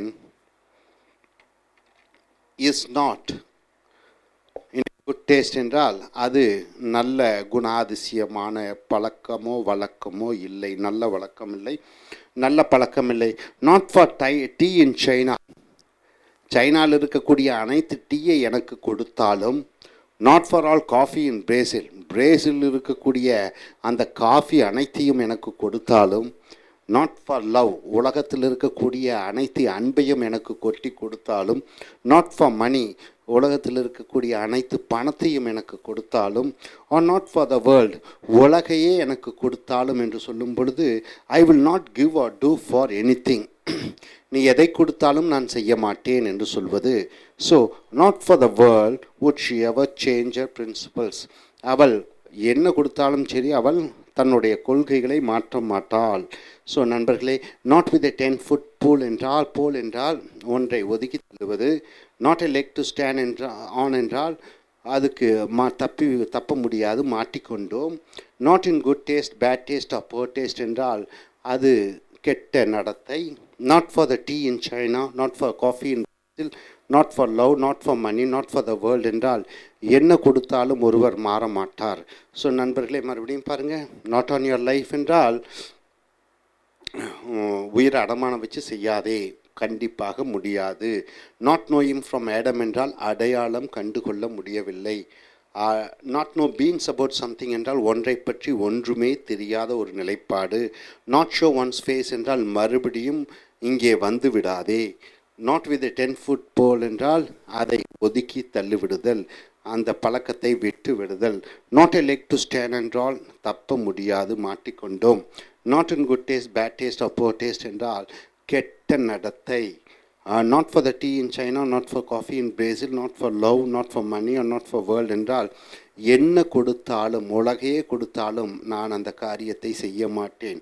so நண்பர்களே, இந்த சொற்றொடர்களை நீங்கள் அன்றாடம் உங்களுடைய ஆங்கிலத்திலும் எழுத்தாங்கிலத்திலும் பயன்படுத்தி உங்கள் ஆங்கில வளத்தை வளப்படுத்தி கொள்ளுங்கள். Thank you. Dear friends, welcome to AS American English.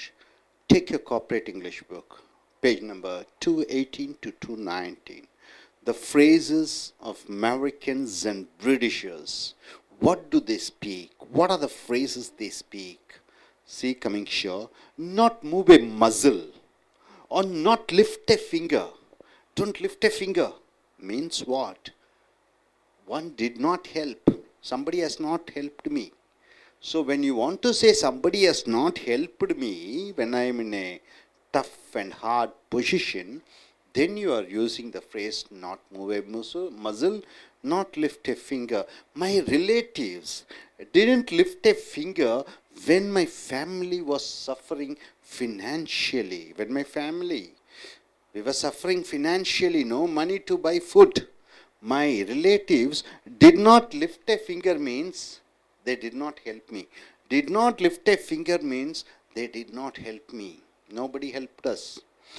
So next, nothing. The phrase, word is nothing. The phrase is nothing doing.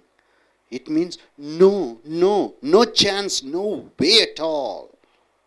Nothing doing, no chance at all. When my friend asked me to jump into the swimming pool, I told him nothing doing. When my friend asked me, hey, come on, let us jump into swimming pool, let us swim, I told, nothing doing means no chance. I'm not going to jump with you, no. When you want to say no way, no chance, no, no, then you are using the phrase nothing doing. Then coming here, nothing but skin and bones. What do you mean by that phrase? A person who is very skinny, a person who is a lean person, a person who is a lean person. Then you are using the phrase nothing but skin and bones. After coming to hostel, he looks skin, nothing but skin and bones means earlier he was a fat man. After going to a hostel, eating the food, he has become lean, he has become skinny and bones. So, nothing but skin and bones means the person has become lean. Nothing short of means fully, surely, thoroughly, absolutely, completely. Nothing short of. Short of means less. Nothing short of means no less. Everything is there completely.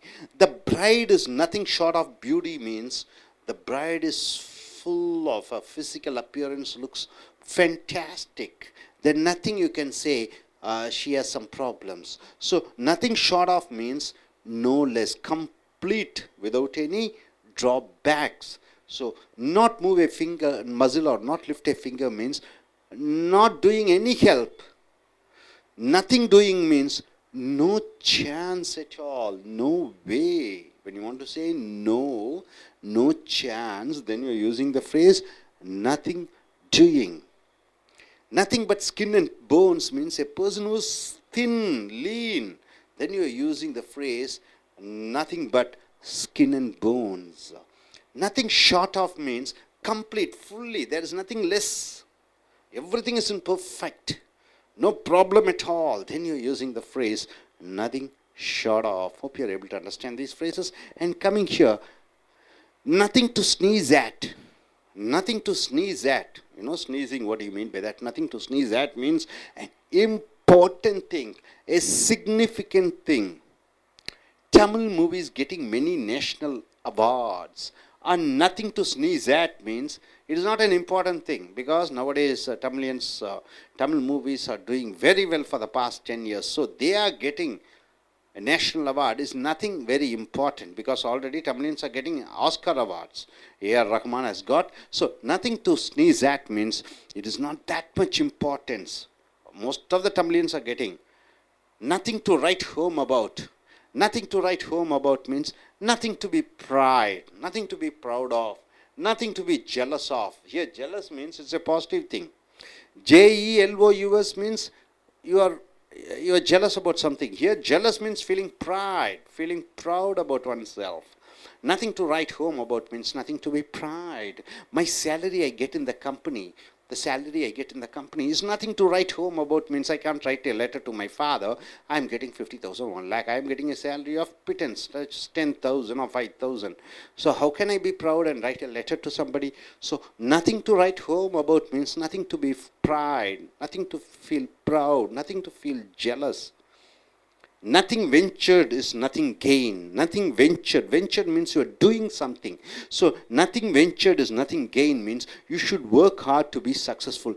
To be successful, you should work very hard. Without working hard, you cannot be successful. You should take risks at time. You should take risks at time.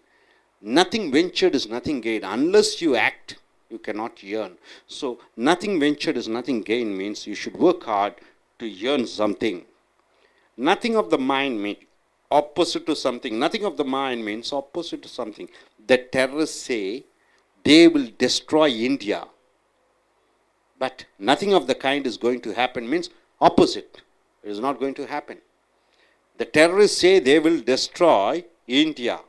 But nothing of the kind means they are telling they will destroy. Nothing of the kind means it won't happen as they have thought. It won't happen as they have planned. Nothing of the kind. For example, any other example you can say, they told tomorrow it will rain.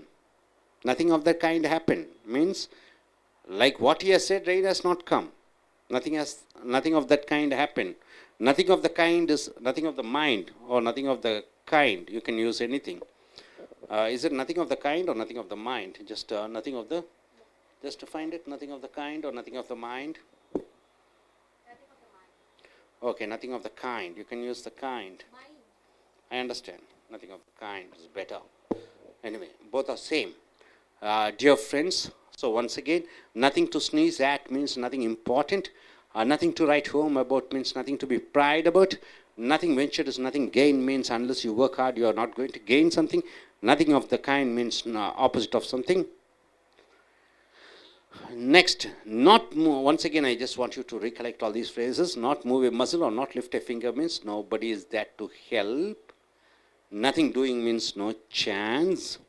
Nothing but skin and bones means a person is very lean and thin. Nothing short of means fully, completely. Nothing to sneeze at means nothing important or significant.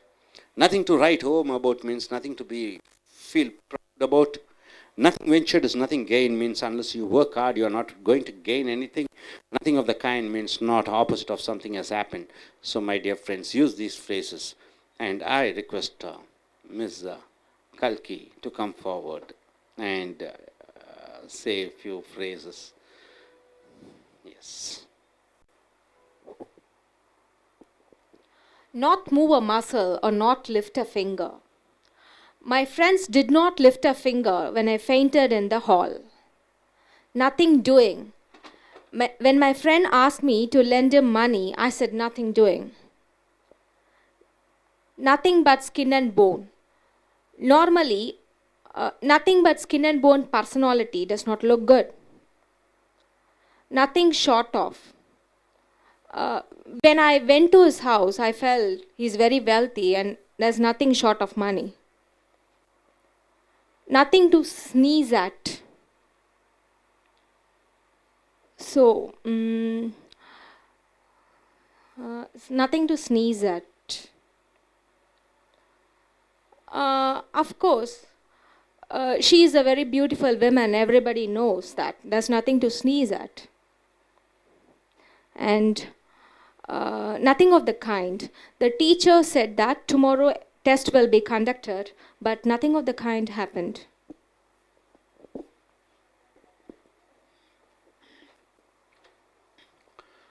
நண்பர்களே, உங்களுடைய corporate புஸ்தகத்தை எடுத்துக்கொள்ளுங்கள். 218 219 அமெரிக்கர்களைப் போன்றும் பிரிட்டிஷர்களைப் போன்றும் ஆங்கில சொற்றொடர்களை பேசக்கூடிய அந்த சொற்றொடர்களை பார்க்கிறீர்கள்.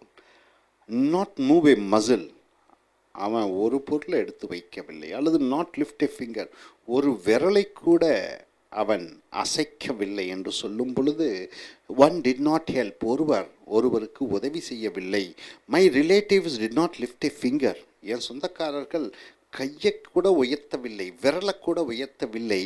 when my family was financially suffering என்றால் என் குடும்பம் பண ரீதியாக கஷ்டப்பட்டு கொண்டிருக்கும் பொழுது என் சொந்தக்காரர்கள் யாரும் எனக்கு உதவி செய்யவில்லை என்று சொல்லும் பொழுது, விரலை கூட அவர்கள் ஆட்டவில்லை என்று சொல்லும் பொழுது உதவி செய்யவில்லை என்று அர்த்தம். நாட் லிஃப்ட் எ ஃபிங்கர் என்றால் விரலை கூட ஆட்டவில்லை என்று சொல்லும் பொழுது எந்த உதவியும் செய்யவில்லை. நத்திங் டூயிங் என்றால் இல்லை என்ற அர்த்தம். நோ சான்ஸ், வாய்ப்பே கிடையாது. நோ வே, வழியே இல்லை. நோ நோ, இல்லை இல்லை என்று சொல்லும் பொழுது நத்திங் டூயிங் என்ற சொற்றொடரை பார்க்கிறோம்.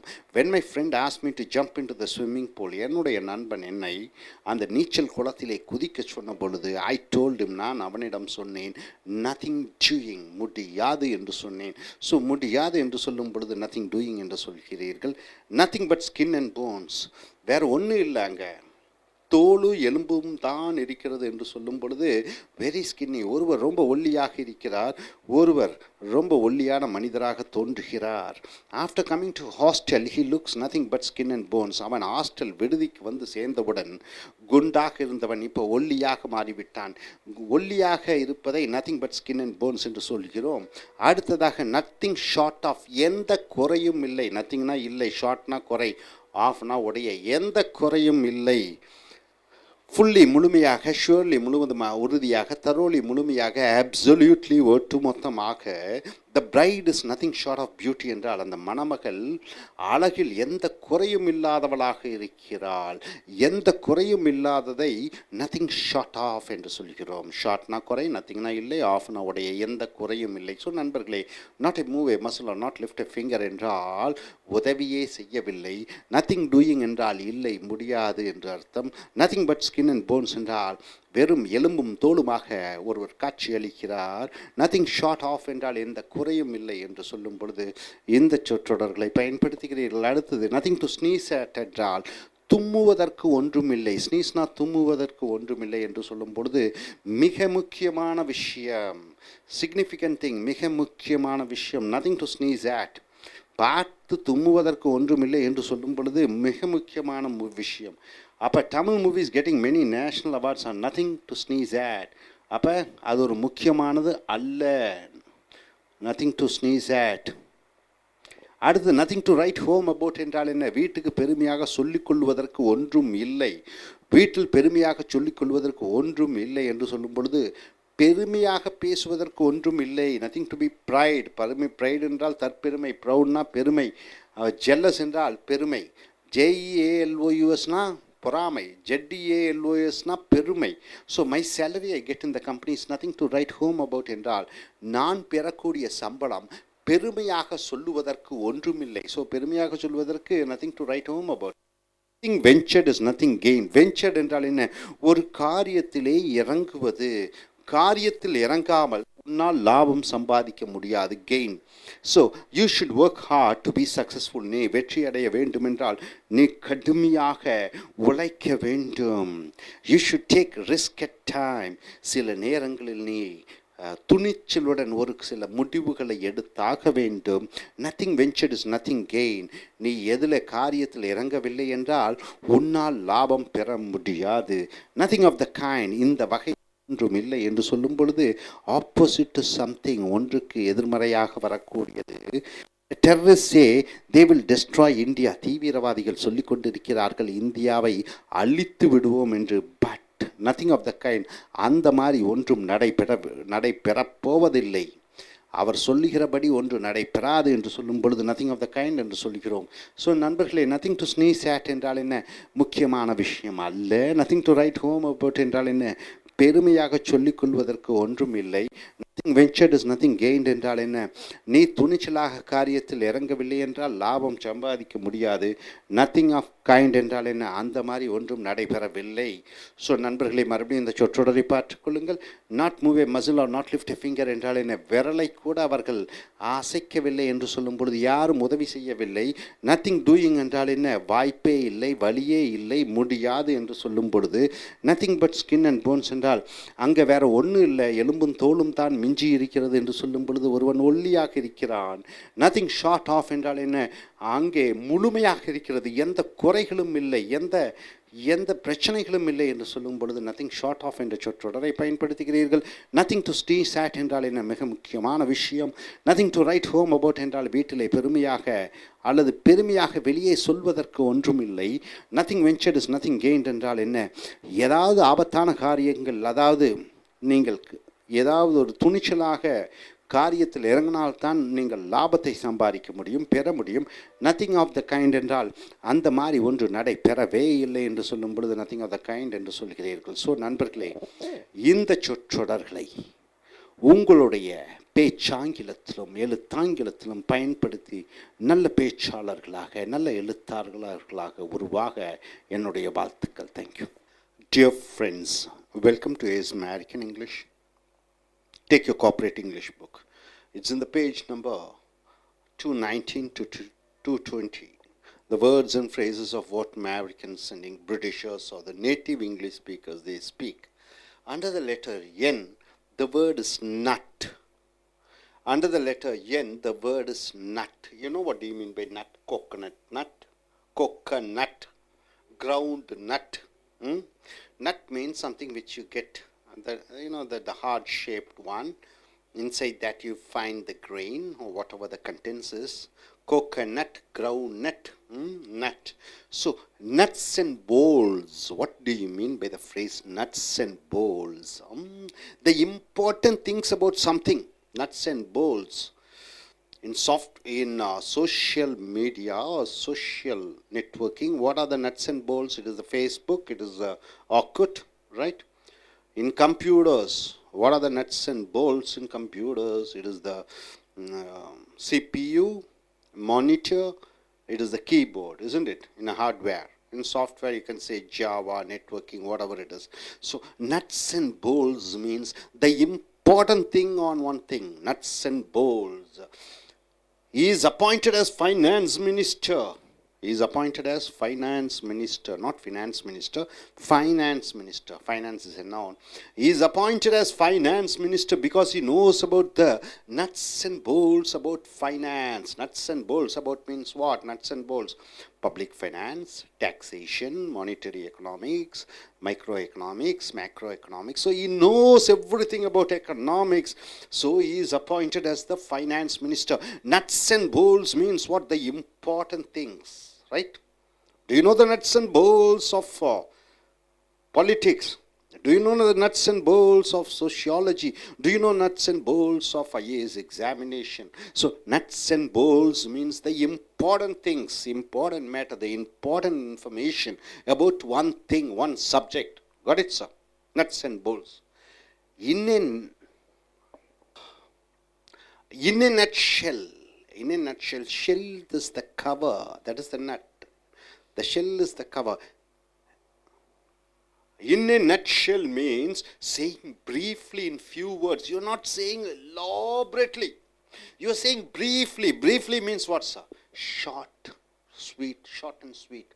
You are summarizing. You are telling only the contents. You are telling only the important things. Then you are saying using the phrase in a nutshell. You are not talking lot of things. You are going in for very short one. To say in a nutshell, to say in short, India is leading in international trade. So India is leading in exports and imports, right? In a nutshell, so India is growing. In a nutshell, India is a superpower. In a nutshell, India is a growing country. In a nutshell, India has a lot of youngsters. Go nuts. What do you mean by the phrase go nuts?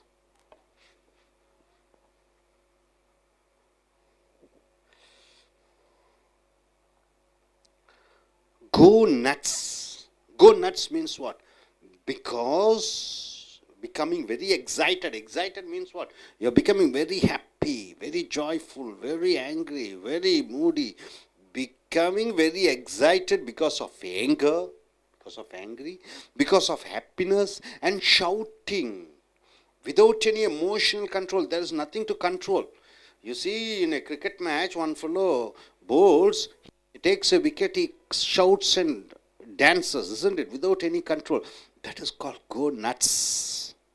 Because of happiness, because of anger, because of frustration, you shout and do some actions. That is called go nuts. Indians went nuts. All the Indians went nuts. When India won the 2011 World Cup cricket match, everybody started shouting, dancing. Nut house. What do you mean by the phrase nut house? A place or a house where the disabled, mentally and physically people are taken care. Nut house means what? Mental people, physically disabled, handicapped people. They stay and they live. That is called nut house. Got it, sir? So, my dear friends, nuts and bolts means what? The important things. In a nutshell means summarize and say, go nuts means what? Becoming excited and you are shouting and you are not able to control your emotions. Nut house means what? A place where mentally and physically people stay and live. You got it, sir? This side. Coming here. He lives in a nut house because of an accident. Because of an accident, mentally he was disturbed. So he lives in a mentally and physically disabled house. Hard nut or tough nut crack. Hard nut to crack or tough nut to crack. Hard nut to crack or tough nut to crack means what? A person who is difficult to understand. We cannot understand him. A person whom we cannot change him. He is very adamant. A person who is very adamant. A person whom we cannot change. He is very adamant. Bringing Indians and Pakistanis together is say hard nut to crack. What do you mean by the hard nut to crack? Together. So it is impossible. Making compromise between Pakistanis and Indians, it is very difficult. A very difficult job. So it's a hard nut to crack. Nuts about something you are liking or wishing or wanting about something, nuts about something. The students are nuts about Harry Potter movies. Students very much love Harry Potter movies. They are nuts about Harry Potter movies. So they are completely interested, involved. They want it. Nuts. This word is said with the rejection. Rejection means what? You are rejected with disappointment and with hate. When you want to say in a hateful manner, then you are using the phrase nuts. He is nuts. He is nuts. You are saying in an angry way, you are saying in a disappointed way, he is nuts to waste all his money in buying shares. So he is nuts in buying shares because that is a wasteful investment. So he is nuts to waste all his money in buying shares. So he is a mental, he is a fool, he is an idiot. So you are saying in a disappointed and in an angry mood. Nut. A different characterized person, a mental. He's a different character person. Oh God. He is a nut to dance and shout in public. He is a nut, he is a mental to dance and shout in public. So my dear friend, nut house means a place where mentally and physically disabled people live. Hard nut to crack or tough nut to crack means that person cannot be changed. He's a very adamant person. Nuts about something means you are 100% liking, wishing, you are mad about something. Nuts means you are telling in a rejected and disappointed mood. He is nuts.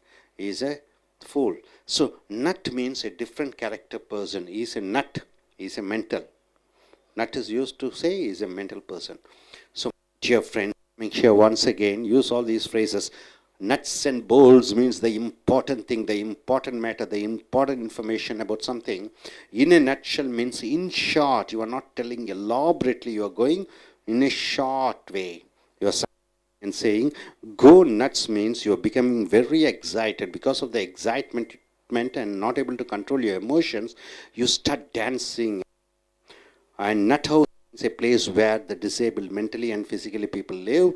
And coming hard nut to crack and tough nut to crack means a person who is very, very adamant and difficult to change him. Nuts about something means people, some persons are crazy after something. And nuts means this word is used to say with the rejection and disappointment. And nut means a mental person. You want to say, you want to call a person that fellow is a mentally disordered person, then you're using he is a nut. You got it, sir? No doubt about it. Can you gentlemen please stand up? Let us see, what do you understand? Number 5, hard nut or thought nut to crack. Bringing Pakistan and China. Why do you want to read that? You say your own sentence. I guess.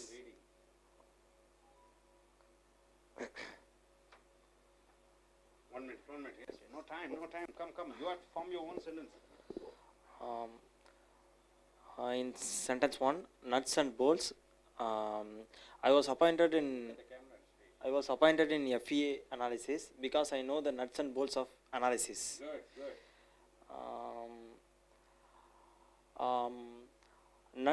Number 5, hard nut or thought nuts. Tough nuts. It's very difficult to bring a fans to Ajit and Vijay. Yes, gentlemen, why don't you? Nuts about the peoples are nuts about to sing the films. Is a nuts in waste in my preparing batch, more about product.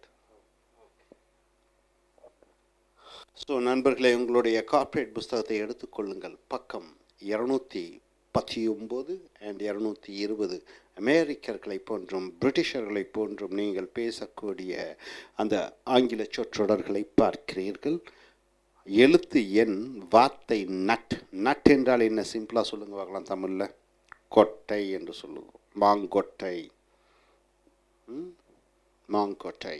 So nuts and bolts nuts and bolts என்றால் என்ன? Important things about something, ஒன்றை பற்றிய அதிமுக்கியமான விஷயம், காராம்சம், முக்கியமான விஷயம், அதை nuts and bolts என்று சொல்கிறீர்கள். He is appointed as finance minister. அவர் நிதி மந்திரியாக நியமிக்கப்பட்டார். பிகாஸ், ஏனென்றால் he knows, அவருக்கு தெரியும், about the nuts and bolts about finance, பணத்தை பற்றிய அனைத்து விஷயங்களும் அவருக்கு தெரிந்த காரணத்தினாலே அவர் நிதியமைச்சராக நியமிக்கப்பட்டார். So nuts and bolts about finance-னா என்ன? பொருளாதாரம், பணத்தை எப்படி செலவிடுதல், பணத்தை எப்படி வரி மூலமாக பெறுதல், அனைத்தும் அவருக்கு தெரிந்த காரணத்தினாலே nuts and bolts of finance, பண விஷயங்கள் அனைத்தும் அவருக்கு தெரியும். அடுத்தது, இனி நட் ஷெல் என்றால் என்ன? அந்த மூடி. நட் என்றால் கொட்டை, அந்த கொட்டையில் இருக்கக்கூடிய மூடி, உள்ளுக்குள்ளே அந்த கொட்டைக்குள்ளே தான் அந்த பணம் இருக்கும். ஸோ அந்த நட் ஷெல் என்று சொல்லும் பொழுது, சேயிங் ப்ரீஃப்லி, சுருக்கமாக சொல்லுதல், இன் ஃபியூ வேர்ட்ஸ், ஒரு சில வார்த்தைகள் சொல்லுதல். தேங்காய்னா நமக்கு மட்டையெல்லாம் வேண்டாம், நமக்கு என்ன வேணும்? அந்த உள்ளுக்குள்ளே இருக்கிற அந்த இது மட்டும்தான் வேணும், மற்றதெல்லாம் வேண்டாம். அதெல்லாம் கொயரு மட்டைக்கு யூஸ் பண்ணுறோம், அது தேவையில்லை. நமக்கு வேணுங்கிறது அந்த தேங்காயினுடைய அந்த கோட்டைக்குள்ளே இருக்கக்கூடிய அந்த பருப்பு. ஸோ நட்ஷல், இன்னுன்னா உள்ளுக்குள்ளே, நட்டுனா அந்த தேங்காய், அதுக்குள்ளே இருக்கக்கூடிய விஷயம். ஸோ சுருக்கமாக என்ற அர்த்தம். To say in a nutshell, சுருக்கமாக சொல்ல வேண்டுமென்றால், இந்தியாஸ் லீடிங் இன் இன்டர்நேஷ்னல் ட்ரேட், இந்தியா சர்வதேச வியாபாரத்திலே நிமிர்ந்து முன்னோடியாக வளர்ந்து கொண்டு இருக்கக்கூடிய நாடாக இருக்கிறது. ஸோ நட்ஷல், சுருக்கமாக சொல்ல வேண்டுமென்றால் என்று வருகிறது. கோ நட்ஸ், இங்கே நட்டுனா இங்கே பைத்தியக்காரன். கோ நட்ஸ் என்றால் என்ன? அவனுக்கு பித்தம் கலங்கிவிட்டது. நட்ஸ் என்றால் என்ன? அவன் பைத்தியம் பிடித்தவன் போன்று ஆகிவிட்டான். ஸோ பிகமிங் வெரி எக்ஸைட்டட், ரொம்ப சந்தோஷத்தில், பிகாஸ் ஆஃப் ஏங்கர், கோபத்தினால ரொம்ப உணர்ச்சி வசப்படுதல், அண்ட் ஹாப்பினஸ், சந்தோஷத்தினால உணர்ச்சி வசப்படுதல், அண்ட் ஷவுட்டிங், ஆகையால் சந்தோஷம் மூலமாக கத்துதல், கோபத்தின் மூலமாக கத்துதல், விதவுட் எனி எமோஷனல் கண்ட்ரோல், உணர்ச்சிகளை கட்டுப்படுத்த முடியாத பொழுது அதன் கத்துதலை கோ நட்ஸ் என்று சொல்கிறோம். உதாரணத்துக்கு, இந்தியன்ஸ் வெண்ட் நட்ஸ் என்றால் இந்தியர்கள் தங்களுடைய உணர்ச்சிகளை கட்டுப்படுத்த முடியாத நிலைக்கு ஆளாக்கப்பட்டார்கள்.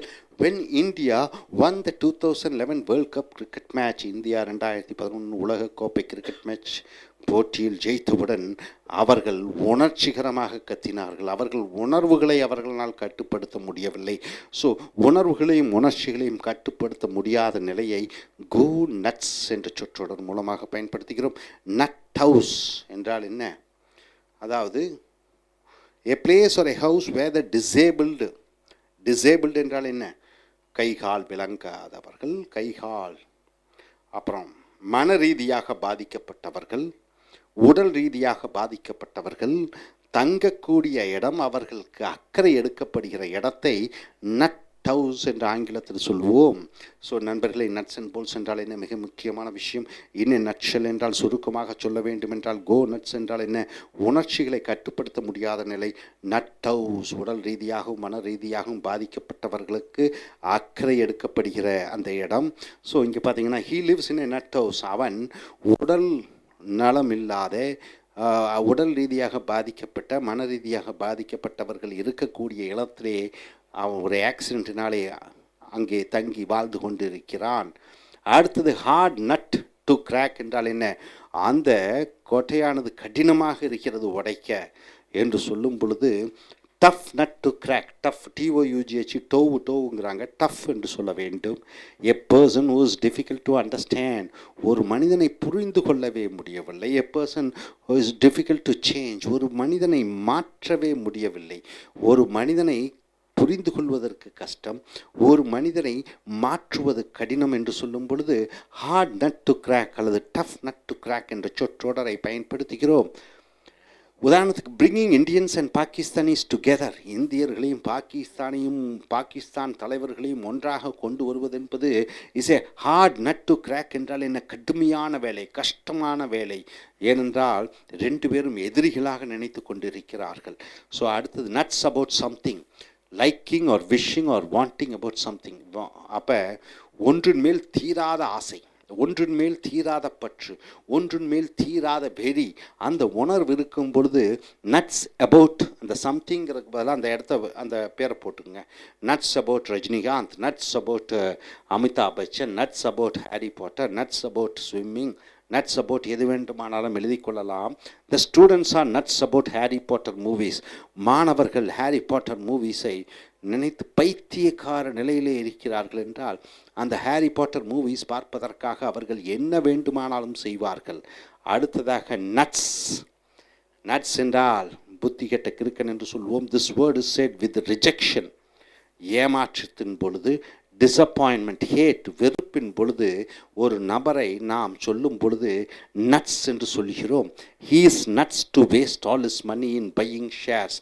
பங்குகளை விலைக்கு வாங்க அவன்கிட்ட இருக்கிற அத்தனை சேமிப்பையும் பங்குகள் கொள்முதல் பண்ணுவது என்பது கிறுக்குத்தனமானது, முட்டாள்தனமானது, பைத்தியக்காரத்தனமானது என்று சொல்லும் பொழுது இந்த கோபத்துடன் எரிச்சலுடன் சொல்லும் பொழுது நட்ஸ் என்ற வார்த்தையை பயன்படுத்துகிறோம். அடுத்தது nut.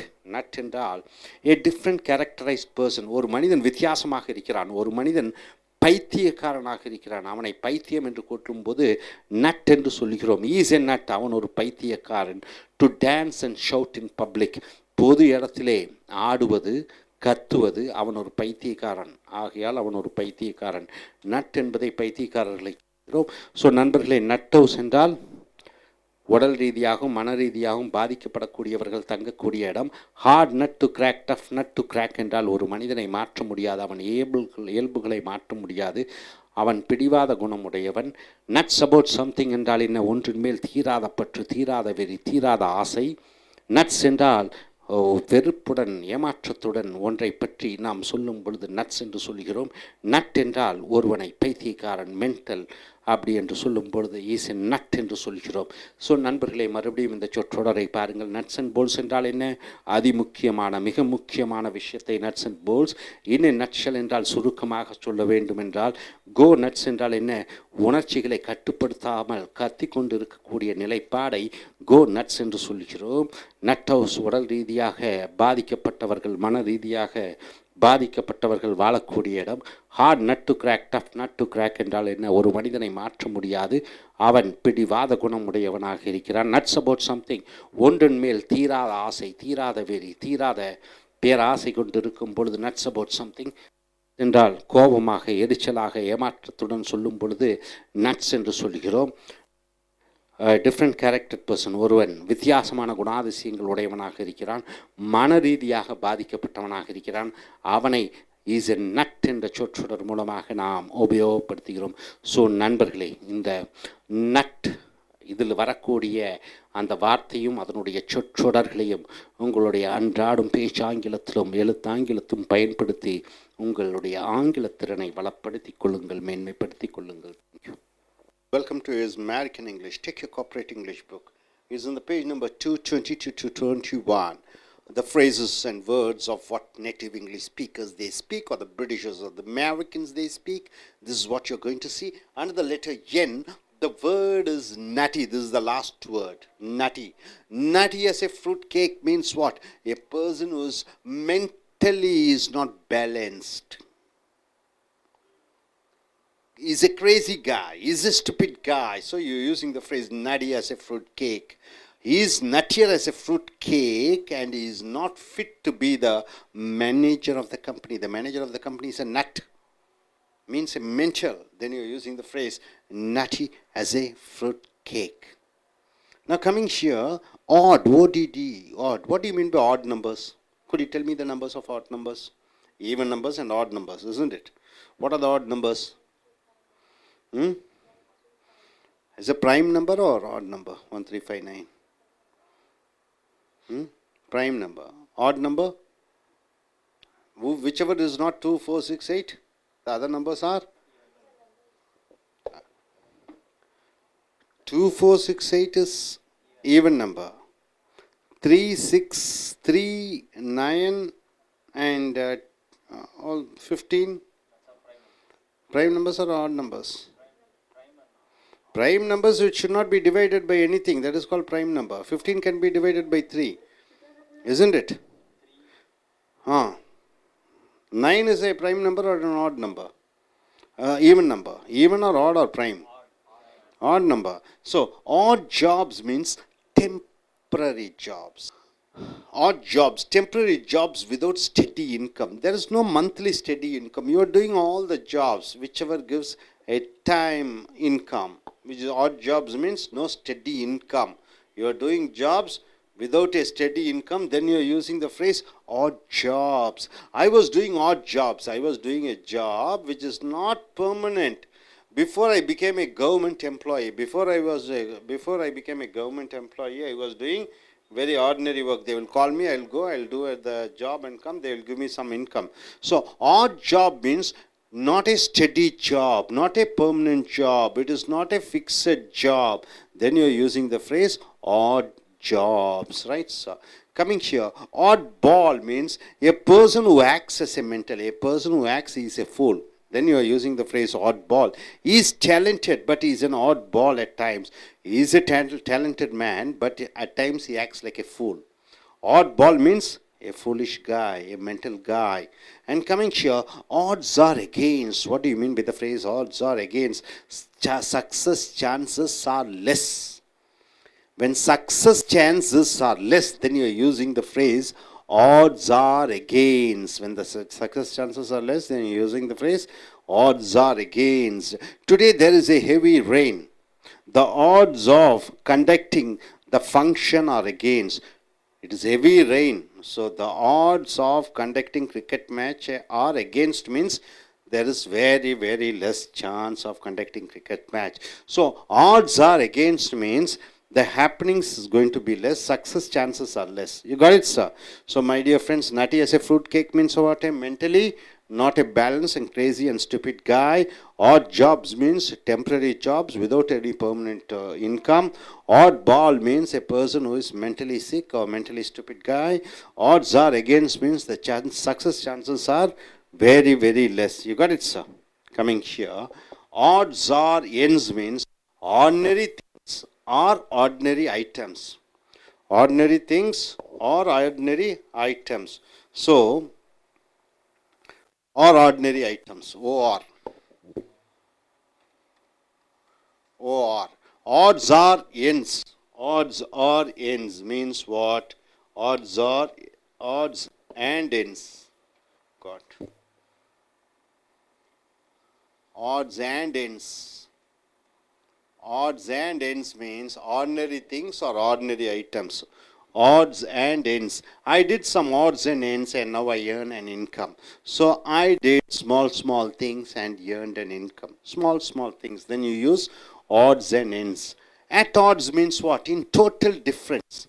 Against an agreement. At odds. At odds means my father and me. We are at odds means we are totally different. We don't agree with each other. He is at odds with his for recruiting new employees. Because he has recruited new employees, he and his manager are in misunderstanding. So at odds means in misunderstanding. At odds, the husband and wife are at odds. They have a misunderstanding. Off, the word off, the phrase is off and on. What do you mean by off and on? Not regularly, very periodically and occasionally. Not regularly, very periodically and occasionally. Off and on means what? You are not sure when will happen, you are not sure when it will go. See, it rains off and on in Ooty means what? Suddenly rain will come, suddenly rain will go. The electricity is off and on in Chennai means what? You don't know when the electricity cut will be there. Off and on means, what do you mean by off and on? Anytime it may come, anytime it may go, off and on, right? So, then coming here, of God, a person not prepared. Of God, guarding means what? You are taking care, you are being secured. Of God means you are a person who is not prepared. He is not prepared. A person who is not ready when the danger came, not in alert. A person who is not in alert. A person when danger comes, he is not alert. Then you are using the phrase of God. God means what? Taking care. Security, providing security is called God. Of God means you are not providing any security. I was caught off guard. I was caught insecure when five drunkards attacked me. 5 drunkards immediately they start attacking me. I was not prepared. So when you are not prepared, then you are using the phrase of God. So off the cuff means what? Not rehearsed. Impromptu. Impromptu means what? I ask you to come to the stage and speak. Without any preparation, you are speaking. That is called impromptu, right? So impromptu means without any preparation, no rehearsal. Off the cuff. I don't like her off the cuff remarks in the meeting. In the meeting, she started speaking without any thinking. So off the cuff means without any preparation. So my dear friends, odds and ends means what? Ordinary things or ordinary items. At odds means what? Totally different. We are not in agreement. Off and on means not regularly, very periodically and occasionally. We are not very sure when it will happen. Off guard means you are not prepared. Off the cuff means you are just saying as you wish. So once again, I just like to get back to you. Nutty as a fruitcake means a person who is mentally disordered. Odd jobs means what? You are doing temporary jobs without any permanent income. Odd ball means a person who acts as a mental. And odds are against means just success chances are very, very less. And sure, odds and end means ordinary things or ordinary items. At odds means total agreement between each other. Off and on means not regularly. At times it will come and at times it will go. Off guard means you are not secured, you have not protected yourself. Then off the cuff means it is not rehearsed, it is impromptu, right, sir? Can you go in for a recording? Sir, why don't you please stand up and tell me, can you form a phrase using this, sentence using these phrases? Actually, I was working on hard jobs. You are working on odd jobs. Okay, next.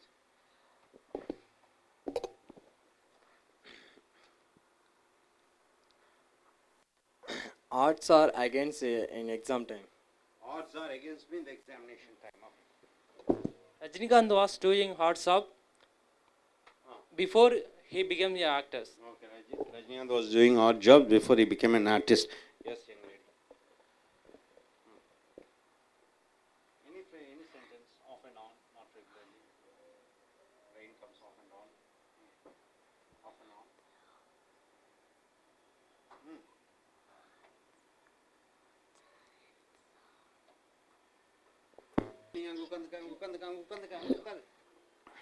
Young lady, please stand up.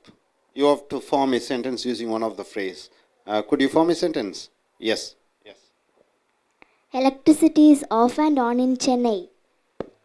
Electricity is off and on in Chennai. What do you mean by that? What do you mean by that, off and on Chennai? You don't know when the electricity will come and when the electricity will go, isn't it? Fine. Yes. I did some ads and ends and now I collect books. Ads and ends.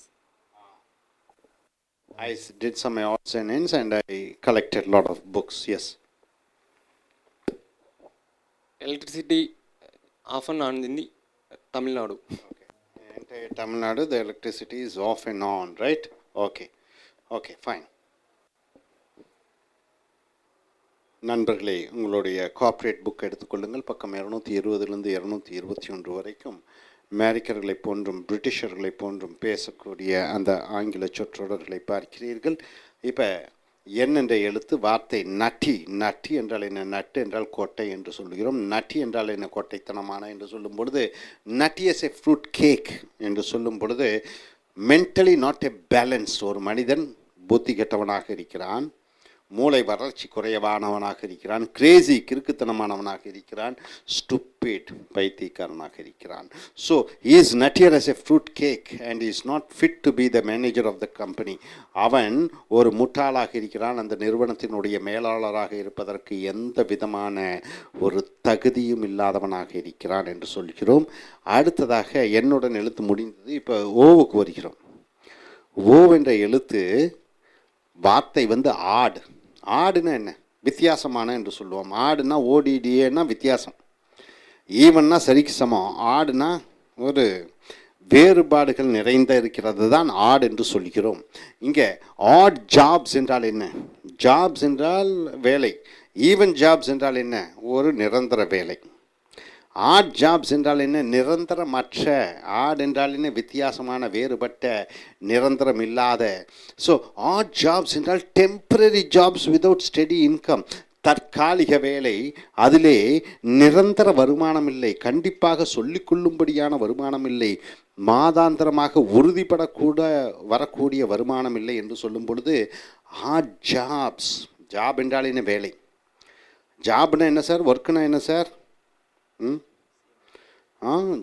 Jaffna என்ன? ஒர்க்னா என்ன? இல்லை, job என்றால் மாதாந்திர சம்பளம், work என்றால் தினக்கூலி.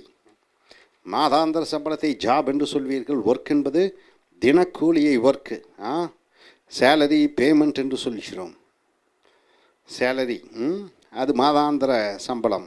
So add jobs என்றால் தற்காலிக வேலை, விதவுட் ஸ்டடி இன்கம், ஒரு நிரந்தர, ஒரு உறுதியான வருமானம் இல்லாத ஒரு வேலையை ஆட் ஜாப்ஸ் என்று சொல்கிறீர்கள். I was doing odd jobs before I became a government employee. நான் ஒரு அரசாங்க ஊழியனாக ஆவதற்கு முன்னாடி நான் நிரந்தரமில்லாத தற்காலிக வேலைகளை செய்து கொண்டிருந்தேன். ஆட் பால்.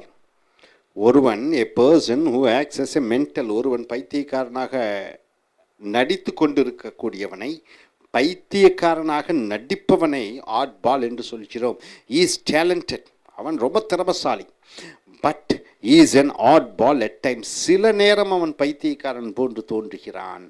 அவன் ரொம்ப டேலண்டட், ரொம்ப திறமைசாலி, ஆனால் சில நேரங்களில் பார்த்தீங்கன்னா மென்டல் மாதிரி இருக்கிறான்.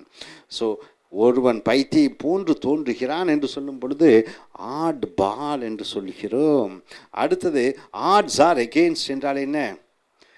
அதனுடைய வெற்றி வாய்ப்புகள், நடக்கக்கூடிய வாய்ப்புகள் ரொம்ப கம்மியாக இருக்கிறது. ஆட்ஸ் ஆர் எகெயின்ஸ்ட் என்றால் என்ன? ஒன்று திட்டமிட்ட ஒன்று அது நடக்கக்கூடிய வாய்ப்புகள் மிக குறைவாக இருக்கும் பொழுது ஆட்ஸ் ஆர் எகெயின்ஸ்ட். இதை வைத்து ஒரு வாக்கியம் பார்ப்போமா? Today there is a heavy rain. இன்று கடுமையான மழையாக இருக்கிறது.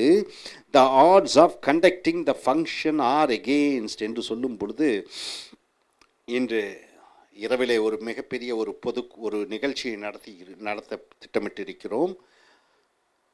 மழை கடுமையாக பெய்து கொண்டு இருக்கிறது. மழை இப்படியே பெய்தது என்றால் அந்த விழாவை நடத்த முடியாது. அந்த விழாவை நடத்தக்கூடிய வாய்ப்புகள் குறைவாக இருக்கும் பொழுது ஆட்ஸ் ஆர் எகெயின்ஸ்ட் என்ற சொற்றொடரை பயன்படுத்துகிறீர்கள். புரிந்ததா? ஸோ நண்பர்களே, நட்டி எஸ் எ ஃப்ரூட் கேக் என்றால் என்ன? ஒரு மன ரீதியாக பைத்தியக்காரனாக இருக்கக்கூடிய ஒரு நபர். ஆட் ஜாப்ஸ் என்றால் என்ன? தற்காலிக வேலை, நிரந்தர சம்பளம் கொடுக்காத வேலைகளை ஆட் ஜாப்ஸ் என்று சொல்லுகிறீர்கள். ஆட் பால் என்றால் ஒருவன் சில நேரங்களில் புத்தி பேதலித்தவன் போல் பைத்தியக்காரன் போன்று நடிக்கக்கூடிய அந்த மனிதர்களை ஆட் பால் என்று சொல்கிறீர்கள்.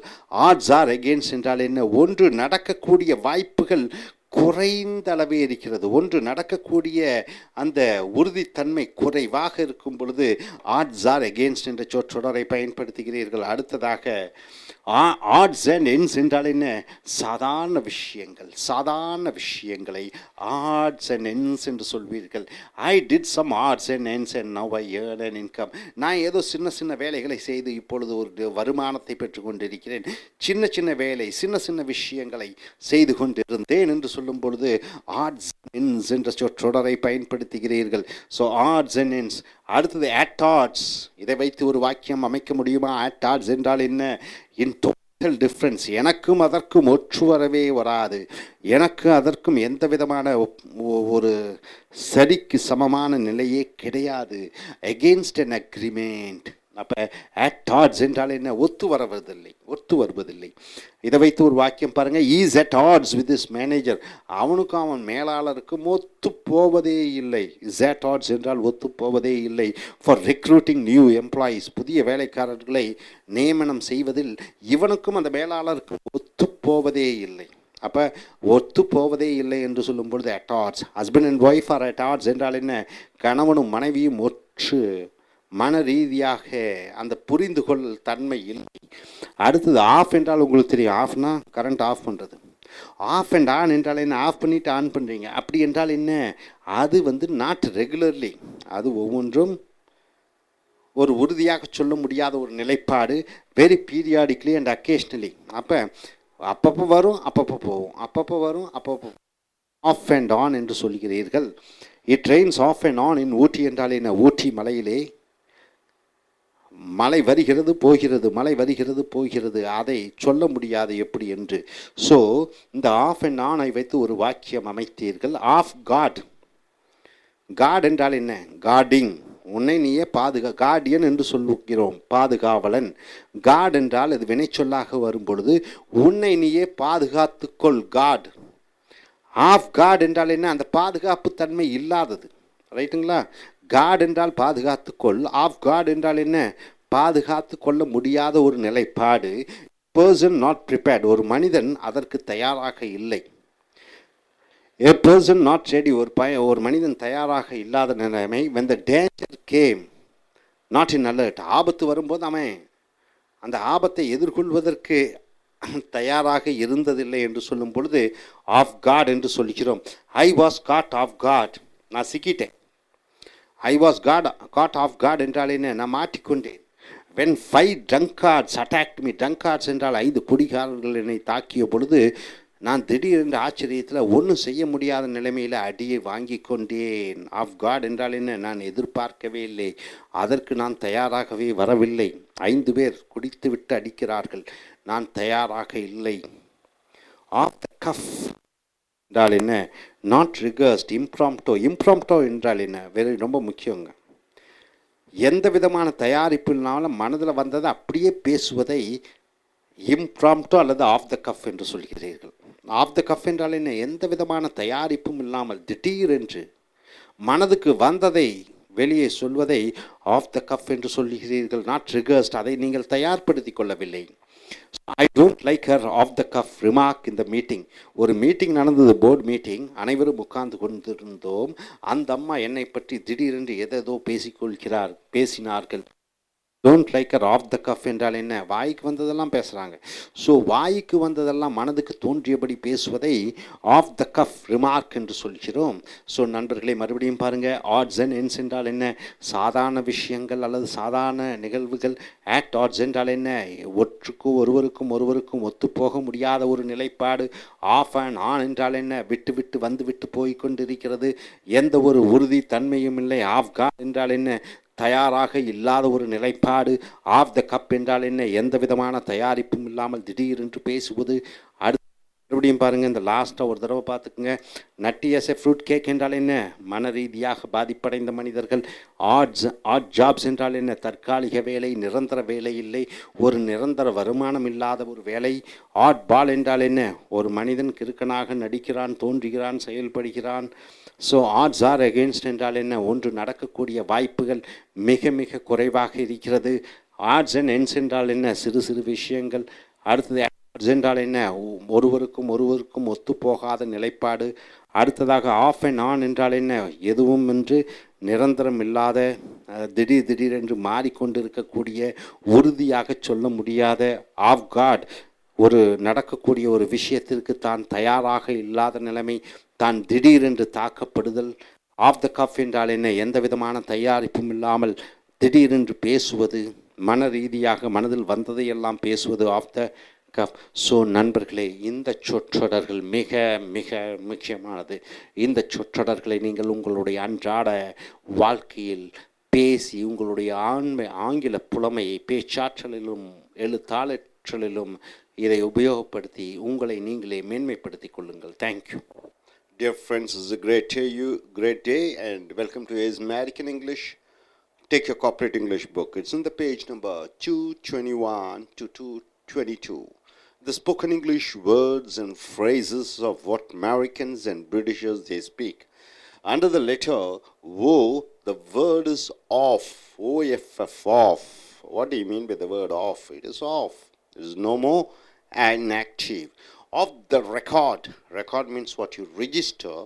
Of the record. What do you mean by the phrase of the record? It means the matter is said and the matter is not official or not to be printed. Right? I just pass a remark and it should not be reported outside. It is just a friendly manner I am saying. It is not official. So of the record. The Prime Minister's of the record statement came in the paper. So Prime Minister has given some personal opinion on certain things. They are published in the paper, which is not to be done. So of the record means it is not official.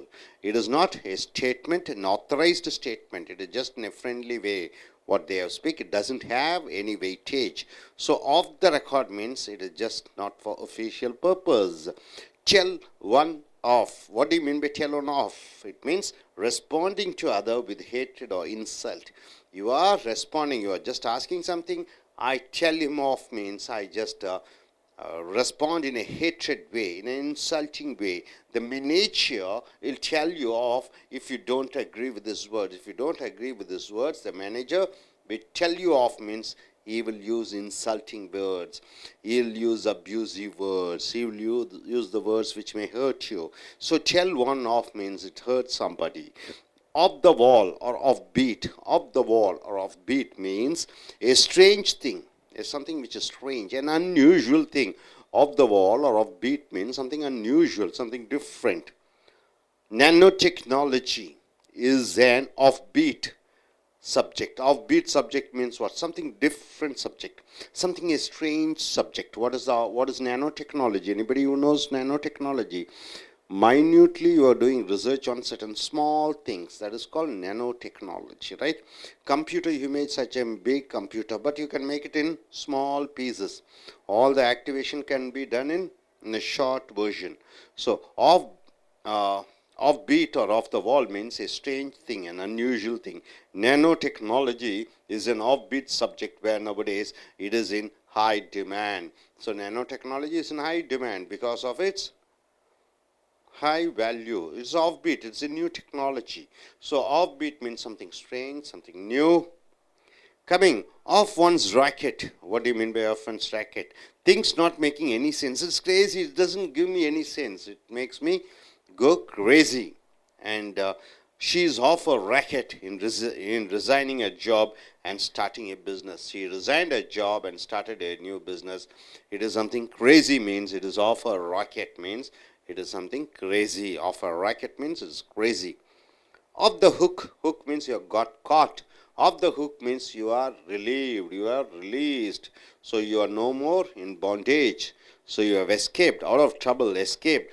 The police are unable to bring the witness in the murder case. She was left off the hook. She has done a murder, but the witness is not ready to come and say. So she was left off the hook means she was relieved. She is released. So no more trouble for her. So off the record means what? A statement which is not official, which should not be taken into consideration. Tell one off means you are insulting and hurting others with words. Off the wall or off beat means it is something the latest technology or strange. Of one's racket means something which is crazy, which doesn't make any sense. Off the hook means somebody is relieved and relaxed and they're just left out of the problem. Next, gloves are off means what? No more consideration, helping or cooperating with something or somebody. So no more love and affection, no more understanding, no more caring. So there is no anything attached with me and you. So gloves are off means usually in Indian version we say we wash the hands off. Here, gloves are off means what? No more connection, no more love relationship, no more understanding. My father is not ready to share our ancestor properties. Ancestor properties should be shared by the offsprings, but my father is not ready to share. Now my gloves are off. Now my gloves are off means what? No more love relationship between my father and me, and I am filing a case against him. So, no more relationship, no more understanding, no more love. Gloves are off means everything is cut off. Next coming, go off the deep end. Go off the deep end means unable to control your emotions. Unable to control the emotions, then you use the phrase, go off the deep end. She'll go off the deep end means she won't be able to control her emotion. If she knows her husband lost in business, she will start crying, weeping, shouting. She goes crazy. She won't be able to control her emotions. So unable to control the emotions, you use the phrase go off the deep end. Then coming here, off base. Off base means not correct. It's not exact. It's not appropriate. Something which is not exact, correct, and appropriate. Use the phrase off base. He was caught off base means when police found out his true name and address, which was opposite to what he has said. Off base means he has lost his appropriateness, he has lost his correctness, exactness. So now he is left out.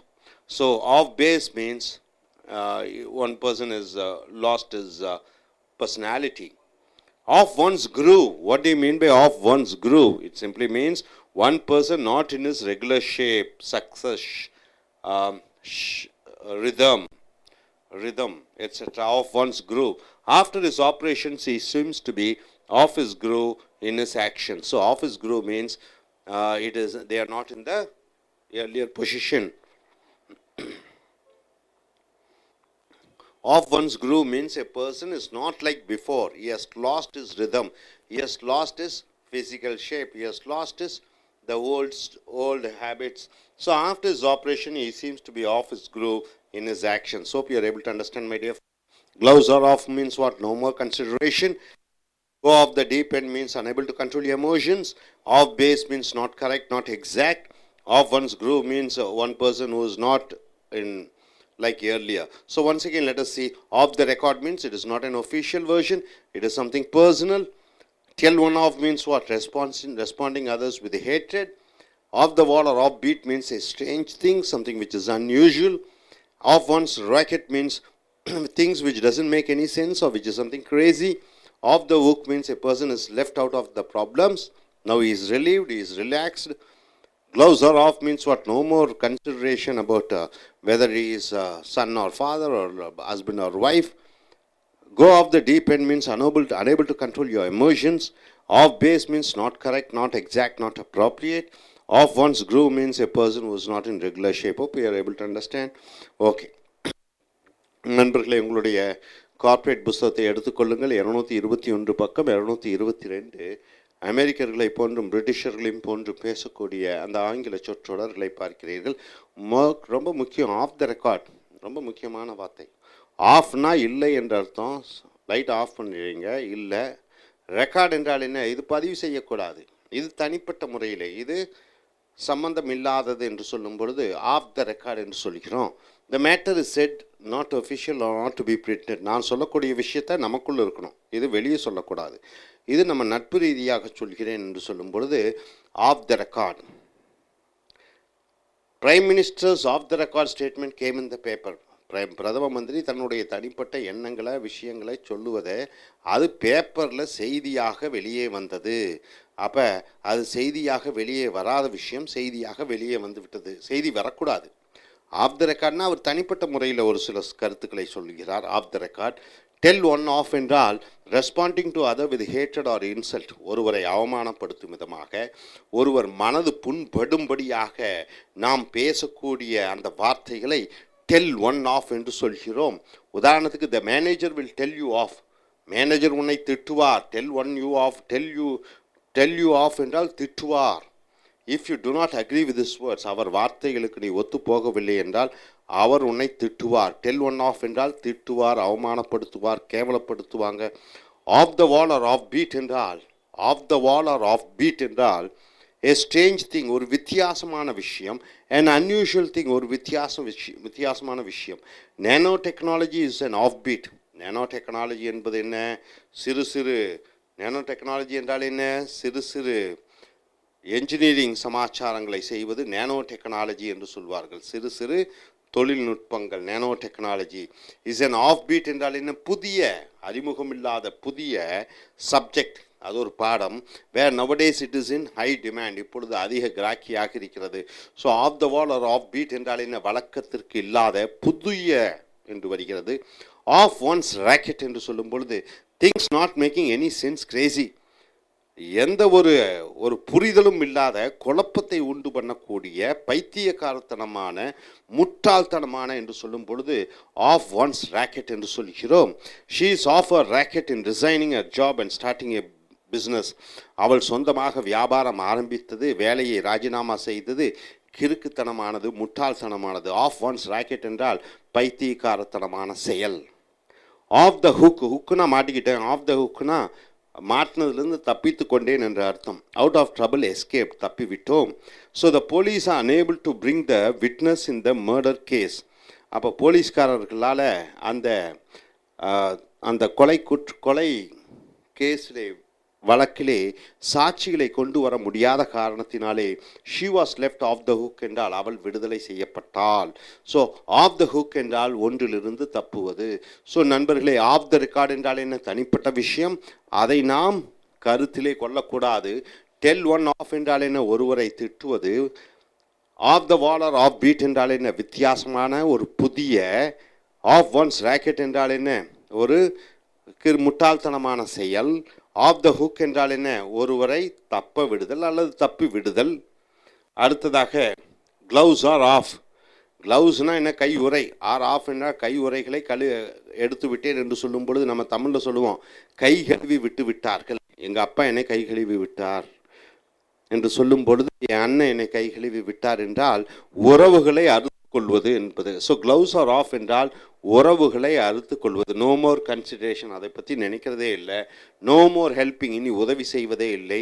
No more cooperating, இனி ஒத்துழைத்து போவதற்கு வாய்ப்பே இல்லை. With something or somebody, ஒருவருடனோ அல்லது ஒரு பொருளுடனோ. So gloves are off என்றால் தமிழில் கை கழுவி விடுகிறோம் என்று சொல்கிறோம். My father is not ready to share our ancestral properties. எங்கள் மூதாதையாரனுடைய சொத்துக்கள். ஆன்செஸ்டர் ப்ராப்பர்ட்டிஸ்னால் மூதாதையரனுடைய சொத்தை என் தந்தை எங்களுடன் பகிர்ந்து கொள்ள விரும்பவில்லை. Now my gloves are off. நான் இப்பொழுது கை கழுவி விட்டேன். And I am filing a case against him. நான் அவருடன் ஒரு வழக்கை தொடுக்கப் போகிறேன். ஸோ க்ளவுஸ் ஆர் ஆஃப் என்றால் இனி எந்த விதமான உறவுகளும் இல்லை, பந்தம் அருந்து விட்டது என்று சொல்லும் பொழுது க்ளவுஸ் ஆர் ஆஃப் என்று சொல்கிறோம். Go off the deep end என்றால் என்ன? Unable to control the emotion. உணர்வுகளையும் உணர்ச்சிகளையும் அடக்கி கொள்ள முடியாத ஒரு நிலைப்பாட்டை go off the deep end என்று சொல்கிறோம். She will go off the deep end if she knows her husband lost in business. தன்னுடைய கணவன் வியாபாரத்திலே பணத்தை இழந்து விட்டார் என்று கேள்விப்பட்டால் அவள் மனது உடைந்து விடுவாள், உணர்ச்சி வசப்பட்டு விடுவாள். So go off the deep end என்றால் உணர்ச்சி வசப்படுதல், மனம் உடைதல், சோகம் அடைதல். ஆஃப் பேஸ் என்றால் சரியில்லை, நாட் கரெக்ட், நாட் எக்ஸாக்ட், சரியில்லாத, நாட் அப்ராப்ரியேட், அது அதற்கு சரியில்லாத ஒரு விஷயம். Off base. He was caught off base. அவன் மாட்டிக்கொண்டான். when police found his true name and address which was opposite to what he has said. அப்போ அவனுடைய பெயரெல்லாம் பொய் சொல்லி இருக்கிறான், அதை போலீஸ் கண்டுபிடித்தார்கள். ஸோ இவன் மாட்டிக்கொண்டான். ஸோ அடுத்ததாக off one's groove, one person not in his regular shape. அப்படி என்றால் என்ன? ஒருவன் நல்ல உடல்நிலையுடன் இருக்கணும், நல்ல மனநிலையுடன் இருக்க வேண்டும்.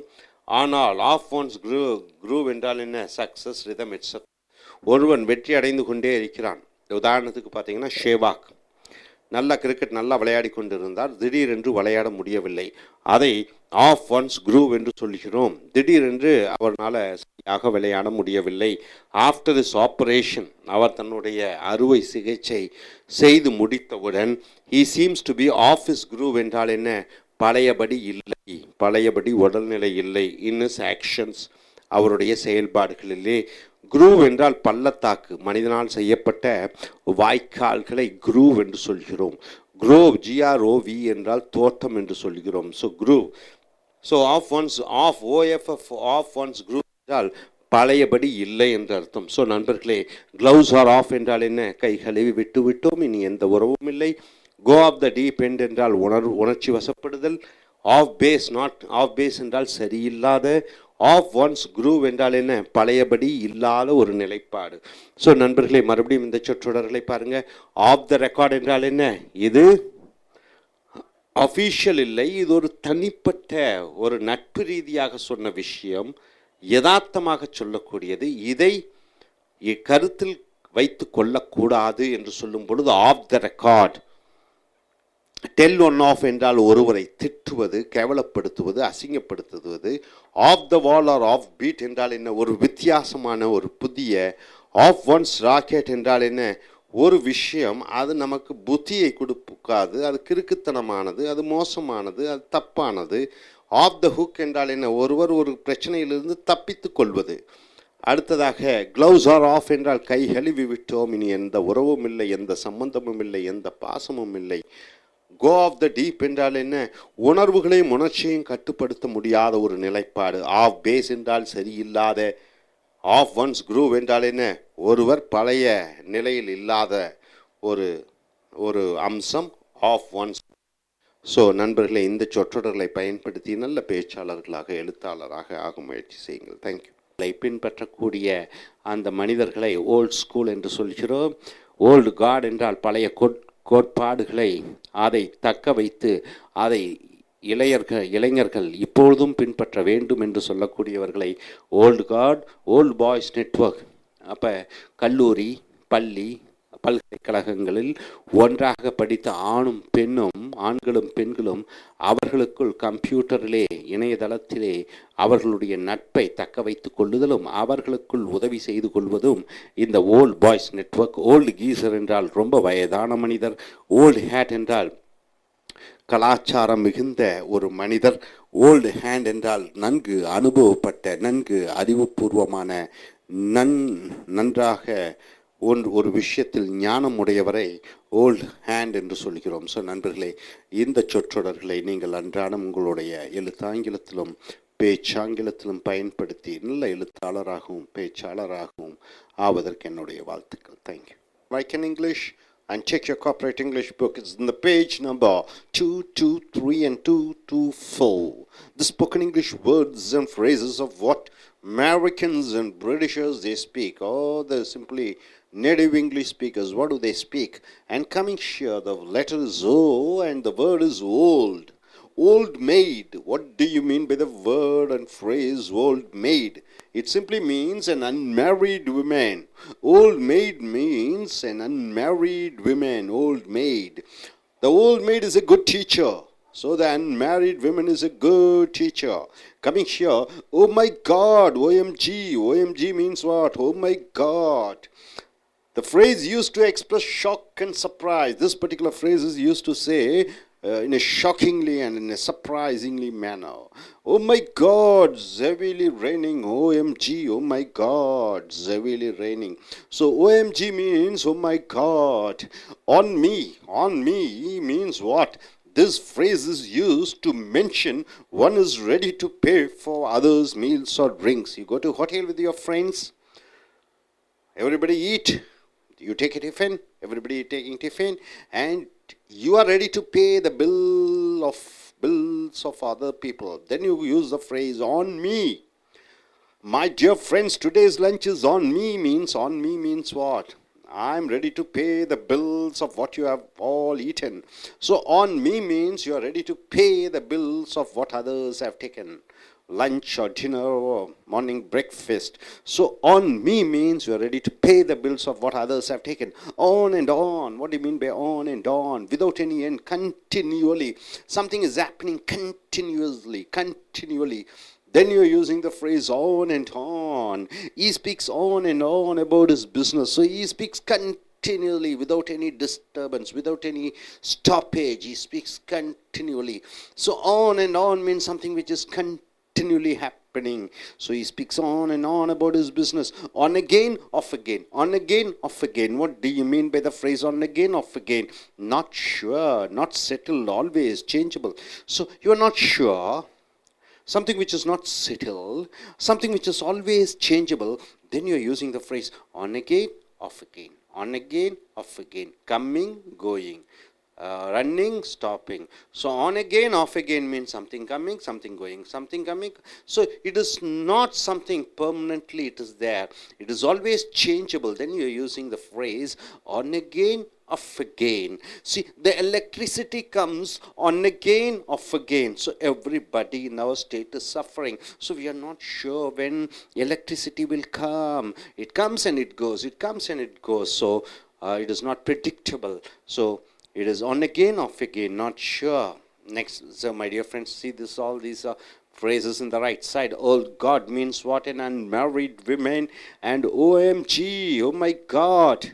You are saying in a surprised manner to express some surprise and shock. On me means you are ready to pay the bills of others. On me. And next, on and on means without any end, continually. On again, off again means it comes and goes. You cannot predict. It is something which is unpredictable. It is changeable. And coming here, on the dot, exactly on time. On the dot, exactly on the time. Everybody should come to the class at 10 a.m. On the dot, exactly at the time. On the dot means exactly at the time.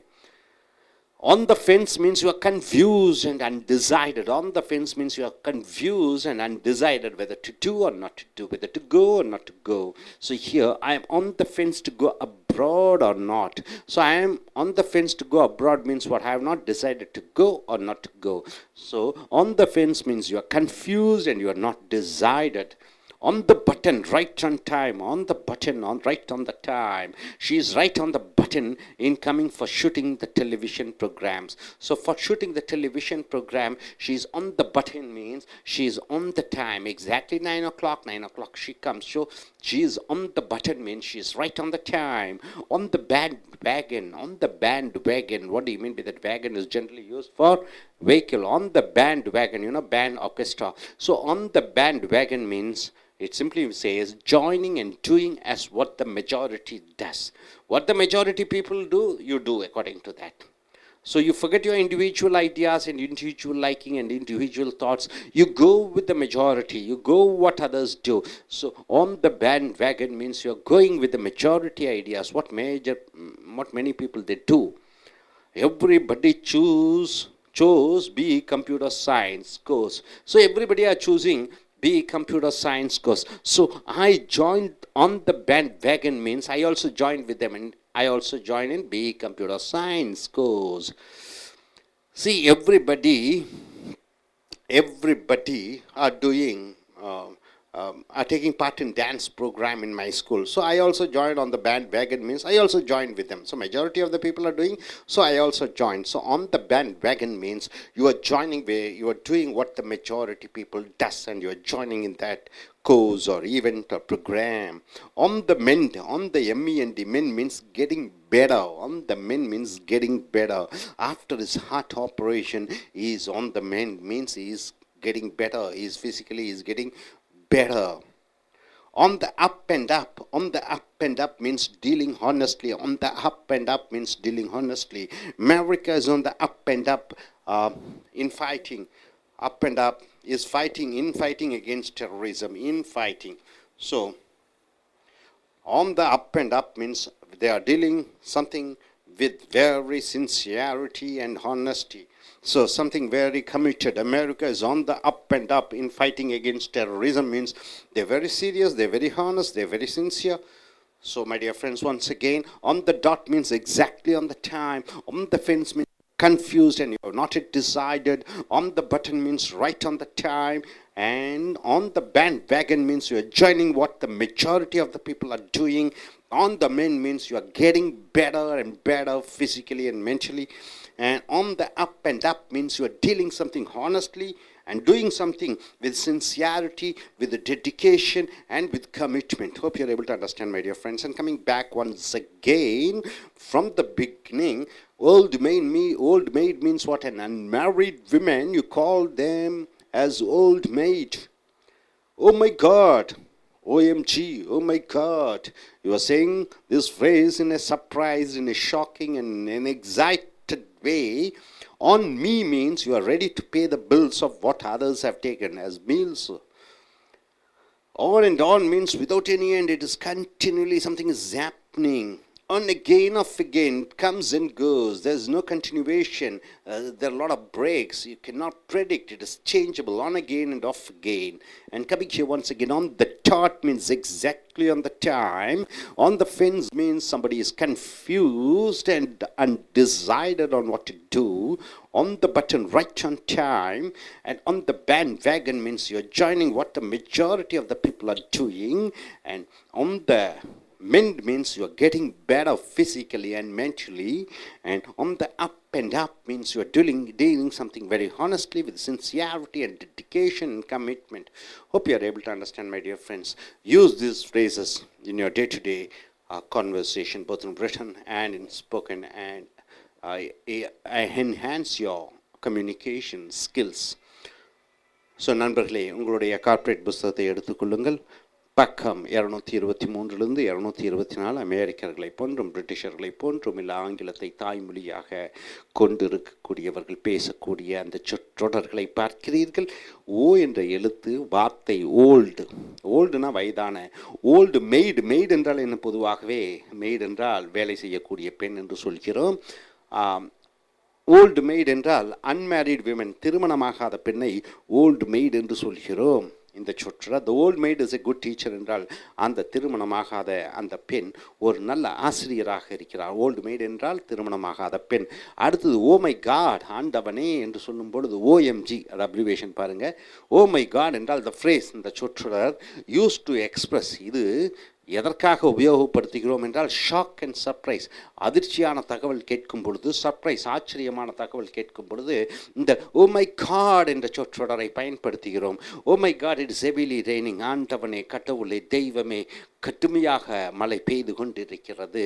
Oh my God என்பது ஆச்சரியத்துடன், அதிர்ச்சியுடனும், ஆனந்தத்துடனும், சந்தோஷத்துடனும் பல உணர்வுகளை வெளிப்படுத்துவதற்கு oh my God என்று சொல்கிறீர்கள். அடுத்தது on me, நான் பார்த்துக்கிறேன். ஆன் மீனா எம் மேலே இல்லை. இதில் என்ன இருந்ததுன்னு பார்த்தீங்கன்னா, ஆன் மீ என்றால் the phrase is used, இந்த சொற்றொடர் பயன்படுத்தப்படுகிறது to mention, குறிப்பிட, one is ready to pay for the others meals or drinks, மற்றவர்கள் சாப்பிட்ட அந்த சாப்பாட்டுக்கு தான் பணம் செலுத்த தயாராக இருக்கக்கூடிய ஒரு நிலை. மீல்ஸ் என்றால் காலையில் டிஃபன், மதியானம் லஞ்சு, ஈவினிங் டின்னர், 3 மீல்ஸ்ன்னு சொல்லுவோம். அப்போ மற்றவர்கள் சாப்பிடுவதற்கு இவர் பணம் கட்ட தயாராக இருக்கும் பொழுது ஆன் மீ, நான் பணம் கட்ட தயாராக இருக்கிறேன் என்று சொல்லும் பொழுது ஆன் மீ என்று வருகிறது. My dear friends, today's lunch is on me. என்னுடைய அருமை நண்பர்களே, இன்று மதியம் சாப்பாடு நான் பணம் செலுத்துகிறேன், அது என் செலவிலே இருக்கட்டும். ஆன் மீ என்றால் என் செலவிலே இருக்கட்டும், நான் பணம் கட்ட தயார் என்று சொல்லும் பொழுது ஆன் மீ என்று சொல்கிறோம். அடுத்ததாக ஆன் அண்ட் ஆன் என்றால் விதவுட் எனி எண்ட், தொடர்ச்சியாக, முடிவே இல்லை. கண்டினியூலி, தொடர்ச்சியாக ஒரு காரியம் நடைபெற்று கொண்டிருக்கிறது, இடைவிடாமல். அதை ஆன் அண்ட் ஆன் என்ற சொற்றொடர் மூலமாக பயன்படுத்துகிறீர்கள். He speaks on and on about his business, அவன் தன்னுடைய வியாபாரத்தை பற்றி விடாமல் தொடர்ச்சியாக பேசிக்கொண்டே இருக்கிறான். ஸோ ஆன் அண்ட் ஆன் என்றால் தொடர்ச்சியாக, விடாது. அடுத்தது ஆன் அகெயின் ஆஃப் அகெயின், வருது போகுது, ஆன் அகெயின் ஆஃப் அகெயின், வருது போகுது என்று சொல்லும் பொழுது நாட் ஷுவர் உறுதி இல்லாத தன்மை, நாட் செட்டில் நிலையில்லாத தன்மை, ஆல்வேஸ் எப்பொழுது மாறிக்கூடிய நிலையை ஆன் அகெயின் ஆஃப் அகெயின் என்று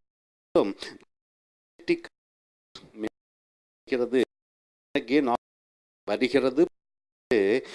எவ்ரிபடி ஸ்டேட்டஸ் ஆகையால் எங்களுடைய மாநிலத்தில் இருக்கக்கூடிய அனைவர்களும் துயரப்பட்டு கொண்டிருக்கிறார்கள், துன்பப்பட்டு கொண்டிருக்கிறார்கள், அவதிப்பட்டு கொண்டிருக்கிறார்கள். ஸோ நண்பர்களே, ஓல்டு மெய்ட் என்றால் என்ன? திருமணமாகாத பெண். ஓ மை காட் என்றால் என்ன? ஆண்டவனே என்று சொல்லும் பொழுது ஆச்சரியம், அதிர்ச்சியும் சந்தோஷத்துடன் சொல்லும் கூடிய அந்த வாசகம். ஆன் மீ என்றால் அந்த சாப்பாட்டுக்கு உண்டான தொகையை நான் செலுத்துகிறேன் என்று சொல்லும் பொழுது on me. On and on என்றால் தொடர்ச்சியாக விடாது, எந்த விதமான இடைப்பாடுகளும் இல்லாமல் தொடர்ச்சியாக நடந்து கொண்டிருக்கக்கூடிய விஷயத்திற்கு ஆன் அண்ட் ஆன் என்று சொல்கிறீர்கள். ஆன் அகெயின் ஆஃப் அகெயின் என்றால் வரி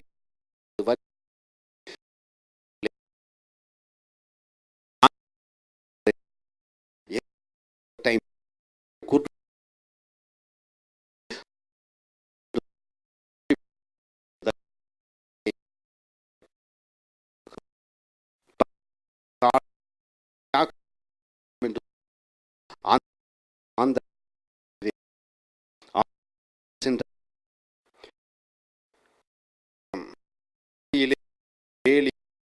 என்றால் மதில் பூனை அல்லவா,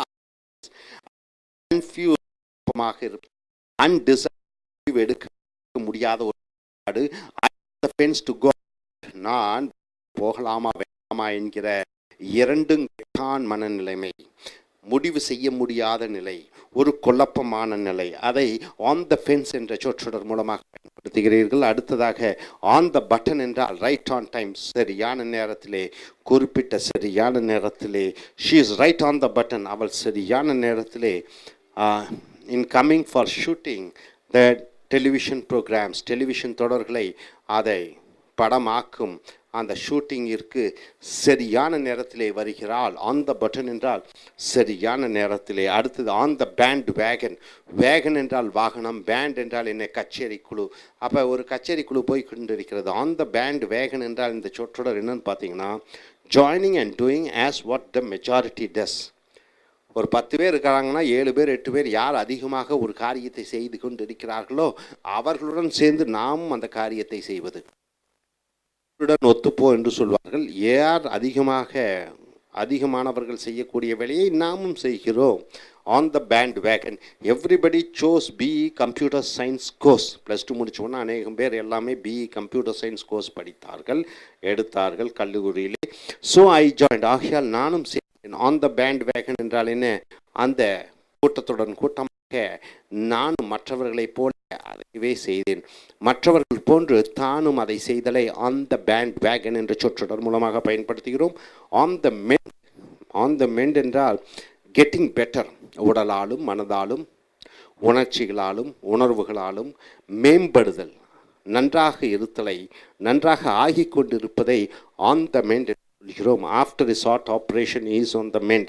அவன் தன்னுடைய இதய அறுவை சிகிச்சை முடிந்தவுடன் இப்பொழுது உடல் நலம் தேறிக்கொண்டிருக்கிறான், முன்னேறி கொண்டிருக்கிறான், நலமுடன் ஆகி கொண்டிருக்கிறான். ஸோ ஆன் த மெண்ட் என்றால் ஒன்றிலே முன்னேற்றம் காண்பது. அடுத்தது on the up and up. அப்படி என்றால் on the up and up என்றால் ஒன்றை நேர்மையாக செய்தல், டூயிங் ஹானஸ்ட்லி. ஒரு காரியத்தில் இறங்கிவிட்டால் அதில் ஒழுக்கமாக செய்தல், ஒரு காரியத்தில் இறங்கிவிட்டால் அர்ப்பணிப்புடன் செய்தல், ஒரு காரியத்தில் இறங்கிவிட்டால் நேர்மையுடன் செய்தலை on the up and up என்ற சொற்றொடர் மூலமாக பயன்படுத்துகிறோம். America is on the up and up in fighting against terrorism. America தீவிரவாதத்தை ஒழிப்பதற்காக நேர்மையாக, ஒழுக்கமாக, தீவிரமாக அதை கடைபிடித்து கொண்டிருக்கிறார்கள். ஸோ நண்பர்களே, மறுபடியும் இந்த சொற்றொடரை பாருங்கள். ஆன் த டாட் சரியான நேரத்திலே, ஆன் த ஃபென்ஸ் குழப்பமான நிலை, ஆன் த பட்டன் சரியான நேரத்திலே, ஆன் த பேண்ட் வேகன் என்றால் பொதுவாக மற்றவர்கள் என்ன செய்து கொண்டிருக்கிறார்களோ அவர்களை போன்று நாமும் பின்பற்றுதல். ஆன் த பெண்ட் மனதாலும் உடலாலும் உணர்வுகளாலும் உணர்ச்சிகளாலும் முன்னேறி கொண்டிருக்கக்கூடிய நிலை.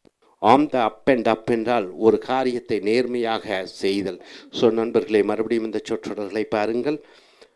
ஓல்டு மெய்ட் என்றால் திருமணமாகாத பெண்.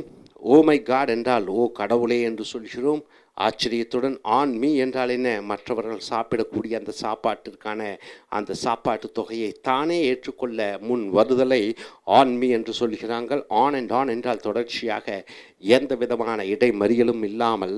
ஆன் அகெயின் ஆஃப் அகெயின் என்றால் வருகிறது போகிறது, எந்த தொடர்ச்சி இல்லாமல் அடிக்கடி மாறிக்கொண்டிருக்கக்கூடிய தன்மையை ஆன் அகெயின் ஆஃப் அகெயின் என்று சொல்கிறோம். அடுத்ததாக ஆன் த டாட், சரியான நேரத்திலே.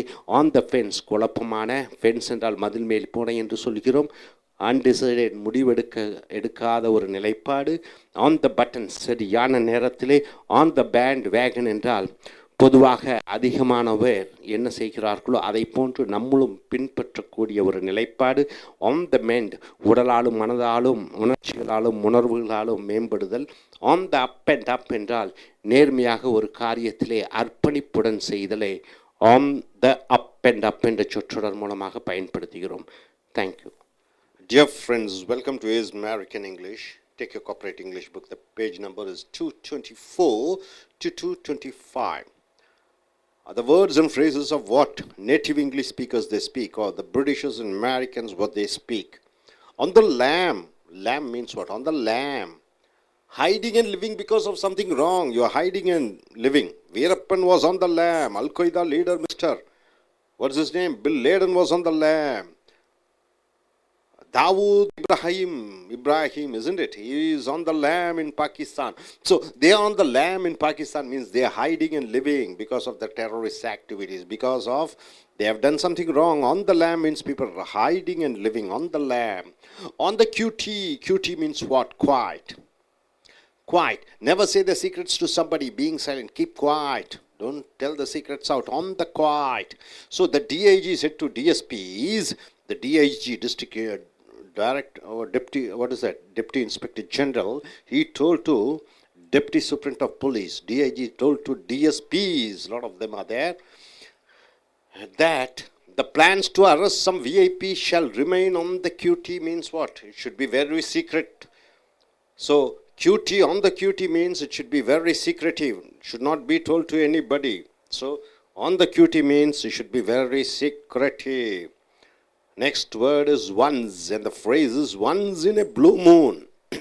Once in a blue moon. What do you mean by that? Very rarely, once in a blue moon. He phones to me once in a blue moon means what? Very rarely, not often, very rarely he speaks to me through the phone. Once in a blue moon means something happening very rarely. Once in a blue moon, the government reduces the prices. But most oftenly, they increases the prices. Once in a blue moon, they reduce the price. Once in a blue moon means very rarely. Just back. Shade should not come.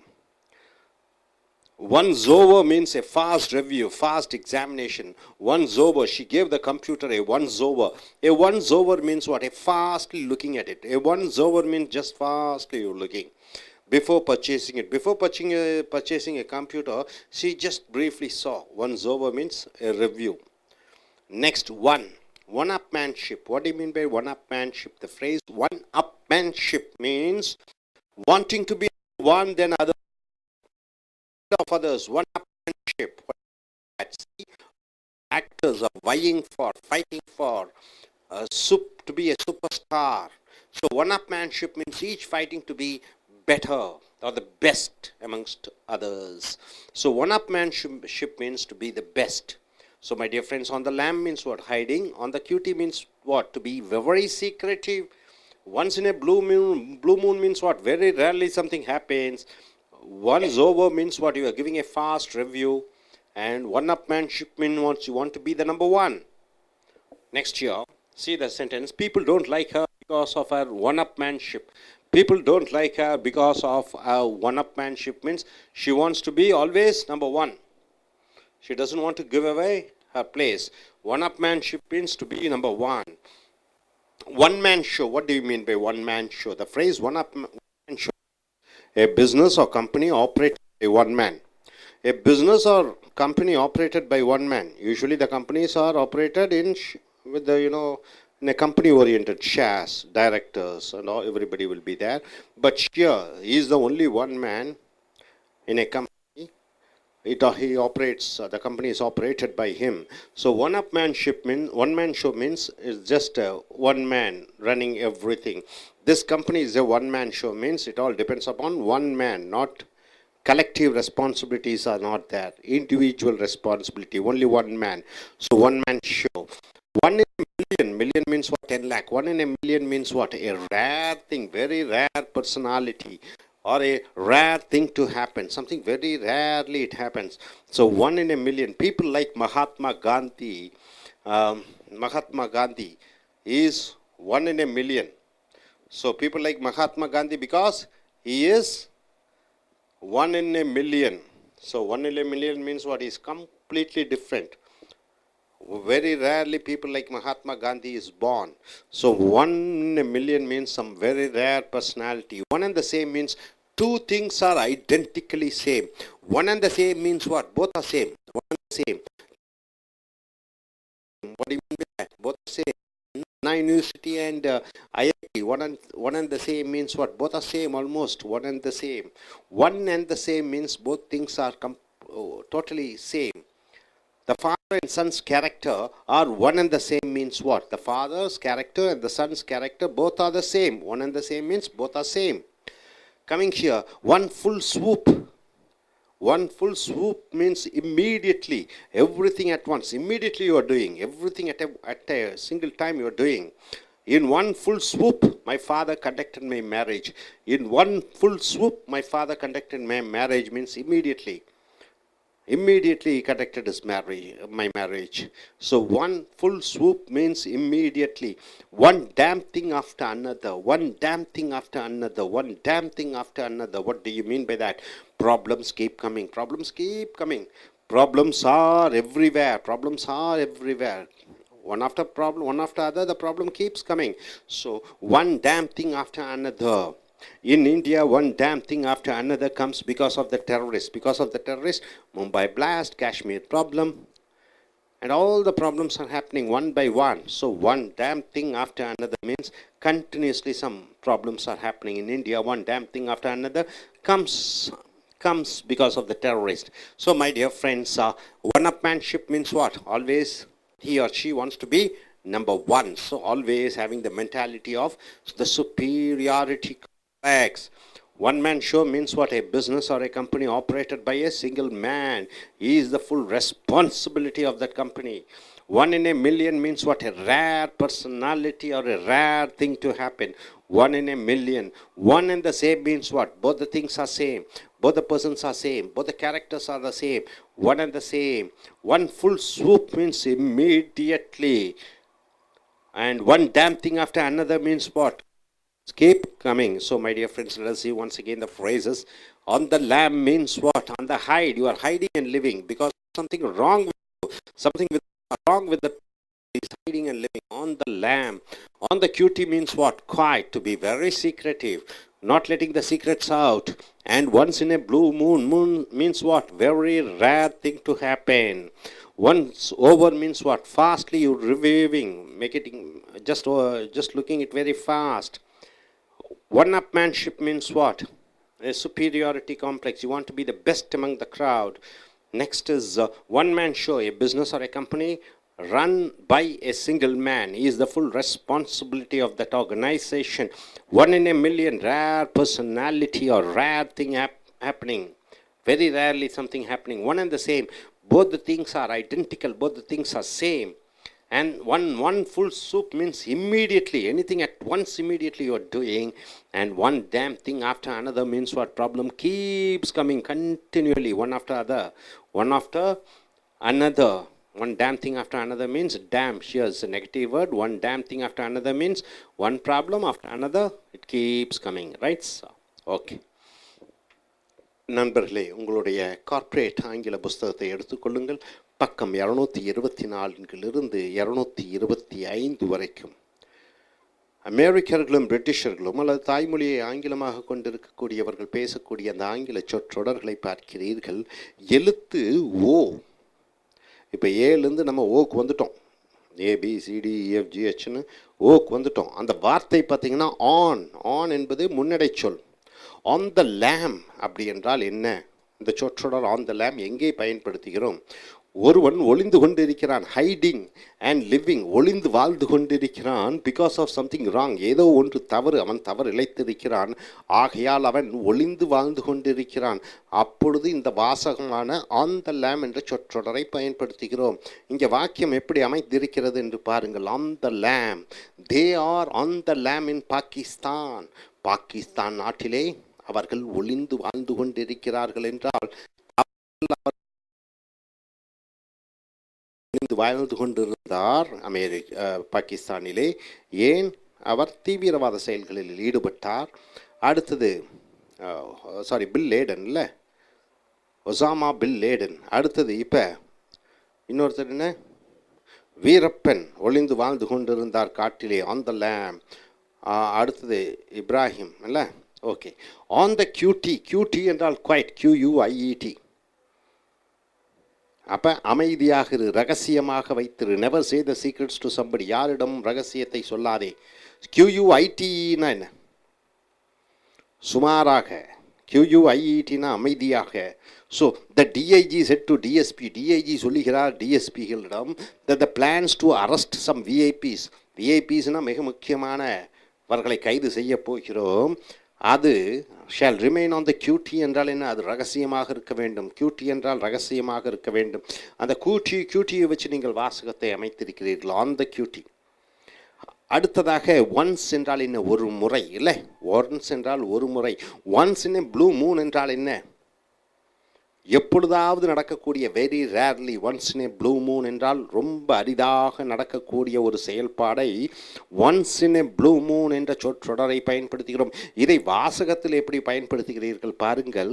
He phones to me, அவன் எனக்கு phone பண்ணிக்கிறான் எப்போது ஒரு முறை, ரொம்ப ரேராக அரிதாக என்று சொல்லும் பொழுது he phones to me once in blue Moon, எப்பொழுது ஃபோன் பண்ணிக்கிறான்? எப்பொழுதாவது ஒரு முறை, ஒன்ஸ் இன் ப்ளூ மூன் என்ற வாக்கியத்தை முடித்து விரிக்கிறோம், இல்லவா? அடுத்ததாக பாருங்கள், ஒன்ஸ் ஓவர் என்றால் என்ன? ஒரு முறை பார்த்துட்டு அப்படி புரட்டி பார்த்துறது. எ ஃபாஸ்ட் ரிவ்யூ, வேகமாக ஒன்றை பார்ப்பது. ஃபாஸ்ட் எக்ஸாமினேஷன், வேகமாக ஒன்றை சோதனையிடுவது. வேகமாக ஒன்றை பார்ப்பது, வேகமாக ஒன்றை சோதனையிடும் பொழுது ஒன்ஸ் ஓவர் என்ற சொற்றொடரை பயன்படுத்துகிறோம். இதை வைத்து வாக்கியமாக எப்படி பார்க்கிறீர்கள்? She gave the computer a once over, அவள் கம்ப்யூட்டரை பார்த்தா, சும்மா வேகமாக எப்படி இயங்குகிறது என்ன ஏதுன்னு வேகமாக பார்த்தால். பிஃபோர் பர்ச்சேசிங் இட் என்றால் என்ன? அந்த கம்ப்யூட்டரை வாங்குவதற்கு முன்னாக அதன் நுணுக்கங்களை பார்த்தால். ஸோ ஒன்ஸ் ஓவர் என்றால் வேகமாக ஒன்றை ஆராய்ச்சி செய்வது, ஒன்றை பார்ப்பது. அடுத்ததாக ஒன் என்றால் உங்களுக்கு தெரியும், ஒன்று. ஒன் அப் மேன்ஷிப், அருமையான வாசகம். ஒன் அப் மேன்ஷிப் என்றால் என்ன? Wanting to be a number one, எந்த துறையாக இருந்தாலும் சிறந்தவர்களாக இருக்க வேண்டும், நம்பர் ஒன்னாக இருக்க வேண்டும், சுப்ரீமாக இருக்க வேண்டும். தென் அதர்ஸ், மற்றவர்களை விட சிறப்பானவர்களாக எப்பொழுதும் அதை தக்க வைத்து கொள்ள வேண்டும் என்ற ஆசை. Ahead of others, ahead of others, மற்றவர்களை விட தான் மேலே தலை சிறந்தவர்களாக இருக்க வேண்டும் என்ற அந்த தீவிரமான எண்ணத்தை ஒன் அப் மேன்ஷிப் என்று சொல்கிறோம். இந்த ஒன் அப் மேன்ஷிப்பை வைத்து எப்படி வாசகத்தை எழுதுகிறோம் என்று பார்க்க வேண்டும். ஸோ நண்பர்களே, ஆன் த லேம் என்றால் என்ன? ஒளிந்து வாழ்ந்து கொண்டு இருப்பது, தவறு இழைத்த காரணத்தினாலே. ஆன் த கோட்டி என்றால் என்ன? கியூட்டி என்றால் ஒரு விஷயத்தை ரகசியமாக வைத்திருக்கல். Once in a blue moon என்றால் என்ன? அரிதாக நடைபெறக்கூடிய செயலை once in a blue moon. Once over என்றால் என்ன? வேகமாக ஒன்றை ஆராய்ந்து பார்த்து சோதனையிட்டு பார்ப்பது. ஒன் அப் மேன்ஷிப் என்றால் என்ன? எப்பொழுதுமே தான் சிறந்தவனாக, யாரையும் வழிவிடாமல் அந்த இடத்தை தக்க வைத்து கொள்ள வேண்டும் என்ற தீவிர ஆசை. இதை வைத்து எப்படி வாக்கியம் அமைக்கிறோம் என்று பாருங்கள். One upmanship. People don't like her, மக்களுக்கு அவளை பிடிக்கவில்லை. ஏன்? Because of her one upmanship என்றால் என்ன? எப்பொழுதும் தான் முதலாவதாக இருக்க வேண்டும், தான் சிறந்தவராக இருக்க வேண்டும், யாரும் தன் இடத்திற்கு வந்து ஆக்கிரமிக்க கூடாது என்ற ஒரு வெறித்தனமான ஒரு எண்ணம். ஸோ ஒன் அப் மேன்ஷிப் என்றால் வெறித்தனமாக தான் சிறந்தவராக இருக்க வேண்டும் என்ற எண்ணம், சுப்பீரியாரிட்டி காம்ப்ளெக்ஸ் என்று சொல்வார்கள். அடுத்ததாக ஒன் மேன் ஷோ என்றால் என்ன? ஒரு மனித காட்சியா? ஒன் மேன் ஷோ என்று சொல்லும் பொழுது அந்த வாசகம் பாருங்கள், அதனுடைய அர்த்தம். ஏ பிஸ்னஸ், ஒரு வியாபாரம், ஒரு கம்பெனி, ஒரு நிறுவனம், ஆப்ரேட்டட் பை ஒன் மேன், ஒரே மனிதன், அவனால் தான் அந்த கம்பெனி இயங்குகிறது, ஒரே மனிதன், அவனால் தான் அந்த நிறுவனம் நடைபெறுகிறது. அந்த கம்பெனியுடைய லாபமும் நஷ்டமும் அந்த ஒரு மனிதனை சார்ந்த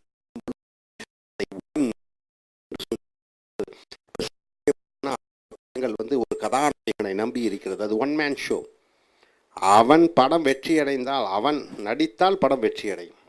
அப்போ அந்த ஒருவனை சார்ந்து இருக்கக்கூடியதை ஒன் மேன் ஷோ என்ற சொற்றொடரை பயன்படுத்துகிறோம். இதை வாசகத்தில் எப்படி பயன்படுத்துகிறீர்கள் பாருங்கள். This company is a one man show. இந்த நிறுவனம் ஒருவனை நம்பி இருக்கிறது, ஒரே ஒருத்தன். அவருக்கு உடம்பு சரியில்லைன்னா, உடல்நிலை சரியில்லைனா கம்பெனி இழுத்து மூடிவிட வேண்டியது தான். ஸோ அந்த அனைத்தும் ஒரு நபரை சார்ந்து இருக்கக்கூடியதை ஒன் மேன் ஷோ என்று சொல்கிறோம். அடுத்தது one in a million. Million என்றால் 10 லட்சம். ஒன்னுன்னா ஒன்று. அப்போ லட்சத்தில் ஒன்று, கோடியிலே ஒன்று, ஆயிரத்தில் ஒன்று என்று சொல்லக்கூடிய அரிதான ஒரு ரேர் பர்சனாலிட்டி, ஒரு அரிதான மனிதர், or a rare thing to happen, ஒரு அரிதான விஷயம் நடைபெறுகிறது என்று சொல்லும் பொழுது ஒன் இன் எ மில்லியன், லட்சத்தில் ஒன்று, கோடியிலே ஒன்று, ஆயிரத்தில் ஒன்று என்று சொல்கிறோம். ஸோ இங்கே பாருங்கள், பீப்புள் லைக் மகாத்மா காந்தி. மக்களுக்கு மகாத்மா காந்தியை பிடிக்கும். ஏனென்றால் is one in a million என்றால் அவர் லட்சத்தின் ஒருவர், கோடியிலே ஒருவர் என்று சொல்லும் பொழுது மிக அரிதான ஒரு மாமனிதர், அதான் மகா ஆத்மா என்று சொல்கிறார்கள். So one in a million என்றால் அரிதாக நடைபெறக்கூடிய, அரிதாக இருக்கக்கூடிய ஒரு குணாதிசயங்கள் ஒரு மனிதனிடம். One and the same. ஒன்றுனா ஒன்று, ஒன் அண்ட் த சேம்னா ரெண்டு ஒன்று தான். ஒன் அண்ட் த சேம் என்றால் ரெண்டும் ஒன்று தான். Two things are identically same. ரெண்டும் ஐடென்டிக்கல்னால் ஒரே மாதிரி. ரெண்டு விஷயங்களும், ரெண்டு மனிதர்களும், ரெண்டு குணாதிசயங்களும், ரெண்டு பொருட்களும் ஒரே மாதிரி இருக்கிற பொழுது ஒன் அண்ட் த சேம் என்ற சொற்றொடரை பயன்படுத்துகிறோம். இதை வைத்து வாக்கியம் எப்படி அமைக்கிறோம் என்று பாருங்கள். The father and sons character, அப்பாவுடைய குணமும் சன்ஸ் கேரக்டர் மகனுடைய குணமும் ஆறுனா ரெண்டு பேர் போட்டால் அதனால் 6 போட்டுறோம். ஒன் அண்ட் த சேம் என்றால் என்ன? ஒரே மாதிரி இருக்கிறது, மாற்றங்களே இல்லை. So one and the same என்றால் இரண்டும் ஒன்று போல, எந்த விதமான மாற்றமும் இல்லை. அடுத்தது ஒன் ஃபுல் ஸ்வூப். ஸ்வூப் என்றால் என்ன? ஒரே ஒரு வேகத்துடன். ஸ்வூப் என்றால் ஒரு வேகத்துடன், இம்மீடியட்லி, உடனடியாக, எவ்ரி திங் அட் ஒன்ஸ், அனைத்தும் ஒரே தருணத்திலே செய்யக்கூடிய விஷயத்தை உதாரணத்துக்கு ஒன் ஃபுல் ஸ்வூப், ஒரே ஒரு வேகத்திலே, ஒரே வேகத்திலே அல்லது ஒரு உடனடியாக. My father conducted my marriage, என்னுடைய தந்தையார் என்னுடைய திருமணத்தை ஒரே, பொதுவாகவே லோக்கல் தமிழில் சொன்ன பொழுது ஒரே தம்மில் முடித்து விட்டார் என்று சொல்வார்கள், ஒரு வேகத்தில் முடித்து விட்டார் என்று சொல்வார்கள். So in one fell swoop. அடுத்தது one damn thing after another. Damn என்றால் என்ன? பொதுவாகவே அது ஒரு நெகட்டிவ் வார்த்தை. டேம்னா நாசமாக போ என்று சொல்கிறோம். One damn thing after another என்றால் என்ன? ஒரு மோசமான நிகழ்ச்சி நடந்தது, அதுக்கு பின்னாடி மறுபடியும் மோசமான நிகழ்ச்சி வருகிறது. பட்ட காலிலே படும், கெட்ட குடியே கெடும் என்று சொல்வது போல ஒன்று அதற்கு அடுத்து கெட்ட நிகழ்வுகள் தொடர்ந்து வந்து கொண்டே இருக்கும் பொழுது one damn thing after another என்ற சொற்றொடரை பயன்படுத்துகிறோம். உதாரணத்திற்கு ப்ராப்ளம்ஸ் கீப் கம்மிங், பிரச்சனைகள் வந்து கொண்டே இருக்கிறது, தொடர்ச்சியாக பிரச்சனைகள் வந்து கொண்டே இருக்கிறது.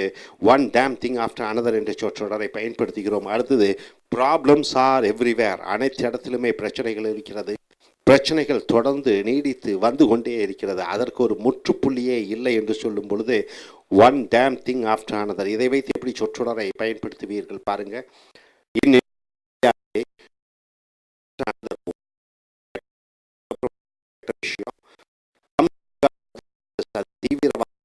தொடர்ந்து நடந்து கொண்டே இருக்கிறது, வந்து கொண்டே இருக்கிறது, அதற்கு முடிவே இல்லை. ஸோ நண்பர்களே, இங்கே ஒன் அப் மேன்ஷிப் என்றால் என்ன? மற்றவர்களை விட தான் சிறந்து விளங்க வேண்டும் என்ற எண்ணம் one upmanship. One man show என்றால் என்ன? ஒரு நிறுவனம் அல்லது ஒரு ஸ்தாபனம் ஒரு மனிதனால் நடத்தப்படுகிறது. அந்த மனிதனுக்கு ஏதாவது ஒன்று ஆயிடுச்சுன்னா அந்த நிறுவனம் திவாலாகிவிடும். ஸோ ஒன் மேன் ஷோ என்றால் என்ன? ஒரு நபரை நம்பி இருக்கக்கூடிய ஒரு நிறுவனம். ஒன் இன் எ மில்லியன் என்று சொல்லும் பொழுது அரிதாக லட்சத்தில் ஒன்று, கோடியில் ஒன்று, ஆயிரத்தில் ஒன்று என்று சொல்வோம் அல்லவா? ஒன் அண்ட் த சேம் என்றால் இரண்டும் ஒன்று.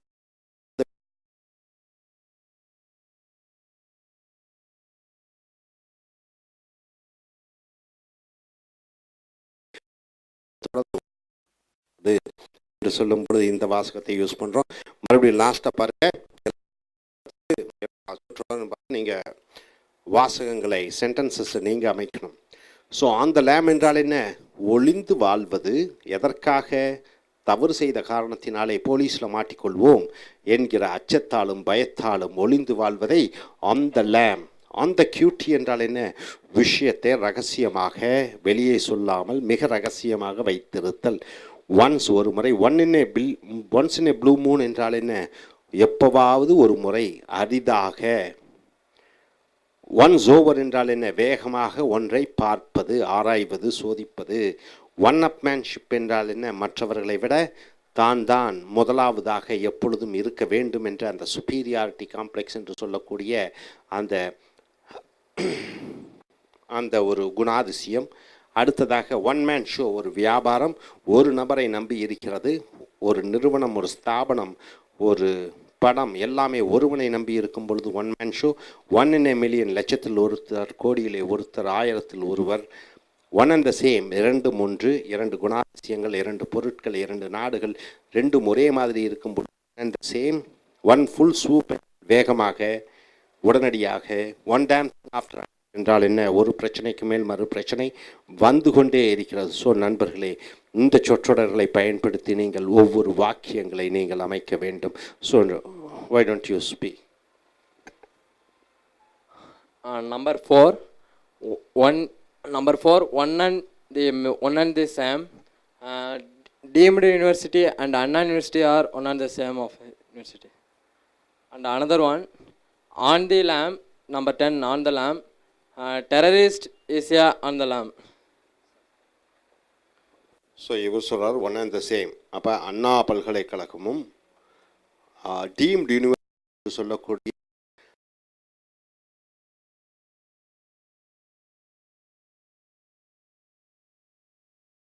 வாழ்ந்து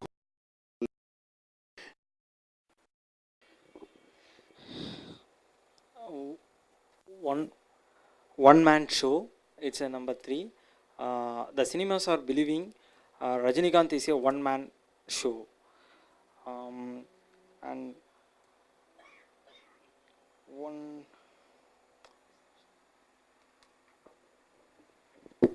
இவர் சொல்கிறார், சினிமா துறையினர் நம்பிக்கொண்டிருக்கின்றனர்கள். என்ன நம்பிக்கொண்டிருக்கிறார்கள்?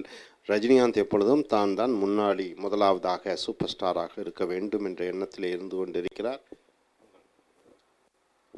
On the lamp, his friends on the lamp because they theft from shop.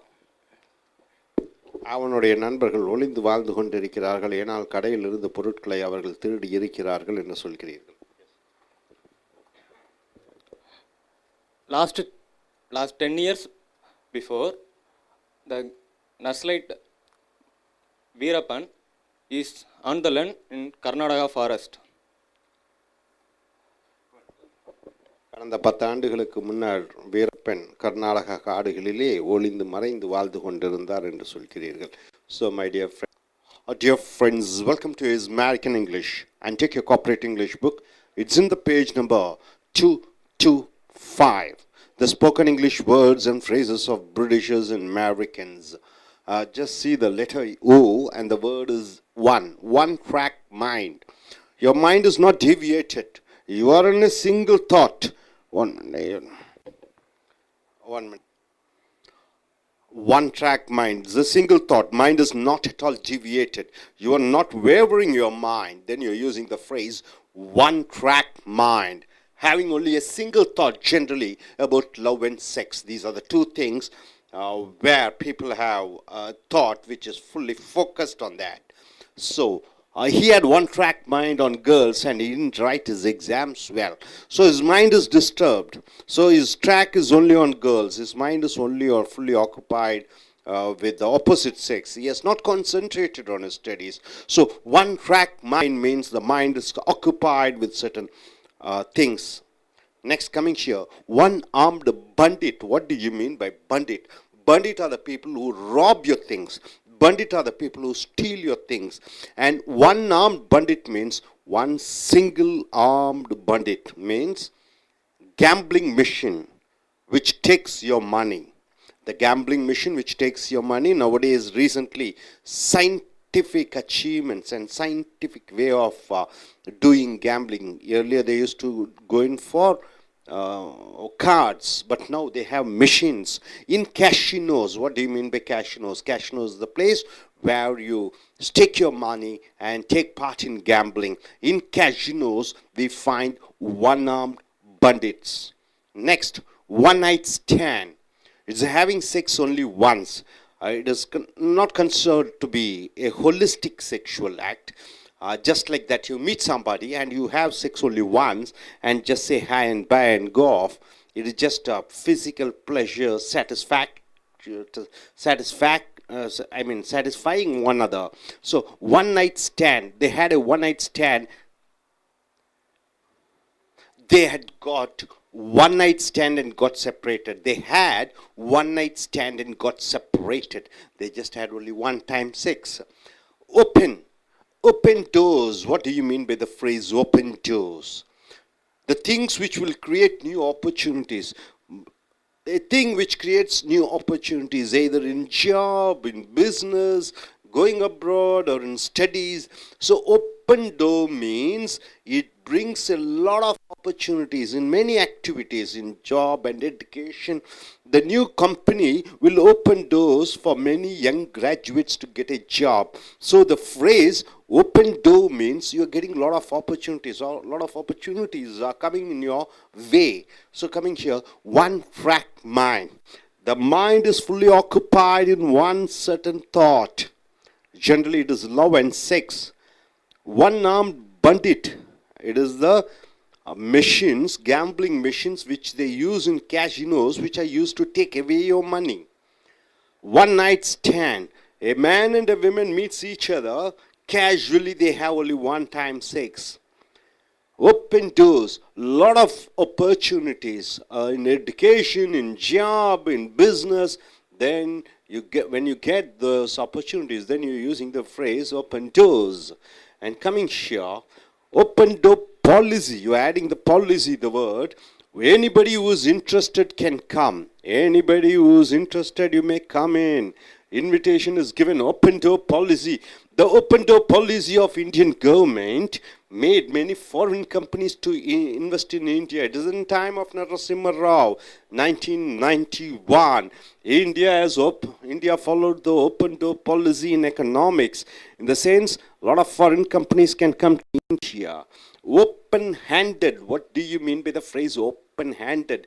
A person, generous person, a person who gives a lot of money, as a philanthropical act, something which someone wants to give and share.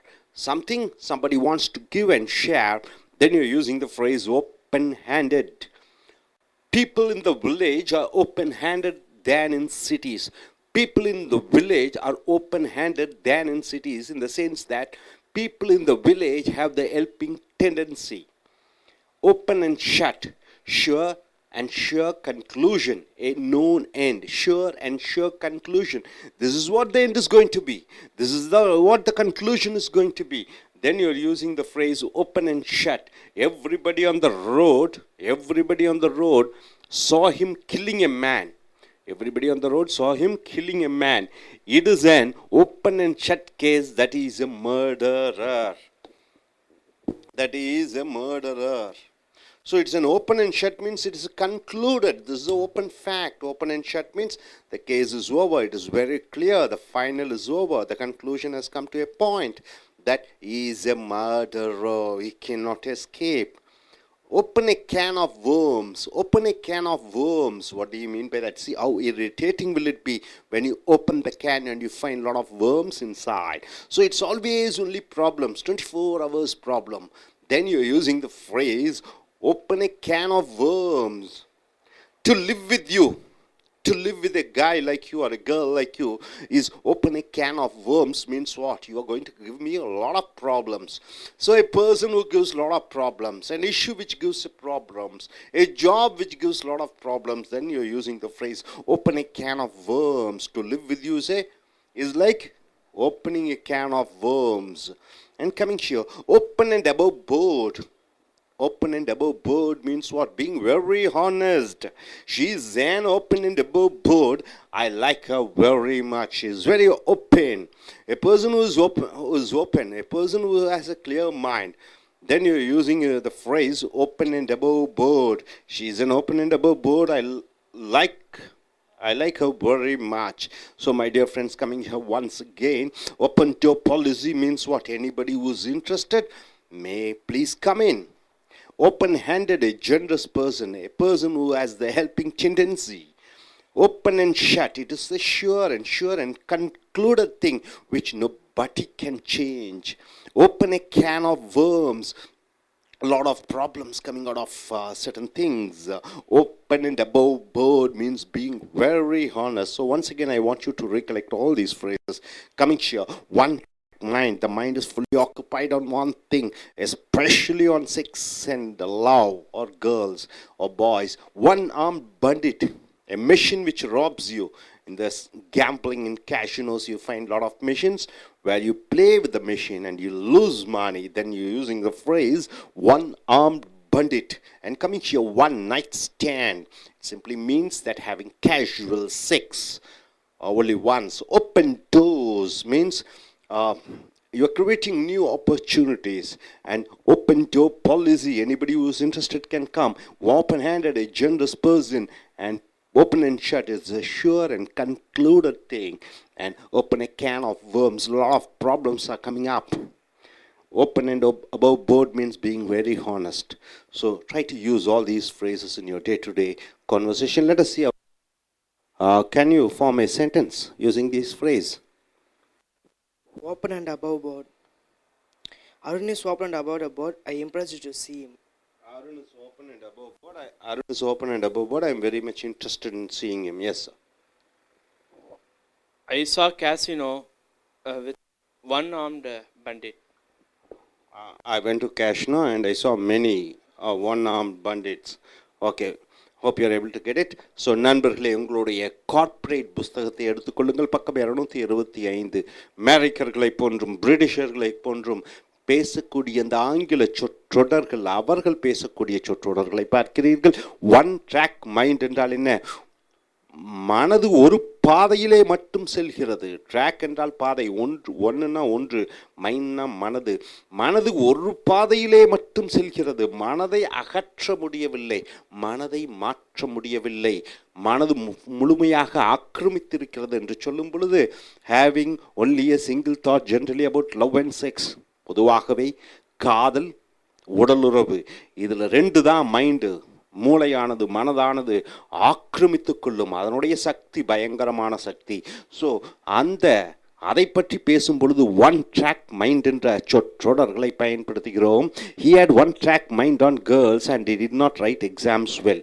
அந்த இளைஞன் அவன் மனது முழுவதுமாக அவனுடைய காதலியே நினைத்து கொண்டிருக்கிற காரணத்தினாலே அவனால் சரியாக பரீட்சையை எழுத முடியவில்லை.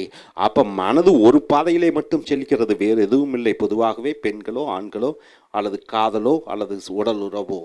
அடுத்தது ஒன் ஆர்ம்டு பண்டிட். பண்டிட் என்றால் என்ன? ஊரை கொள்ளையடிப்பவன், கிராமத்தை கொள்ளையடிப்பவன், அவனை பண்டிட் என்று சொல்கிறோம். ஒன் ஆர்ம்டு பண்டிட் என்றால் என்ன? அவனுக்கு ஒரு ஆயுதம் மட்டுமே இருக்கிறது அந்த கொள்ளைக்காரனுக்கு. அதை கேம்பிளிங் மிஷின் என்று சொல்கிறோம். சூதாட்ட ஆடக்கூடிய machine which takes your money. அது உன் பணத்தை களவாடுகிறது, திருடுகிறது. பொதுவாகவே சீட்டாட்டத்தில் சீட்டு தான் பயன்படுத்துவோம். இங்கே மிஷின், இயந்திரங்கள் மூலமாக சூதாட்டம் நடைபெறுகிறது. ஸோ இன் கேஷினோஸ், கேஷினோஸ் என்றால் என்ன? சூதாட்ட விடுதிகள் என்று சொல்கிறோம். We find one armed bandits என்றால் என்ன? பல சூதாட்ட இயந்திரங்களை பார்க்கிறோம். ஸோ உன்னுடைய பணத்தை எடுக்கக்கூடிய அந்த சூதாட்ட இயந்திரங்களினுடைய பெயர் ஒன் ஆர்ம்டு பண்டிட் என்று சொல்கிறோம். அடுத்தது ஒன் நைட் ஸ்டாண்ட், ஓர் இரவு உடலுறவு என்று சொல்லும் பொழுது ஹேவிங் செக்ஸ் ஒன்லி ஒன்ஸ், ஒரு முறை மட்டுமே உடலுறவு கொள்வது. இது நவநாகரிக காலம். இன்று எல்லாம் பகிர்ந்து கொள்கிறார்கள். அந்த உடலுறவு என்பதனுடைய புனிதம் போய்விட்டது. இது நட்பு ரீதியாக உடலுறவு கொள்ளக்கூடிய அந்த தன்மையை ஒன் நைட் ஸ்டாண்ட் என்று சொல்கிறார்கள். They had a one night stand and got separated. அவர்கள் ஒரு முறை உடல் உறவு கொண்டு பிரிந்து விட்டார்கள். இந்த நவநாகரிக உலகத்திலே இந்த ஒன் நைட் ஸ்டாண்ட் என்ற சொற்றொடர் அதிகமாக பயன்படுத்தப்படுகிறது. அடுத்தது ஓப்பன். ஓப்பன் என்றால் என்ன? திறந்த.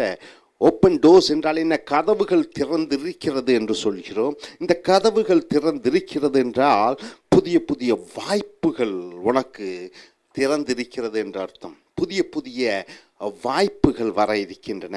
The new company will open doors. அந்த புதிய நிறுவனம் பல வாய்ப்புகளை கொடுக்கும்.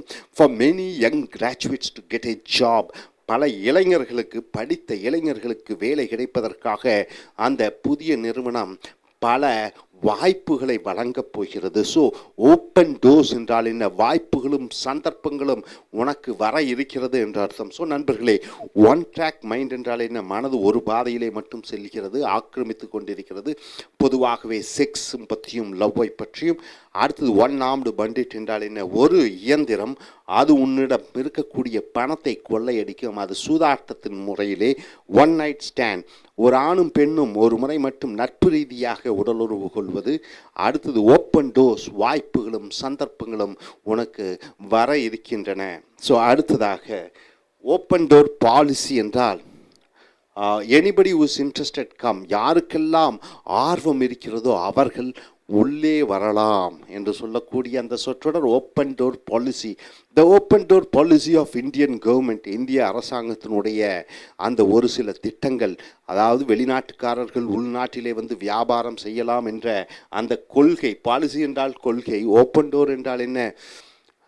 ஓப்பன் டோர் என்பது தமிழிலே சொல்லும் பொழுது, சரியாக சொல்லும் பொழுது, சர்வதேச நிறுவனங்கள் இந்தியாவிலே வரலாம் என்ற கொள்கை of Indian government made many foreign companies to invest in India. அது பல வெளிநாட்டு கம்பெனிகளுக்கு இந்தியாவிலே கொள்முதல் செய்வதற்கான வாய்ப்பை கொடுத்தது. ஸோ ஓப்பன் டோர் பாலிசி என்றால் வெளிநாட்டு நிறுவனங்கள் இந்தியாவிலே வந்து திட்டங்களை வகுக்கலாம், நிறுவனங்களை ஆரம்பிக்கலாம் என்ற கொள்கை. ஓப்பன் ஹேண்டட், கைகள் திறந்த கைகள், ஓப்பன் ஹேண்டட். இந்த சொற்றொடனுடைய அர்த்தம் ஏ ஜெனரஸ் பர்சன், ஏ தாராள மனப்பான்மை உள்ள ஒரு மனிதன். Something which someone wants to give and share. எந்த ஒரு மனிதனுக்கு வழங்க வேண்டுமோ, எந்த ஒரு மனிதனுக்கு தனக்கு இருக்கக்கூடியதை மற்றவர்களுடன் பகிர்ந்து கொண்டு உணவளித்து சந்தோஷமாக இருக்க வேண்டும் என்கிற எண்ணம் உடையவனை ஓப்பன் ஹேண்டட் என்ற சொற்றொடர் மூலமாக பயன்படுத்துகிறோம். பீப்புள் இன் த வில்லேஜ், கிராமத்தில் இருக்கக்கூடிய அந்த கிராமவாசிகள் are open handed than in cities. பட்டணத்தில் இருக்கக்கூடிய, நகரத்தில் இருக்கக்கூடிய மக்களை விட கிராமத்தில் இருக்கக்கூடிய மக்களின் தாராள மனசு, தன்னுடன் இருக்கக்கூடியதை மற்றவர்களுடன் பகிர்ந்து கொள்ள வேண்டும் என்ற உணர்வு இங்கே கிராமத்து மக்களிடம் அதிகமாக இருக்கிறது. ஓப்பன் அண்ட் ஷட் என்றால் என்ன? திறந்தாச்சு மூடியாச்சு, திறந்தாச்சு மூடியாச்சு, முடிந்தது என்று சொல்லும் பொழுது ஷுவர் உறுதி, அண்ட் ஷுவர் மேலும் உறுதி, கன்க்ளூஷன் உறுதி மேலும் உறுதியான முடிவு, ஏ நோன் அண்ட் தெரிஞ்ச முடிவு தான் என்று சொல்லும் பொழுது ஓப்பன் அண்ட் ஷட். எவ்ரிபடி அந்த road saw him killing a man. ரோட்டில் இருக்கக்கூடிய அனைவரும் அவனை பார்த்தார்கள், அவன் அந்த மனிதனை கொல்வதை பார்த்தார்கள். இட் இஸ் an, அது ஓர் ஓப்பன் அண்ட் ஷட் கேஸ் என்றால் என்ன? அது முடிந்து போன ஒரு வழக்கு. that he is a murderer, அவன்தான் கொலைகாரன் என்று தீர்மானிக்கப்பட்டது, முடிவு செய்யப்பட்டது, அதில் எந்த விதமான சந்தேகமும் இல்லை என்று சொல்லும் பொழுது ஓப்பன் அண்ட் ஷட் என்ற சொற்றொடர் மூலமாக பயன்படுத்துகிறோம். அடுத்ததாக open a can of worms. Can என்றால் என்ன? உதாரணத்திற்கு ஒரு மூடி போட்ட ஒரு ஜாடி, மூடி நிறைந்த ஜாடி, உள்ளே குலோப் ஜான் இருக்கிறது என்று திறந்து பார்க்கிறாய், உள்ளே புழுக்களாக வருகிறது. உன் மனது எப்படி இருக்கும்? அப்போ உள்ளுக்குள்ளே ஒன்று நன்றாக இருக்கும், எடுத்து சாப்பிடலாம் என்று பார்க்கும் பொழுது, மூடியை ஜாடியிலிருந்து திறக்கும் பொழுது புழுவுகள் நிறைந்திருக்கும் பொழுது எவ்வளவு அருவருப்பு படுவாயோ அந்த அருவருப்பைத்தான் இந்த சொற்றொடர் open a can of worms. Can ஜாடி, ஆல்வேஸ் ஒன்லி ப்ராப்ளம்ஸ், எப்பொழுதும் பிரச்சனைகளே இருந்து கொண்டிருக்கிறது. டு லிவ் வித் யூ, உங்கூட வாழ்றது என்பது is open a can of worms என்றால் என்ன? புழுக்களுடன் எரிச்சலுடன் சண்டையிட்டு கொண்டு வாழ்வதை போன்று எனக்கு அருவருப்பாக இருக்கிறது. ஒன்றை பற்றி நினைத்து அருவருப்பு படும் பொழுது நீங்கள் இந்த சொற்றொடர் open a can of worms என்ற சொற்றொடரை பயன்படுத்துகிறீர்கள். அடுத்ததாக open and above board. Board என்றால் என்ன? போர்டு என்பது வினை சொல்லாக வரும் பொழுது ஏரோப்ளேனில் போய் ஏறி உட்கார்ந்து கொள், கப்பலிலே போய் ஏறி உட்கார்ந்து கொள், போர்டிங் என்று சொல்வார்கள். இன்னொரு போர்டிங் என்றால் தங்கி படிப்பது, போர்டிங் என்று சொல்வோம். தங்குவதும் ஏறுவதையும் போர்டு என்று சொல்கிறோம். இங்கே open and above board. Board என்றால் நிலப்பரப்பு, அதாவது ஒரு கப்பல் மேலே இருக்கக்கூடிய ஒரு நிலப்பரப்பையும் போர்டு என்று சொல்கிறோம். ஓப்பன் அண்ட் அபவ் போர்டு என்றால் வெரி ஹானஸ்ட், ரொம்ப நேர்மையாக இருப்பதை ஓப்பன் அண்ட் அபவ் போர்டு என்ற சொற்றொடர் மூலமாக பயன்படுத்துகிறோம். She is an open and above board. I like her very much. அவள் ரொம்ப வெரி ஹானஸ்ட், நேர்மையானவள், அவளை எனக்கு பிடிக்கும் என்று சொல்லும் பொழுது she is open and above board என்ற சொற்றொடரை பயன்படுத்துகிறோம். ஸோ நண்பர்களே, மறுபடியும் பாருங்கள், ஓப்பன் டோர் பாலிசி என்றால் என்ன? யார் வேண்டுமானாலும் உள்ளே வரலாம். அதாவது வெளிநாட்டு நிறுவனங்கள் இந்தியாவிலே வந்து பல கொள்கைகளை, பல ஸ்தாபனங்களை ஆரம்பிக்கலாம். அதனுடைய கொள்கை தான் policy, open door policy. Open handed, தாராள மனசுடைய மனிதன். ஓப்பன் அண்ட் ஷட், ஒரு தீர்க்கமான முடிவு செய்யப்பட்ட. Open and can of worms, பல பிரச்சனைகள் வரக்கூடிய. ஓப்பன் அண்ட் அபவ் போர்டு என்றால் என்ன? ரொம்ப நேர்மையாக இருத்தல். ஸோ நண்பர்களே, மறுபடியும் இந்த சொற்றொடர் லாஸ்ட்டாக பார்த்துக்குங்க. ஒன் ட்ராக் மைண்ட் என்றால் என்ன? மனது முழுமையாக ஒன்றின் பால் ஆக்கிரமிக்கப்பட்டிருக்கிறது. அது செக்ஸாக இருக்கலாம், கேர்ளாக இருக்கலாம், லவ்வாக இருக்கலாம். பொதுவாக மற்றதுலையெல்லாம் மனசு ஆக்கிரமிக்காது, இதனுடைய வலிமையை போல. அடுத்ததாக ஒன்னாம்படு பண்டிட் என்றால் என்ன? ஒரு மெஷின், சூதாட்ட இயந்திரம். அது உன் பணத்தை கொள்ளையடிக்கும். உதாரணத்துக்கு கேஷினோஸில் நீங்கள் நிறைய பார்க்கலாம். ஒன் நைட் ஸ்டாண்ட், ஒரு முறை உடலுறவு கொள்வது. ஓப்பன் டோர்ஸ் என்றால் என்ன? பல வாய்ப்புகள், சந்தர்ப்பங்களும் வர இருக்கிறது. அடுத்ததாக ஓப்பன் டோர் பாலிசி, வெளிநாட்டு நிறுவனங்கள் உள்நாட்டிலே வந்து பல திட்டங்களை ஆரம்பிக்கலாம் என்ற கொள்கை. ஓப்பன் ஹேண்டட், தாராளமானது. ஓப்பன் அண்ட் ஷட், தீர்க்கமான, இறுதியான, உறுதி செய்யப்பட்ட ஒரு முடிவு. Open and can of worm, பல பிரச்சனைகள் அடங்கிய, பல குழப்பங்கள் அடங்கிய, பல சண்டை சச்சரவுகள் வர வாய்ப்பு இருக்கக்கூடிய. ஓப்பன் அண்ட் அபவ் போர்டு என்றால் என்ன? ரொம்ப நேர்மையான, ரொம்ப நியாயமாக இருக்கக்கூடிய. ஸோ நண்பர்களே, இந்த சொற்றொடர்களை உங்களுடைய பேச்சாங்கிலத்திலும் எழுத்தாங்கிலத்திலும் அன்றாடும் பயன்படுத்தி உங்கள் ஆங்கில வளத்தை வளப்படுத்தி கொள்ளுங்கள். தேங்க்யூ.